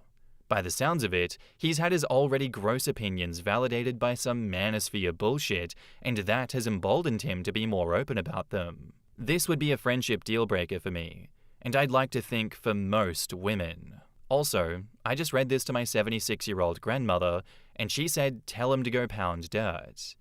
OP says, please tell her thank you for her advice. I will be taking that seriously. And I say tell him to go pound dirt as well, because yeah, it sounds like he is just trying to get you on standby for being his wife, supposedly. Like, there's no confirmation that he even will do that. He just wants to live in his double standard and continue taking in manosphere bullshit. Everyone knows that manosphere bullshit is bullshit. Women are not used up when they have sex with people. It's insane that that is a hot take for me to have, apparently, for some people. Because I just know I'm going to read the comments in this video and someone's going to be like, Marky, oh, obviously you have no idea how real life works. I love seeing those comments. They're so funny. But yeah, OP is not overreacting to her best friend feeling the need to protect her virginity in this situation. He's being weird. He is a weirdo. OP needs to clap back harder at him and potentially put him on very low contact for this. It's actually quite disrespectful what he's doing. But he's putting it back on her and framing her as the crazy one in this situation. Absolutely not. And now, onto the update. Since I took so much advice from the comment section on my post, it felt unfair not updating you all. I met with R for brunch 2 days ago. He wasn't aggressive or anything, and despite all, I still feel safe around him. I know he wouldn't do anything to hurt me. At brunch, I spent a solid 10 minutes going over multiple points about how I don't wish to see him grow into such a person. I kid you not, I was being incredibly serious about it because I was genuinely concerned for him. At the moment, my goal was literally to not lose my best friend to whatever ratty boy media he is consuming. After my 10 minutes of talking, he looked me dead in the eye and said, "So you have a problem with me sleeping around?" I said yes, because I do have a problem with it if he tries stopping me from doing the same. He said he would stop that right away if it meant that I wouldn't let some random loser defile me. Oh, shut up. That pissed me off real bad. He spent the rest of our meal laughing and calling me cute each time I ignored him. This really just made me feel as though he didn't take my opinion seriously. I ignored him all of yesterday, and then this is what he texted me later at night. Luckily, my schedule is packed, so I haven't run into him at uni at all today. I actually don't have anything to say. I'm very confused. He's maybe been proper brainwashed, or he's just always been like this, and I'm just ignorant enough to not notice. Either way, I feel terrible. I spent all of 6th form working hard and matching up to his impossibly high grades so that we'd both get into the same uni, only for this to happen 4 weeks in. As for dropping him as a friend, I don't want to, but I'm guessing it's inevitable if he keeps acting like this.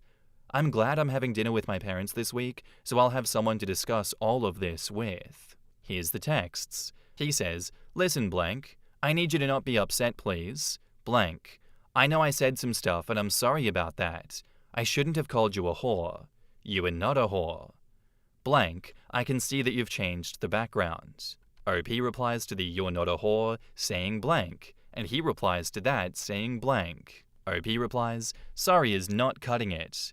At blank, I spent a solid 10 minutes about how I'm concerned about the kind of person that you're becoming and how I do not want you to blank, and all you fucking had to say was, "So you have an issue with me sleeping around? Do you realize how fucking aggravating that was?" And he replies, "Look, if you want me to apologize for looking out for you, I'm not doing that. I care for you, and I love you, so I'm not saying fucking sorry for trying to make sure that you don't let some fucking loser pump you full of him. You're gonna be someone's wife someday. You're gonna raise a family. You're not supposed to be easy. I can't stand the thought of people talking about you like you're just another body they've had. And if you do go down that path, you would be ruining how I see you." OP says, "The kind of concern you're showing about my supposed future husband and family makes you think that you want to be my husband." He says, "That's not the point." OP says, "Okay, then leave it to me to worry about my future husband. I doubt my husband would even be my husband if he was sensitive enough to get pressed over me having had slept with someone when I was in college." He says, "Say whatever the fuck you want to say, but you're not going out with blank. Do that, and I'm telling your father." OP says, "Okay. How the fuck is that okay?" "Okay, so I'll go out with someone else." He says, "Swapping out the predator doesn't solve the problem." OP says, "Okay, so I should just sit in my room and practice saying prayer? Is that what you want?" He says blank. And OP says, "What I want is for you to not try and dictate what I can or cannot do." He says, "You sound so stupid right now. Is whoring around the only thing you see worth your time?" OP replies, "The way that you keep calling me a whore is so... I would understand the anger if I was going around fucking everyone in my sight, but I'm not. You're giving me all this crap just because I considered dating someone. You've been acting so weird these past few days. There is literally not a single second that we've spent together in the last week that I have not resented." He says, "I'm not the one acting weird. You are. Blank. All you want to speak to me about is this crap. You pick apart every single thing I say like we're in a fucking debate. And this concern of mine stems from being around and knowing how naive you can be about people's intentions, and this thing you keep repeating about how I can't tell you to be careful because I also sleep around is pathetic. Yes, I sleep around, because I fucking can, and because it doesn't define me the way that it would define you if you did. You don't want to believe that, but it's unfortunately how the world works, and I don't see it changing anytime soon." And OP replies, Let me know when you're done acting like my pastor's understudy. We'll talk then. This is great voice acting practice, that's for sure. In the comments, Patience Brody says, "Boy, do I pity the women that he sleeps around with. I doubt he's sleeping with anyone that he doesn't have to actively manipulate. Not overreacting, get far, far, far, far away, and quickly. Toxic and controlling. You do not need this in your life, especially from a quote-unquote friend. I'm sorry, and it'll suck for a bit, but you'll be better off the sooner you cut him off. This friend wants to date OP. This friend believes that OP should belong to them. This friend is not a real friend. Let him tell your dad. Quit talking to him and sharing this info. Quietly back away from them." Exactly. He thinks that she is his property and he can do whatever, but she has to do what he wants. Nope. Bye. Hi, Ducky. As someone much older than you, I'm gonna step in with some mum vibes and say, this person is way too obsessed with your vagina and who is pumping it full of what? This man is not your bestie. He's not even a decent friend or person. His views are disgusting, and he's one of those magical men who are no doubt convinced that if a female has sex, her vagina will become loose. Please, please cut him off. I would also caution OP that he may well be a danger to her given his level of obsession and seeming entitlement to her body. The door came off the hinges yonks ago. I don't even know if the door was hinged to begin with. That's how I feel about this man. That tirade that he went on was insane, and I can't imagine what it's been like in person for OP that she wasn't able to put into text. She wasn't able to write in this original post either, you know? Seriously, what a maniac. And how rich was it for him to dodge the question about, oh, this sounds like you want me to be your wife. And he's like, that's not what this is about. Wait. Okay, buddy, you can't even be honest with OP that your anger, your resentment, all of this is about you wanting her to be your wife. You can't even just be honest in the moment. Why should OP care at all what you have to say? Why should she even listen to you? If he really wanted her, he would say it. He would stop the games, he would stop the charades, he would stop the manipulation. But that's not what this is about. It's about controlling her, it's about belittling her and demeaning her and breaking her spirit. Fuck that guy. Please block him, OP. Let him tell your dad, who cares? He's not good for your mental health. This is going to keep dragging on, and he is going to escalate his behavior. Get a good support system, get people to back you up, and be prepared for the worst. Thank you for the story and thank you for the update. Best of luck. Our next post is by user CrunchyWin93, and it's titled, "Am I the asshole for refusing to unblock my ex when my partner demanded I do so?" Yesterday, I, 32 female, woke up and made my partner of 6 months, 31 male, and I breakfast. We were having a great morning. I ended up spilling most of the food on the floor, but we laughed while cleaning it up, and there was enough left in the pan to make him a plate. Totally fine. I don't usually eat breakfast anyway. The problem happened after he finished breakfast and took a shower. Once he came out of the shower, I made a joke, and he responded with a serious comment. I replied that it was just a joke, and I started laughing. He completely turned defensive, saying he wasn't in the mood for laughing. He has had something on his mind, and he needs me to provide proof. He proceeded to demand that I unblock my ex to send him a message, proving that I wasn't still talking to my ex. I was suddenly sick. I didn't want to unblock my ex to open that can of worms, so I held firm with a, "No, I'm not going to do that." He started threatening to text my ex, as apparently he has gone through my blocked numbers and saved my ex's number for a rainy day. I started shaking because he was demanding that I text him or my partner would cancel the lease and leave me. We just lost our pregnancy, so I said, "What if I was still pregnant?" And he responded with, "Then I would be stuck." He was very intimidating with words and actions, so I ended up unblocking my ex and messaging him, to which my ex never responded. Am I the asshole here / am I overreacting? I feel like I should leave. The physical aggression and intimidation is very triggering from previous trauma, and I was terrified by how quickly his mood and actions changed. Advice is greatly appreciated. Edit. The joke that I made was about moving in with my female best friend while my partner goes on a 10-day cruise. She is married with 2 kids, with no room to spare, and my partner knows this. In the comments, I'm an NPC, so what says, "Leave yesterday. Sane people don't act like abusers at the flip of a switch. When someone shows you who they are, believe them." OP replies, "Yes, we had a great friendship prior to dating. I feel like our friendship has vanished since he broke up with his female best friend. Not at my request, but I think he finally realized that the married woman that he was best friends was emotionally cheating on her husband with my partner. Thusly, he was also emotionally cheating on me. I never said anything though.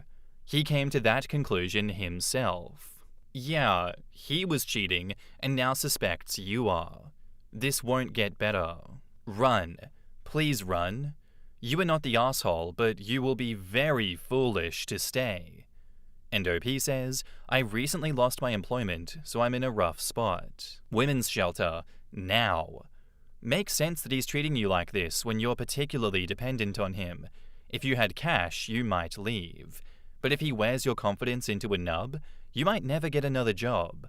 Then he's got more evidence of why you should do what he says. You've been with him for 6 months, and you're living with him and got pregnant? I'm sorry for your loss, but please, date the next guy for at least a year before living with him and get on some reliable birth control. It sounds as though you were letting things happen, not making decisions that are in your best interest." Back up to the post, there's an update. "So I did it. After 4 hours, I asked if I could block my ex again, and he said yes. Later in the day, I asked a friend if she had free time, and we agreed to meet up.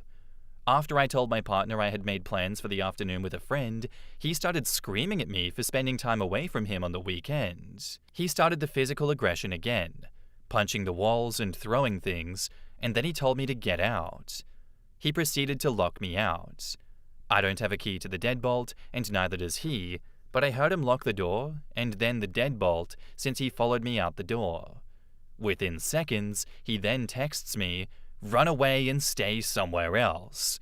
But he literally just told me to get out and knows that I have nowhere else to go. All I wanted was to spend a few hours with a friend and get some clarity on our relationship."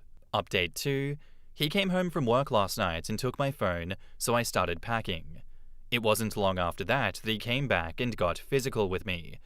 He grabbed my hair and pulled me around, and at one point slammed me to the ground. I was able to get away, and I ran to my landlord, who then stepped in for a few minutes while he got his things and left. The rent is paid through next month, so as long as I keep the deadbolt locked, he can't come in. I'll update further as I am able. Well, I think this has escalated a bit beyond the "am I the asshole here for refusing to unblock my ex when he demanded that you do so?" Take all the advice in the comments, OP, get as much help as possible to get you out of there, and put as much distance as you can between yourself and him. This is a man that will escalate to the point of killing you, so don't give him any chance to do it, because people unhinged like this absolutely will. This is very quickly becoming a matter of life and death, and I believe that you will do the right thing by yourself to keep yourself safe. And now, on to the update. I'm still in the apartment for now, since I don't have anywhere else to go. Yesterday morning, he came in unexpectedly. It turns out that he had a key to the front door that I didn't know about. He ranted for about an hour while I stayed as quiet as possible. Even without me responding, he was escalating, so I recorded the entire exchange on my phone just in case. Eventually, he calmed down and tried to convince me that we could fix this. He said if he created one more fake scenario in his mind and demanded I prove it wasn't true, then we could finally be done. I told him that I wasn't going to spend the rest of my life fighting with his imaginary thoughts. He left behind a large piece of furniture that he planned to pick up later. Later that afternoon, he came back in a completely different mood, eager to make things work. He touched my arm, and I asked him to stop. He asked if I wanted him to leave, and I said yes, but he stayed for several more hours asking questions about how we could fix things. I treaded lightly so as not to anger him while still standing my ground. I told him there's nothing left to work on except ourselves, separately. Before leaving with the rest of his belongings, he asked for a hug and said he wouldn't be back. I gave him one last hug and he left. And now for the final update. Thanks to so much support and guidance, the landlord has changed the locks, installed cameras, and updated the lease so that I am now the only tenant. They've also given me a safer parking area that is under surveillance, which brings me some peace of mind. A police report has been filed to keep a record of what happened, and I've started counseling sessions to begin healing. I truly appreciate all of the kindness and encouragement that I've received. It's made such a difference during this time. In the comments, Danny B says, I literally just saw your original post and second update 5 minutes ago and came to your profile to try and see if you were okay. He is deeply scary. Stay strong and know that I am proud of you. For not having family, which I understand, not having a lot of options, you advocated for yourself in such a great way. How dare he take his illogical thoughts and ruin your days, your safety, and reignite trauma? Also, he's an ass for the cruise thing, but you can't go see a friend? Okay, he was glad that you were isolated. Thank God for the landlord. OP says, you're absolutely right. Our friendship took a wrong turn when we entered our romantic relationship. I'm not sure if we can ever rebuild that friendship, but it's probably best that we just move on separately. Thank you for following my story. Beloved, I don't think you want to rebuild a friendship with someone willing to drag you around by your hair. That's not what friends do to each other. Let him go find some other friends. P.S. I'm sorry for being curious, but were you able to get a key for your car? OP says, I forgot to update on that. He brought my key back when he took the rest of his furniture. You're right, I do not need his quote-unquote friendship. Good. I'm so glad you have access to your car back in case you need to be somewhere else in a hurry. You're taking a lot of very good steps. Just don't let your guard down just yet. My BFF was in a relationship with a true lunatic for a decade. These types of people tend to escalate until they find a new person to victimize, and I just want you to be safe. And I just want you to be safe as well, OP. You are doing everything right as it stands right now, and I want you to continue down that path of keeping yourself safe and staying the hell away from this guy. You deserve it for yourself, you deserve it for your future, you deserve to be alive and to protect yourself as much as possible. He's enough of a lunatic that he even said out loud, I'm gonna make up one more crazy situation in my head and I need you to validate me. Oh my god. He is so past the post of sanity that I don't even know if he can ever come back. That is a truly ludicrous thing to say, and I'm so sorry you had to deal with that, OP. Let's hope he remains gone now that he is gone. Thank you for the post and thank you for the update. Am I the asshole for asking my brother to stop his friend from getting near my wife? Yesterday, my wife told me that she feels uncomfortable around my brother's friend and I need to talk to my brother. I said I wanted to talk to my brother or confront his friend, but you said you'll manage and I shouldn't interfere because I might lash out. She said that I was right and I should do what I want, but I should be polite. I came back from work just a few hours ago, and the first thing I did was to call my brother and asked him to keep his friend away from my wife. He asked me, did his friend piss me off? And I asked him if he's dumb, do you not see that your friend is being flirty? He said that his friend is playful. He's extroverted, while we are introverts, and we should just get along because my wife was also friendly with him. My brother's friend on every occasion tries to talk to my wife, and he makes stupid jokes to make her laugh, and yesterday, when we went to my brother's on my niece's birthday, his friend grabbed my wife's shoulder and tried to take a selfie with her. My wife said no, and she came to me, and not just this, but he also comments on pictures that my wife uploads. I explained everything to my brother, but he said his friend is just playful and fun to be around. I said he should ask his friend to stay away from my wife, and if he doesn't, then we won't attend any family celebration if his friend is invited. He said that we are overreacting and that my wife should have shut him down early on if she had a problem with him. Are we assholes here? In the comments, Grey Blue Girl says, "Your brother is not listening. Go directly to the horse's ass and say, 'Hey, stop talking to my wife, don't touch her. She doesn't like it, I don't like it. Be friendly and playful somewhere else, not the asshole.'" OP replies, "I thought that my brother would talk to his friend and tell him to stay away from his sister-in-law, but he would rather blame us and say that I am overreacting and my wife shouldn't have become friendly with his friend and should have shut him down. Like we ever wanted to get close to his friend. If he doesn't listen to me and asks his friend to stay away from my wife, then we might as well stay away from them all." Humble Map says, "Skip your brother and go directly to him. Tell him the truth. That at first, you and she ignored it, but now it is no longer allowed." Followed with, "This is not a negotiation, but a firm line. If he does not listen, you can walk away from your family or encourage him to listen. Most people will listen when told directly. Tell him this is not a joke and to not touch her again."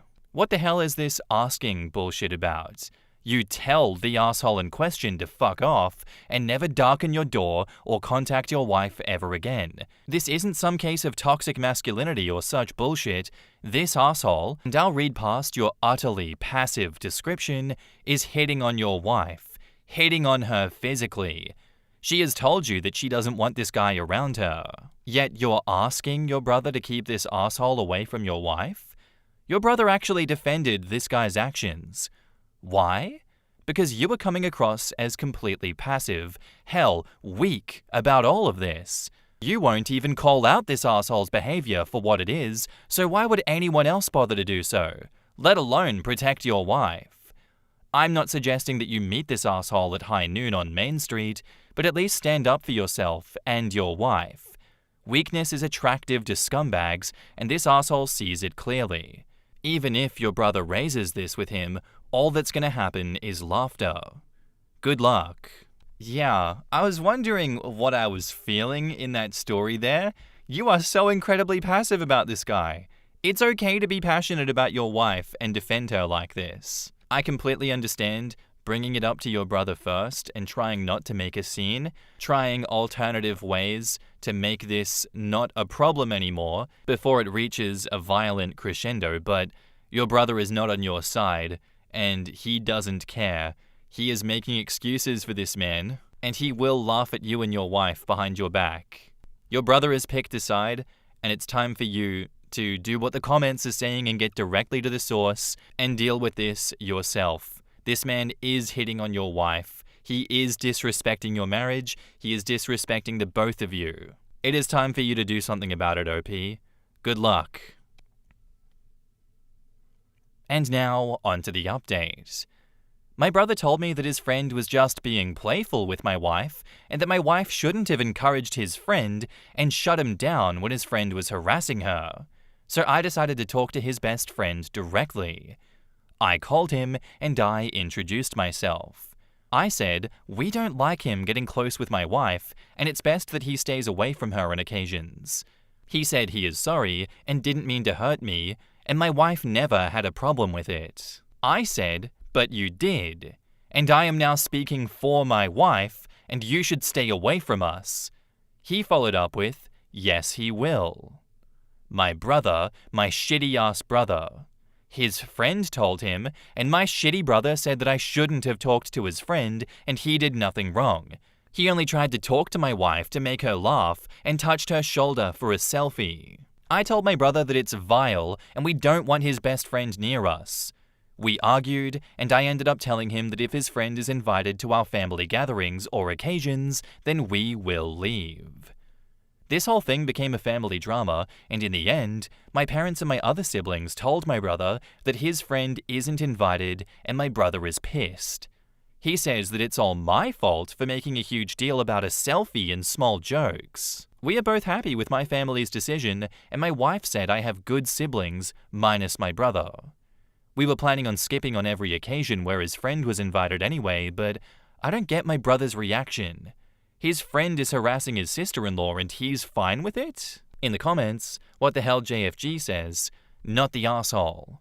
Your brother and his friend need to be aware that no means no, whether it's just for a selfie or unwanted attention and tasteless jokes just to make her laugh. Men who don't get that will not hear you and will always minimize and defend their juvenile behavior. The difference about this post that is actually refreshing is that friends and family agree with OP and not the immature offender." OP says, "It goes without a doubt that my brother's friend crossed the line. He doesn't even need to get a no from my wife. It's common sense. And my brother? He's a different breed. I even started doubting a bit whether he's my brother or not. Maybe he was switched or something. My family will side with us. We are a family minus my brother to me, and we will take our family's side instead of the harasser and his accomplice, my brother, and his friend grabbed my wife's shoulder and all that, so most women in my family relate to it. My mum and my sisters and my sister-in-law, so they're siding with my wife." Narangam says, "Not the arsehole. Your wife told you that she wasn't comfortable with what your brother's friend was doing, and when he tried to take a selfie with her, she told him no. That's a pretty clear indication that she had a problem with it and wasn't encouraging it. Tell your brother that your wife told your friend no, or better yet, have your wife tell him herself and tell him that she wasn't encouraging it and ask what the hell his problem is. Maybe do it around your other siblings and have them pile on. Get a big male friend and ask him to be extra friendly to your horrible brother. Let's see how he enjoys that extra spicy attention." It's crazy to me how much the brother is defending this friend here. Why do people feel the need to do that? Why do they feel like they have to control and manipulate people like OP and the wife into just allowing abuse to occur? How do they think people with common sense and a functional brain are going to take that and then let it continue and just agree with them? Like, obviously, we see it happen in these stories a lot, where the family does actually side with the abuser. It's sad that it's more often than not, but surely in occasions like this, they realize that OP is not a dumbass. OP is going to stand up for his wife and not allow this dickhead friend to be anywhere near the family again. It's just cringe, embarrassing behavior, frankly. And I think if the brother continues to die on this hill, he should be outcast from the family events too. Why would you even want him there? Thanks for the story, thanks for the update, and good luck, OP. Our next post is by user Korea V Family, and it's titled, "Am I the asshole here for calling my wife selfish for even considering taking a job across the country and trying to uproot our family? So my wife was recently offered a job across the country, which requires relocation, but also will have frequent travel obligations. My wife feels that this would be a huge plus to her career, but the issue is that we have 2 children and my practice is here. What she will earn is not even half of what I currently make. She's currently not working, so I told her if she wants to take the job, she would have to help with childcare expenses, which would likely include a nanny, because I sometimes work nutty hours, depending on if I have a mandated hospital shift. She feels this is unfair because she would have to cover her own living expenses, and paying for childcare on top of that would leave her with very little. This job is not even providing a relocation bonus. She suggested that we move, but everything we know is here. Our children have their friends here, and transferring my medical license is not all that simple. Her final suggestion is she take the kids, I stay here and cover the cost of childcare and expenses because she claims childcare and cost of living is cheaper. Just not cheap enough for her potential salary to sustain me being a stay-at-home parent. I want to support her, but her suggestion seems half-baked to me." In the comments, Love Lola Heart says, "Not the arsehole, and it's a bit concerning for the state of your marriage that your wife suggested that you and she live in different parts of the country. I could be way off base if she's going from not working to suddenly wanting to move across the country with the kids for a career, but it's possible that she's getting her ducks in a row prior to asking for a separation. If she moved with the kids and then filed for a divorce, it's possible that you would have to give up your practice and move to where she is if you want to see your children. I don't know what kind of career your wife is looking to have, but I can't imagine there isn't another opportunity that is more geographically desirable. I would have a sit down with her and emphasize that you want to support her without ripping your family in half. This sounds a lot like a quiet divorce. Living across the country from one another, she has custody of the kids, but you're still paying for most everything? I get if she's excited about a new job, but the decision needs to be made for the good of the entire family, not just her. If she's insistent on it, you have your answer. She's choosing this job over the family. What are her long-term prospects staying locally? OP says, in what she wants to do, not great. She can leverage her engineering degree to work at a civil engineering firm doing consulting, but she did that prior and she hated it. Her current offer actually would have her working on infrastructure and work on something with meaning. OP, you said your practice is where you currently live. Is it your business or do you work for someone? OP says, I have my own practice and also work and teach at our state learning hospital.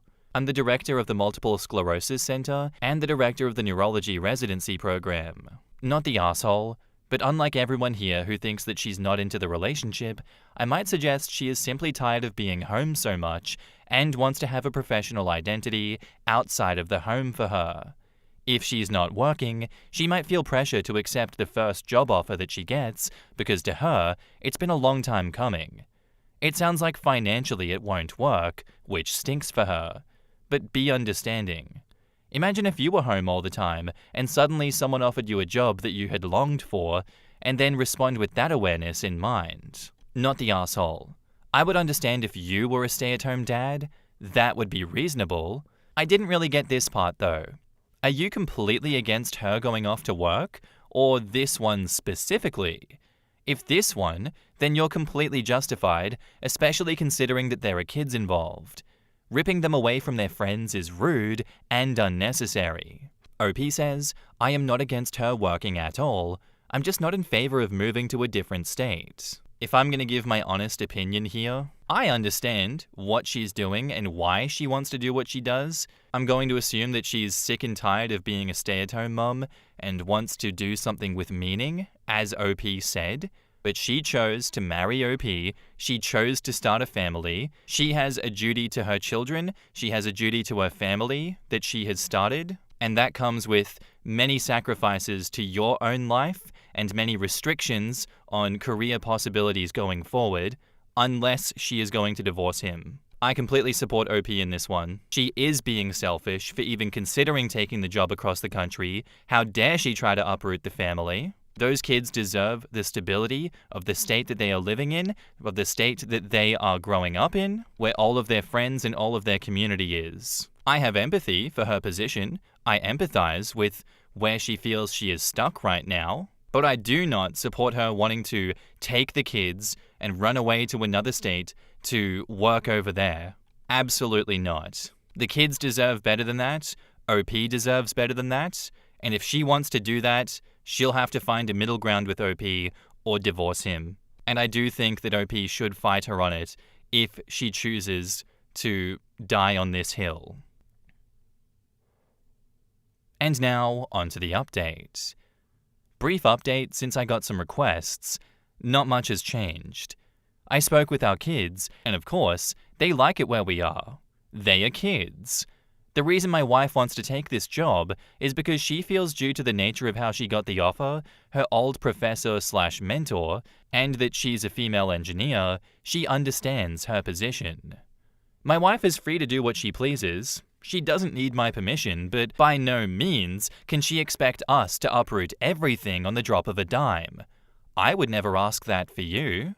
I did suggest that she tries and create her own firm here and find like-minded individuals who share a similar experience and create the work environment that she wants. She is concerned that she won't be able to break through that barrier of entry. I told her that we could find a means to fund said venture, but logistics of moving does not make sense at this.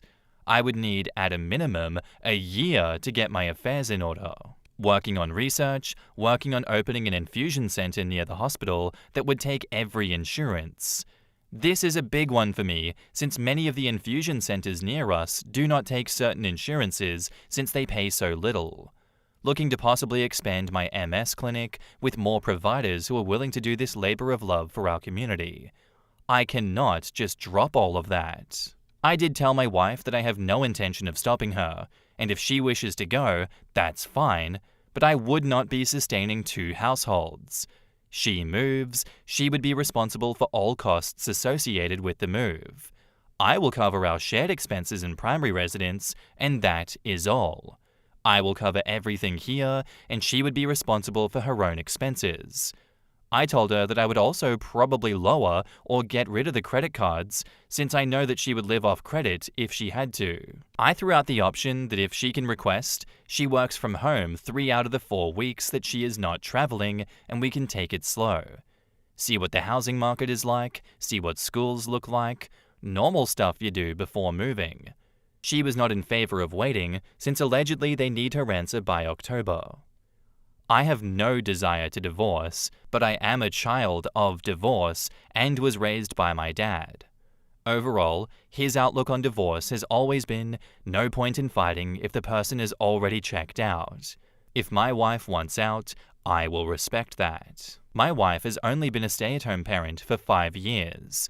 She worked when we had our firstborn and well into the pregnancy of our second. She took maternity leave when that was done and then went back to work.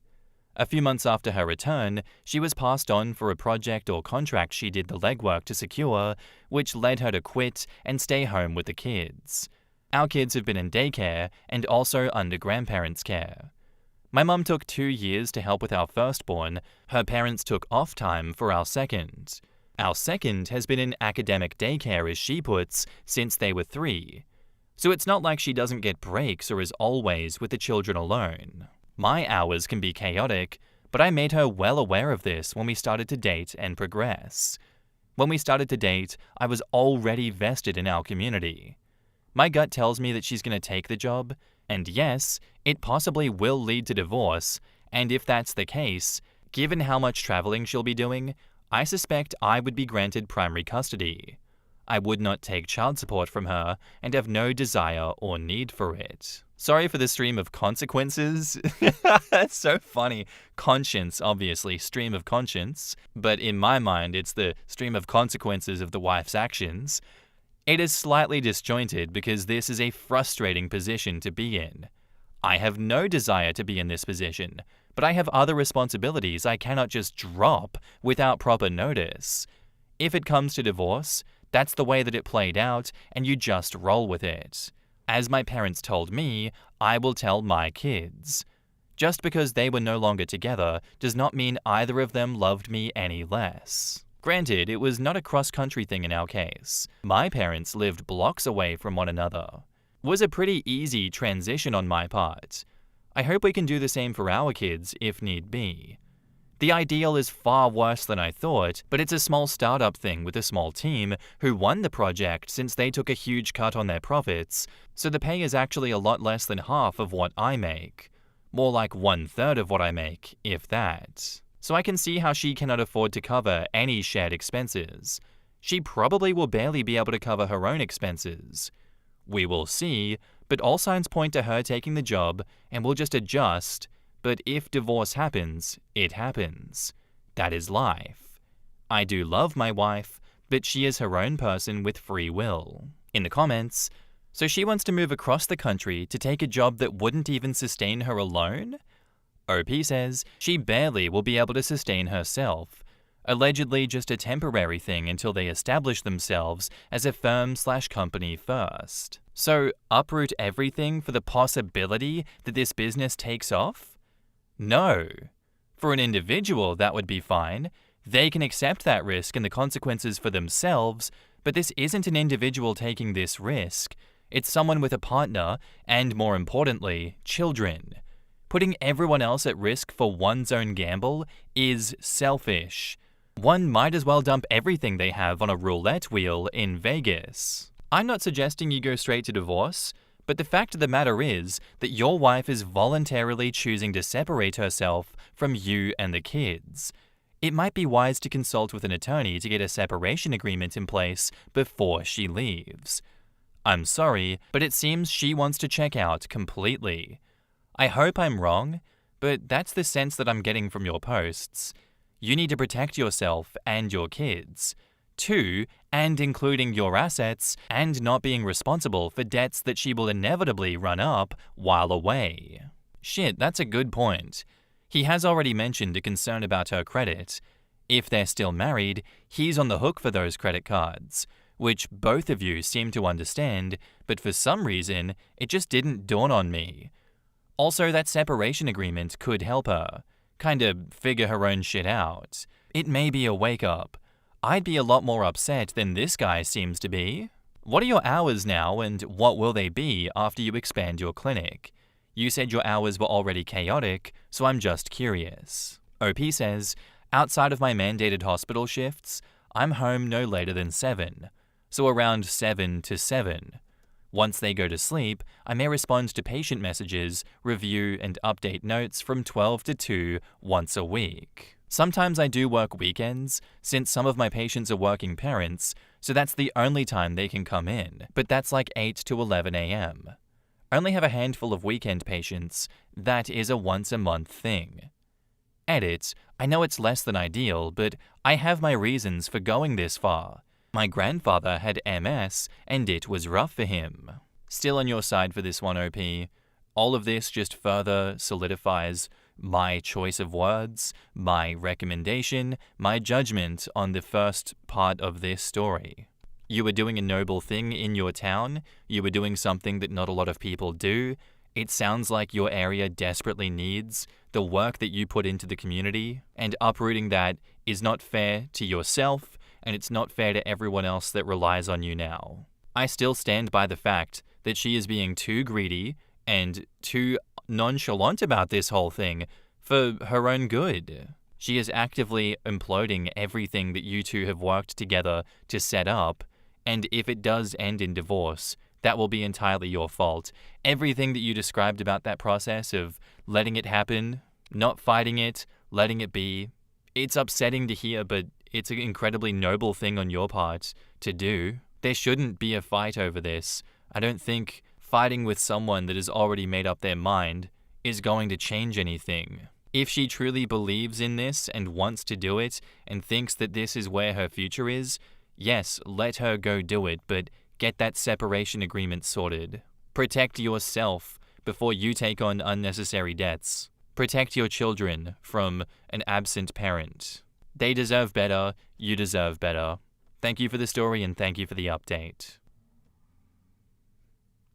Our next post is by user What Is The Sound, titled, Am I the asshole for reporting my male supervisor for barging into the women's changing area when HR won't act? I, 25 female, work in a fairly large lab where we have to get into suits to work with our equipment every day. I'm the only woman, so they use my changing area as extra storage for the lab. Due to this, one of my male supervisors, male 60s, keeps crossing lines. On the first time, he walked straight into the women's changing area while I was mid-change. No knock, no warning. I don't know if he saw me undressed because he left very quickly after I yelled, "Hello?" He later told me he was going in there to grab something. Second time, he actually announced himself before coming in, but then brought in a contractor and maintenance worker that I didn't know, saying that the contractor needed to check something. The doorway was blocked, so I couldn't leave. And when I said I wasn't comfortable, I was told multiple times to just deal with it because she's a woman. I felt trapped and humiliated. For the record, I don't mind changing around other women co-workers, if I had any, but strangers being walked in without warning is not the same.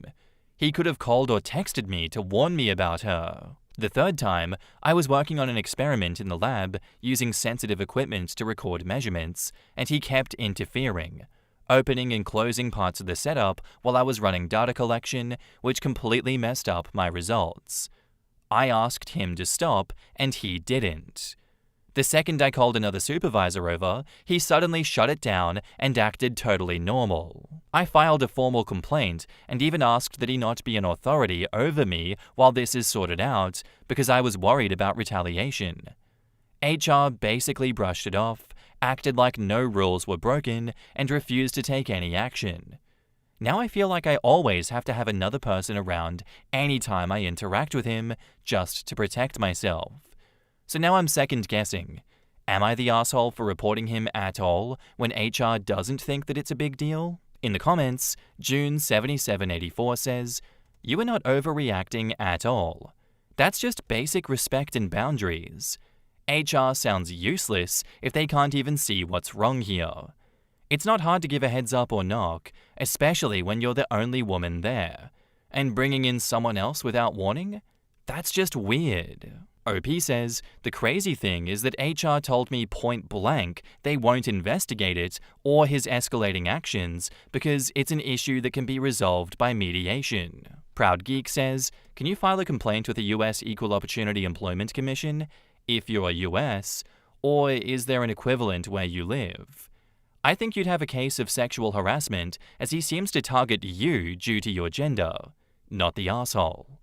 OP says, "I didn't even think of that. I'll look into that today. Thank you." Right Cucumber asks, "Do you have a corporate or compliance department that you could send in a complaint? Go up the ladder and make sure you have everything documented." OP says, "I need to look into that today.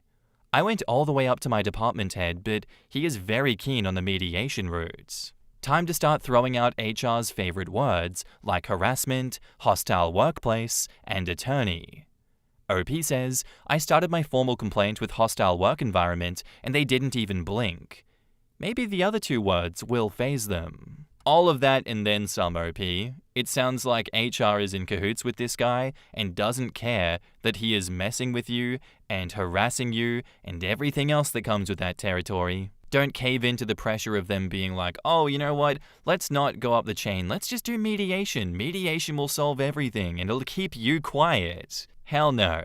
Take the advice of the comments, report his ass for barging into your changing area, and clamp down on his seedy ass. He deserves consequences for the bullshit that he's pulling at work, and you should not be forced into submission by everyone else around him that is enabling him. You're not the asshole for standing up for yourself. You are doing right by yourself, and I encourage you to keep going. And now, onto the update. First, let me add some context I didn't add in the first post because I was worried my coworkers would find it, and I still am. My experiment wasn't exactly a full-blown experiment. It was me trying to prove that there was an improperly cleaned chemical spill that the supervisor was trying to hide.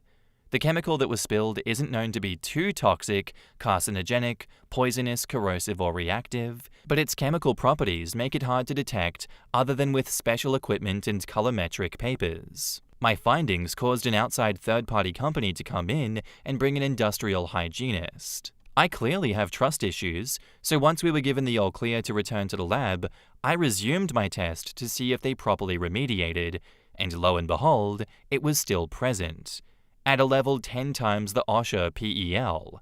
So now there is more remediation, and the supervisor is angry again. To digress, I submitted my HR complaint as stated in the first post. They didn't even speak to my witness and closed the investigation.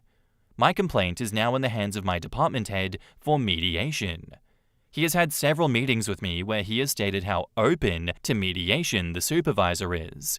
Allegedly, the supervisor told the department head that he wants to see me succeed and wants to mentor me. A statement which feels like a continued backhanded compliment. In a fun new plot twist, a new woman hire is joining the lab and will be using the woman's changing room. I brought this up to the department head at my last meeting and said, "Are you going to inform the new lab tech that I'm locking the door due to this supervisor's intrusions?" The department head says, "Well, why does anyone lock a door?" "For privacy." I said, "Is that what you're going to tell her?" And he says, "Yes, because at its basis, it's about privacy." OP says, "And if he tries to walk in on her?" Department head says, "Then that will be dealt with." I say, "But this won't?" And department head says it is, with mediation. The weight of the disruption and the accountability is still being placed on me. I must lock the door. I must weigh the ethical dilemma of telling her, all while all he has to do is mediation. They also have to put wall-fixed items in my changing room that were contaminated. This led to a baseball-sized hole in the wall, a hole that opens into an office cubicle mixed gender area. I shoved N95s into the hole just to feel comfortable using the enclosed bathroom stall at the far end of the room. When I brought up my concerns, I was told I had permission to use the department head bathroom. It took them about 3 days to fix it. At this point, I've moved all of the extra items being stored in my locker room to a public location. Now there should be no need for men to enter. I haven't filed an EEO complaint just yet, and now some of the other lab workers are angry at me for being a troublemaker and stirring the pot by continuing to find contamination. It is still an uphill battle, but I'm not giving up quite yet. Thank you all for your support on my first post. Reassurance that I'm not crazy for feeling wronged has really helped. In the comments, Asheron says, "You are justified in your complaints, but you probably have a giant target on your back. I would look for another job and lock the door until then. And no, HR is never going to warn or share any details about an investigation or complaints with uninvolved parties. It doesn't sound like this employer is a good fit. Do you really want to stay in this tense environment? I think you were right to speak up, but it does sound like a real uphill battle with ongoing drama possible with the new hire. I'd be looking for another job personally. My female friends who work in scientific labs experience this sort of thing and worse all the time. I'm not sure how many better fits there might be in this area, which is depressing to consider." One major US scientific company had a lot of obscene and sexist graffiti in an employees only, no visitors or customers area. My friend complained repeatedly, but the graffiti was never removed or condemned by leadership. That issue was consistent with the culture of the lab, and there was no comparable alternative scientific lab in our area that didn't have a similar culture. The only way the graffiti was finally removed was when the lab was scheduled for an external audit, and my friend brought it up again. This doesn't make us look very good. ... Am I the asshole for refusing to make amends after my ex-best friend reached out to me? The other night I got an Instagram message and was confused, thinking it might have been a mistake. It turned out to be my ex-best friend from high school, someone that I hadn't seen or spoken to in years. She wanted to meet up and talk about catching up. Hannah and I went to kindergarten together and were friends on and off throughout our school years. Our mums were friends, which made it easier. I thought she was my person. That lasted until the summer before senior year when my mum got sick. She became very ill and passed away quickly. Entering senior year, I was in a very dark place. Hannah was my rock, along with the friends that we had at the time.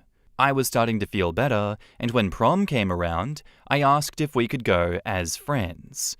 It felt right, and things were finally starting to feel okay again, until she ditched me at prom. I guess she and a couple of our other friends had planned a slumber party without me. I felt so embarrassed. No goodbye, no sorry we left you at the prom by yourself. It was even worse when I had to call my older sister to give me a ride home. I can still see the disappointment on her face.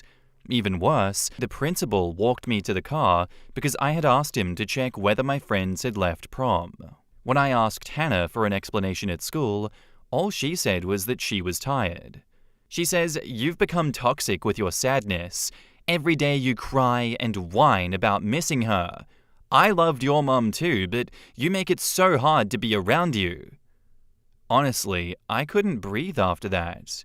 How does a kid respond to that? I ended high school with no friends, and it didn't help that she never told her mum what really happened. On graduation day, Hannah's mum gave me flowers and thanked me for being her daughter's friend.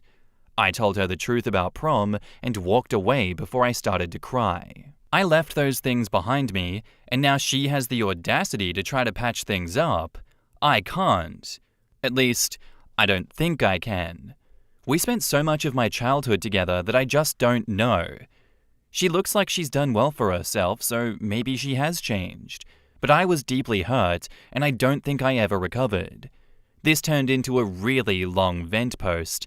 I'm sorry. In the comments, not the asshole. She abandoned you when you needed her most and said cruel stuff that stuck with you for years. You don't owe her closure or a reunion. If reconnecting hurts more than it helps, you have every right to keep that door closed. OP replies, I think the only reason I would ever want to talk to her again is to see if her mum is okay. Hannah's mum had a stroke roughly a year ago and hasn't gotten much better, or so I'd heard. Professional Train says, not the arsehole. Doesn't sound like the message was an apology. Unless the message was a complete apology, showing self-reflection and with no obligation on you to give her closure, don't open the door to your heart. She will hurt you again. OP says, it was a short hello.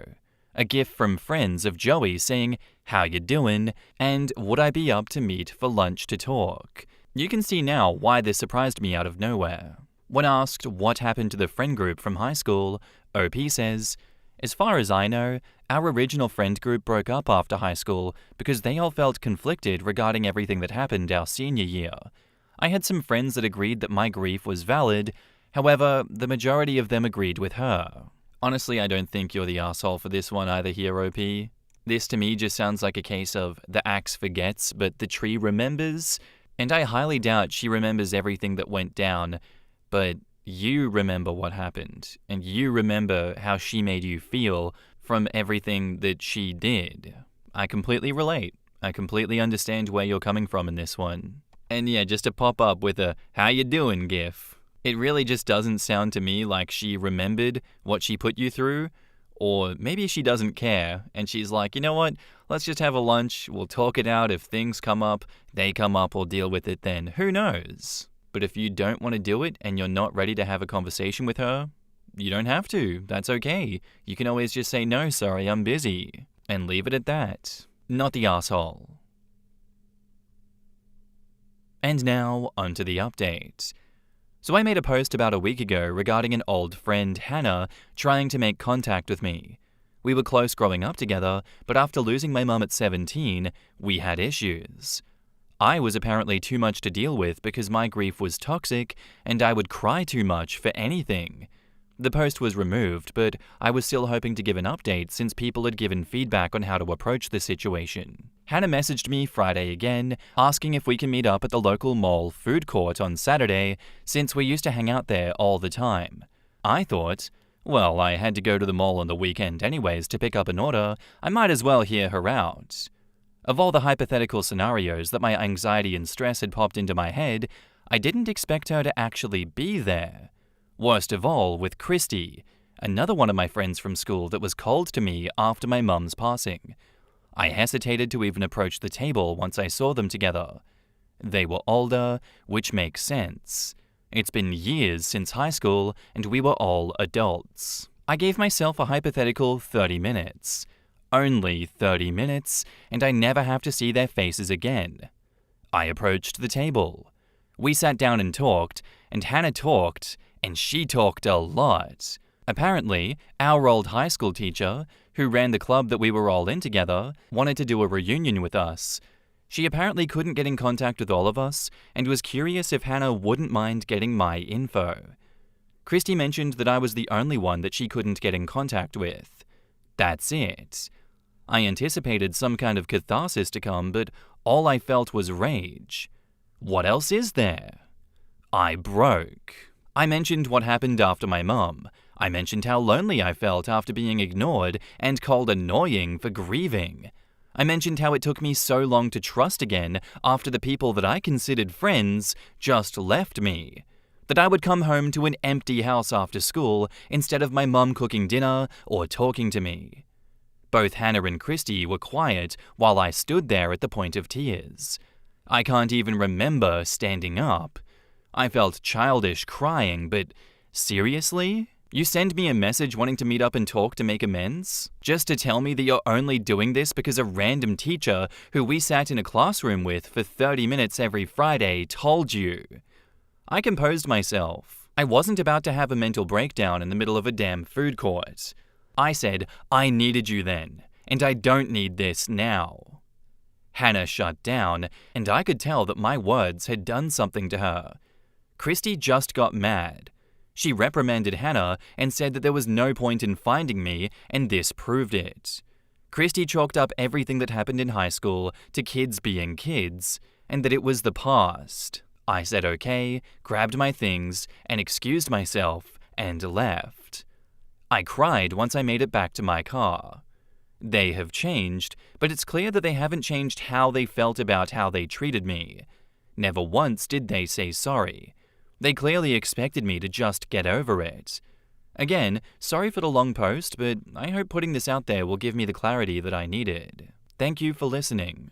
In the comments, This Guy Is Awesome says, you should reach out to the teacher and tell them what happened back then and now, and then let them know that's why you won't attend. OP says, the club teacher, Miss Diaz, was actually aware of the situation at the time. I had been telling her, and actually had been attending club only for club events, never club activities. She accommodated for me. She was actually really understanding of how I felt at the time, and I would like to get back to her to express my appreciation for her. Half-Eaten Snickers says, people's willingness to forget their own fuck-up will always astound me. That's the kind of shit that would keep me up at night. Every so often, I wonder if I'm actually a good person, or my propensity of being haunted by my memories of not being a good person sort of artificially threatens me into masquerading as a good person. I didn't offer to walk an old lady across the street 20 years ago, and I still think about it. Why am I still thinking about it? Relentless Dandelion says, the good thing is, it doesn't matter whether you're pretending. Being a good person isn't a static thing, it's an action. So if your behavior is generally respectful and kind, then that's all that matters. I can't believe how many examples of axe forgets but the tree remembers there actually are. The tree is now marching on Isengard. The tree fights back. I'm proud of you for being the tree that marches on Isengard, OP. I think you did the right thing. You gave it a shot. You wanted to see if there was potentially going to be some reconciliation, and it turns out there's not. There's no reason to go back to them now. I'm proud of you for doing that, OP. I'm proud of you for standing up for yourself. And yeah, I do think that Miss Diaz deserves to be reached out to in order to acknowledge the help that she gave you throughout all of that. Because yeah, what those friends did was incredibly hurtful, incredibly messed up, and that should never have happened to you. It's never annoying to grieve the death of your mother. Those kids, and now these adults, just completely lacked empathy. Especially given her mum had a stroke and is still going through it. You want to know if her mum is better? She should be able to empathize with the deteriorating health of a parent and be like, wow, my mum might die. Now I know how I made her feel, but still, no, none of that. Even after she's matured, even after she has become an adult, she still lacks empathy. She still does not care. For your mental health, it's good that you separate from those people because they are incredibly toxic. Thank you for the story, and thank you for the update. Our next post is by user Whole Pomegranate, and it's titled, My parents tried to screw over my dying stepmother, but they blew up all of our lives instead. My 17 female stepmother Jane is a wonderful, wonderful woman. She and my father got married when I was 4, and she's been a rock in my life ever since. My mother was always my primary caregiver, but up until that point, her relationship with my father was acrimonious, and I basically never saw him. Jane was the reason they developed a stable co-parenting relationship. She encouraged everyone having a good relationship with each other, and was always there to support me and my mum when things got rough. Jane was always a really hard worker. When she met my dad, he was living out of a hotel, and my mother was doing everything in her power to keep me away from him because she was petty and angry that their relationship didn't work out. Meanwhile, Jane had a great job, a nice house, helped my dad get back on his feet, negotiated a visitation schedule with my mum, who hated her for a long time, and made sure that my dad sent us money every week because neither one of them could afford an attorney to negotiate child support payments. Jane had no reason to do any of these things, but as I got older, she made it clear that she loved me as much as she loved my half-brothers, who were born a few years later. I even have my own room in her house because at the time, we lived with my grandparents/various boyfriends of my mum, and Jane felt that I needed a more stable environment than that. She's like the opposite of the evil stepmom. When I was 15, Jane won a big lawsuit against an airline company and got awarded upwards of $1 million. She used the money to build sizable trust funds for me and my brothers so that we would be taken care of later in life. Despite having a lot more money, she still wanted to live a fairly modest life, so she paid off the house that she has and has been living there ever since with my dad. Sure, she bought a new car and they went on a few nice vacations, but she didn't blow all of her money on stupid things, which I respected. About a year ago, things started getting really weird. Whenever I saw Jane, she seemed to look sicker and sicker, but no one would tell me or my brothers why, even though I know they knew. All we knew was that she was at the hospital a lot. Around the same time, my mother had been coming around my dad a lot more and acting really strange, basically like she was trying to romance him. Whenever Jane was in the hospital, my mother would insist on spending the night at their house and playing mum to my brothers, which was so weird to me because she never liked them or Jane. She would be the perfect little housewife, and my mum is not like that at all. It was super fake. Worst of all, my dad started falling for it. I'm not stupid. I'm pretty sure they were sleeping together.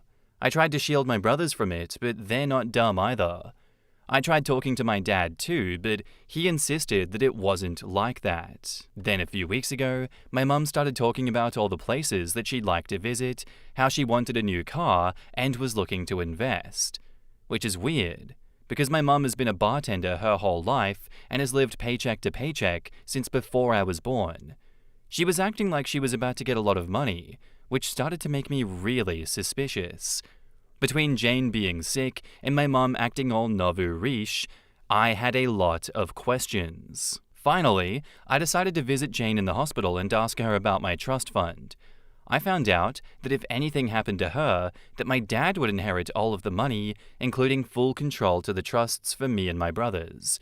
She asked me why I was so interested in the trust fund, so I told her what's going on with my parents and how my mum has been acting with my dad. I didn't want to, but after everything she did for me, she deserved the truth.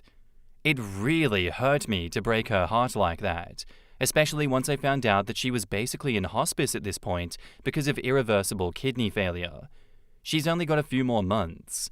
We both cried so much. Then, 2 days ago, everything came to a head. My mum stormed in furious and started arguing with my dad.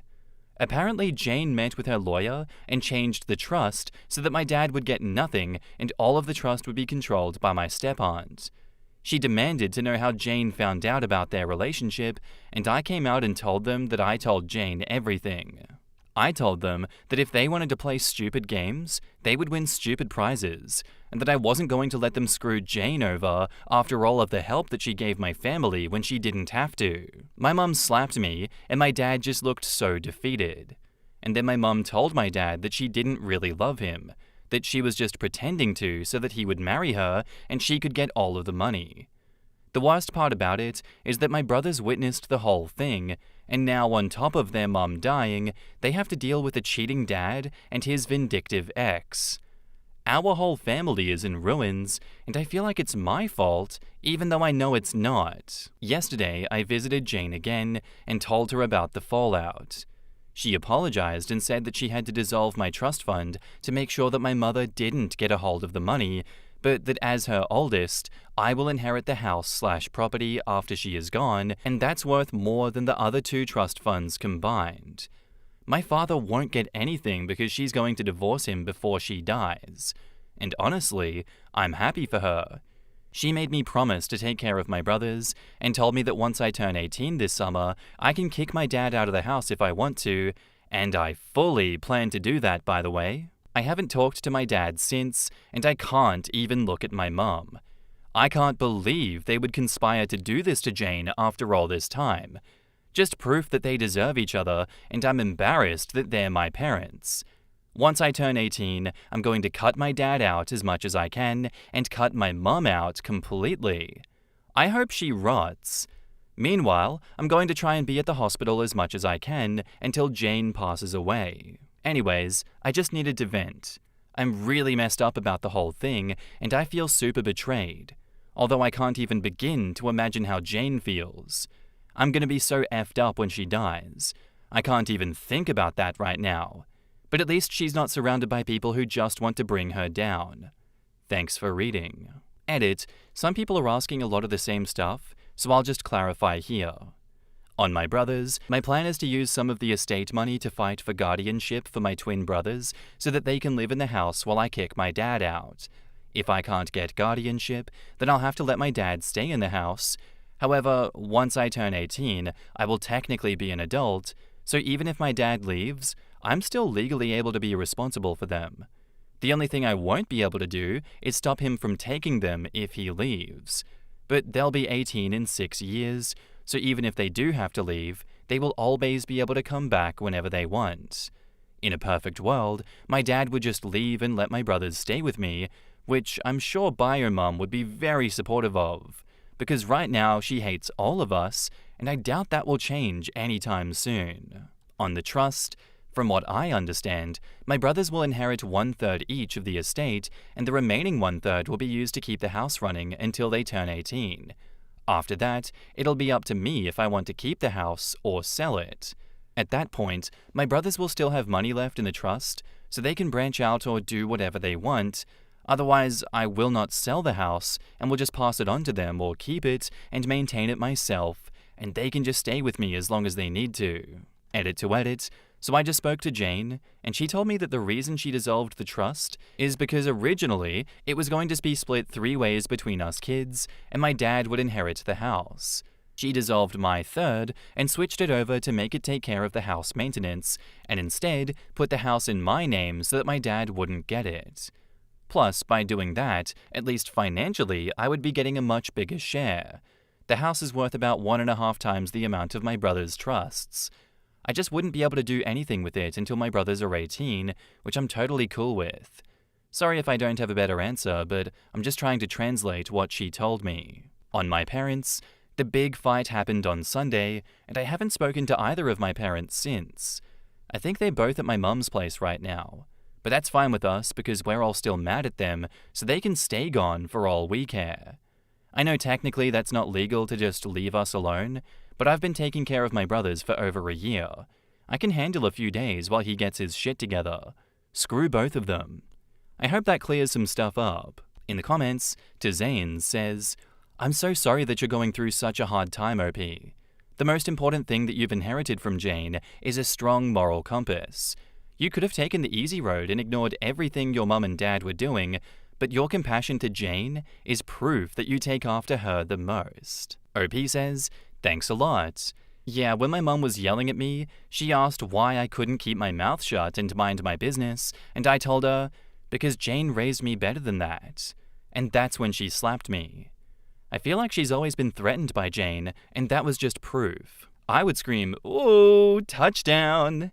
OP says, lol, that would have been funny, but at the time, I was more worried about keeping my brothers out of the argument. Not that it worked, but I tried. You're a good kid, OP. I'm sorry you're losing the only parent who ever really cared. Jane was meant to be your mama. OP says, thank you. I've felt like that periodically over the years, but Jane always insisted that she didn't want to replace my bio mum in my life because a girl's relationship with her mother is important. I guess she didn't realize that I already had one. Aw, that's so sweet. And yeah, of course the right thing for OP to do in this situation was to tell Jane about what her parents were up to. Of course, OP's mum is going to react the way that she did because she was just trying to screw everyone over. Tale as old as time, that one. I do question why OP keeps saying that she wants to give the house over to the boys when they're 18. Like, am I picking up on that right? I'm reading that she wants to wait until they're 18 and give them the house? I feel like that's not correct, but I feel like OP shouldn't do that. Anyway, let's see what happens. And now, onto the update. Hi guys, it's me again. A lot of you asked me for an update on my situation with Jane and my family, so I've come back with a few things that have happened since I initially posted. I will try to organize this in a way that addresses the major points of last time. Jane is still alive and doing surprisingly well considering the circumstances. She's always been a fighter, and although her disease has been progressing, she's keeping a positive attitude with everything that's going on. She says she's grateful that she was able to see everyone's true colors before she passed, so she could go into the next life knowing the truth. We have become so unbelievably close in the past few months, and it's getting harder and harder to know that she's getting close to the end. She doesn't ever talk about it though, and I know it's because she doesn't want to hurt me, but we both know the situation, so we're just making the best of our time. I'm also not being completely transparent about all of the drama at home, but to be honest, I don't think she needs to hear all of that. We did end up having that surprise celebration of life that I planned. A lot more people showed up than I thought, but they all got an Airbnb near the hospital where Jane is, and we were able to take her out and spend some time at the lake near the facility. It was super low-key, which I know Jane preferred, and I was even able to get her old college friend to come after I found him on LinkedIn. We had food, and there was music, and we played games, and it was overall a really great time. Except Jane started crying at the end, but she promised me it was just because she was grateful. My brothers are also doing okay. My aunt, Jane's sister, is currently paying for them to go to therapy, and they've become a lot more open about talking about the situation. They just turned 13, but a lot of the time it feels like I'm actually talking to actual adults. They've become really independent lately, in a good way, and aside from me driving them places, I don't really have to do much for them anymore. Their grades aren't super great, but they're not failing, and considering the circumstances, it could be a lot worse. They still hang out with friends, and I'm keeping an eye out for depression symptoms and stuff. The situation with my mum is as funny as it is embarrassing, to be honest.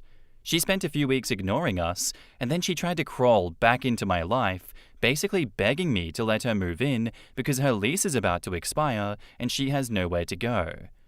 That convo went about as well as you'd think, and she ended up calling me an ungrateful bitch, and that I couldn't just ignore her because she's my mum. I told her to get out of my house before I call the cops and to go back to my dad, who at that point was only coming home every few days to check on us and grab some clothes. After that, she tried coming by a few times, and when I wouldn't open the door, she would lose her mind and start yelling through the neighborhood. After 3 instances of this, I finally called the cops, but because I'm 17, they told me there's a possibility that I would have to go home with her since technically I'm a minor and need to be with a custodial parent. I told them no way, because I was the only one watching my brothers at the moment.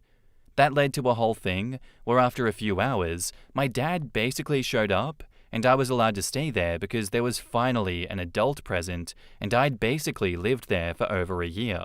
After the cops firmly told my mum that if she keeps showing up and causing drama, my neighbors confirmed that she'd been there a few times screaming, that they would arrest her for trespassing, since technically it was Jane's house and not hers. She left and hasn't tried coming to the house anymore, but for a while, she would call me, constantly telling me that I owed her and all kinds of stuff. She's now blocked on everything, and anything she needs to say to me gets filtered through my dad. As for my dad, well, since he's basically required to be here for another 2 months until I turn 18, we've basically just avoided each other. It's not too bad though, because I've been heavily relying on guilting him for everything to get my way. For example, he was going to contest the divorce, but I threatened to kick him out when I turn 18 if he does that, so he just signed all the paperwork for a quickie divorce, and is basically doing whatever Jane tells him to do. I don't openly disrespect him or anything, he is still my dad, but I've made it clear that I have no intentions on doing anything he says ever again, and he doesn't fight me on it. Most of the time, he's just in his room, and sometimes he'll go back to my mum's, but only for a day or two before they argue and she kicks him out again. I haven't decided whether or not I'll kick him out yet, and we haven't talked about it yet either, so I'm kind of playing it by ear. As for me, I'm handling everything as good as I can. I found a new job where I make a little more money, so I've been focusing on saving as much as I can and just being there for my brothers. Between working in school and visiting Jane, I've been so busy, I haven't really had time to really stop and think about everything, but I know that it'll come. One of my friends has really stepped up and helped me manage everything, and I'm super grateful to him for being there for me and my brothers, so we'll see how that goes. Anyways, I wish I had something more exciting to share, but that's what's happened since my last post. Again, thank you for all the support on my last post. And now onto the final update. Hello everyone, it's me again. I've gotten quite a few messages in the past months asking for an update, so I'm going to post my final update here and hope that it's enough to answer the questions that everyone has been asking. I'm sorry that it took so long to update, but a lot has been going on. As many of you may already assume, Jane passed away early fall of this year. It was very traumatic and sudden, but the silver lining is that she exceeded every doctor's expectation for her life, and when she did go, she was surrounded by family, including me, my brothers, and my dad. She was on palliative care and felt no pain, except for a brief moment right at the end, and we are all very grateful for that. Towards the end, Jane was physically pretty much done, but her mind was as sharp as ever. I took the advice of many of you here and recorded some voice notes for my brothers. I originally wanted to do video, but by the time we were able to do it, we both decided they didn't need to remember her wrapped in tubes and in a hospital gown. She also wrote many letters for her family, friends, and even for me to open when I reached certain milestones. She gave me one to open right after she passed away, and while I won't share too many details, I can say with absolute certainty that she is, and forever will be, who I consider my mother without question. It was very, very emotional for everyone, and although it's been a few months, I'm still very heartbroken about her no longer being with us. She was a kind, gentle woman, and in my heart, she is who I aspire to be. My brothers are obviously very hurt about our mum dying, but just like before, they are taking it surprisingly well. They are still going to therapy, both together and separately, and we have a lot of conversations whenever they feel like talking. We've always been close, but I feel like we are closer now. Even though I work, we hang out as often as we can, and I'm doing everything I can to be the support that they need. They don't know it, but I definitely need them as much as they need me, because they're the only ones I can really talk to about anything.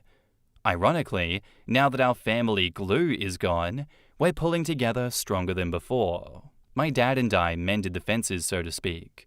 We went to a few therapy sessions together where he took full responsibility for his behavior, and I've forgiven him as much as I can, especially since he eventually started doing everything he could to be there for Jane at the end, even though they still went through with the divorce. He's still living with us, and things are a little tense, but they're much better than before. He's my dad, and I love him, but he was also broken by Jane's condition, and he wasn't able to cope in a healthy manner. Her dying really brought some light into his eyes, so to speak, and now he's really stepping up to be the man that he was supposed to be. A lot of people commented saying too little too late, but again, he's my dad, and for my own mental health, I have chosen to forgive him. As far as I know, my bio mom pretty much vanished off the face of the earth when I turned 18. She tried a few times to convince me to let her live with us, but I wasn't having any of it. Even my dad told her that he's officially done, and after we all blocked her and everything, she stopped reaching out. She doesn't have any relatives who talk to her, so I don't have to worry about that. But I did hear from people who follow her on Facebook that she has a new boyfriend that she is living with. I don't want to stalk her or anything. I really don't care. She hasn't come to me with any kind of apology, so to be honest, she can get bent. It's a little hard for me to think that she would just walk away the second I turned legal just because she didn't get any of Jane's money, but oh well, true colors and all that. I guess 18 years was too long to pretend to care. I'm just so angry with her, I don't want anything to do with her anymore. Maybe that will change one day, but I'm not holding my breath. As for me, I'm doing pretty okay. I decided to take a year before I start college to handle all of this bullshit, and I'm still at the same job, so I'm saving up money wherever I can. My friends have all been great supporters, and I'm so grateful for everyone, especially you Reddit folks who have been checking in on me and making sure I'm okay. I'm taking things one day at a time, and that's been working great to keep me focused. My goal is to go to college next year and study journalism, but I'm playing it by ear. I can always go back to school, but right now, my family needs me, and if that takes longer than a year, then so be it. Thank you, everyone. This will be my last update, and I very much appreciate all the love and support that you've shown our family. Jane, I know, was very grateful for all of you too, and all I can say is hold your loved ones tight and be careful of anyone who seems too good to be true. Much love and blessings to you all. In the comments, Hill Mickelson says, "Who has control over the money that Jane left for her children? Does your father have access to it? Is it possible that his attitude only changed because he's expecting to gain access to the money that Jane left? He might still be secretly involved with your biological mom and only pretending to change his behavior as a way to get closer to Jane's money." OP says, "For a while, I did honestly think this. However, shortly after Jane died, I found out he was looking into apartments to move into. When I confronted him about it, he said that he was trying to be respectful and assumed I wouldn't want to have anything to do with him, so he was preparing just in case. I think the fact that he wasn't parading his plan around in front of me to try and get brownie points says a lot. That, and the fact that he's been very involved in our therapy, gives me a lot of hope. I understand a lot of people have had bad experiences, but like I've been saying, my dad isn't a bad person, he's just stupid." True Falsity says, "Depends on how you found out, really. It's not exactly unrealistic that your father would manipulate you into finding out so that he could play the pity card. And while it's great that he's involved in therapy, being stupid and evil are not mutually exclusive. I get that the main source of the problem was your bio mom, but your father was still willing to hurt Jane and you and your brothers as long as it made him happy. Just saying, you should keep an eye on him for your own safety and sake." OP says, "My dad isn't smart enough to manipulate me like that, nor do I think he wants or wanted to. I'd say maybe my bio mom put him up to it, but at that point they were no longer communicating. I understand there's a lot of people in that thread who are determined to make my dad the villain, but he's done a lot to pave the way towards forgiveness, and I know Jane would want me to allow him to make it right. Well, it's great that you trust your dad to make amends and do better now, but I don't think anyone is determined to make him the villain. Nobody here knows him as a person, so the only thing anyone can do here is base their opinions about him based on the information that you have provided, and it doesn't really portray him in the best of light. I get the desire to excuse his actions as the fault of your biological mother, but manipulation or not, he still went along with her plans, and the only reason that it failed was thanks to you, not him. I do hope that you're right about him being genuine in his attempt though, and I do hope that he actually puts in the work for the sake of you and your brothers. And me too, OP. I guess time will tell with that situation there. And I agree with the commenters that being stupid and evil are not mutually exclusive, especially in this situation, seeing the evils he was willing to do against Jane in her last days. I hope that he actually puts in the work for everyone's sake in this one, because while it was pretty inexcusable what he did, there is the possibility for redemption after all of this. There is the possibility that he genuinely realized the error of his ways, realized how messed up what he did was, and he wants to come and fix this with you. Again, I don't know how likely it is for him to genuinely do that, but I hope he does. Thank you for the story, and thank you for the update, OP. Am I the asshole for not wanting my boyfriend to factor in my son's survivor benefits into our new household budget? My 38 female, son 15 male, receives $1,100 a month in Social Security survivor benefits from his late father, who passed away when my son was 5. My boyfriend, 40 male, and I have been in an on-again, off-again relationship for a long time. Things have been good recently, and he's proposed. We're planning on getting a house together. I have my son, and he has 3 children, but only one of his kids would be living with us full-time. The house we're looking at is $2,500 a month. My boyfriend's proposed budget is for him to pay $950, for me to pay $950, and for us to use $600 from my son's check for the household. He suggests that we can then put the remaining $500 from the check into savings. My current practice is to give my son half of his check for his personal use and to save the other half for him. I think that since he's almost 17, he should have some control over his money. My boyfriend disagrees completely. He thinks that since we are going to be a family, all the money should be pulled together for shared expenses.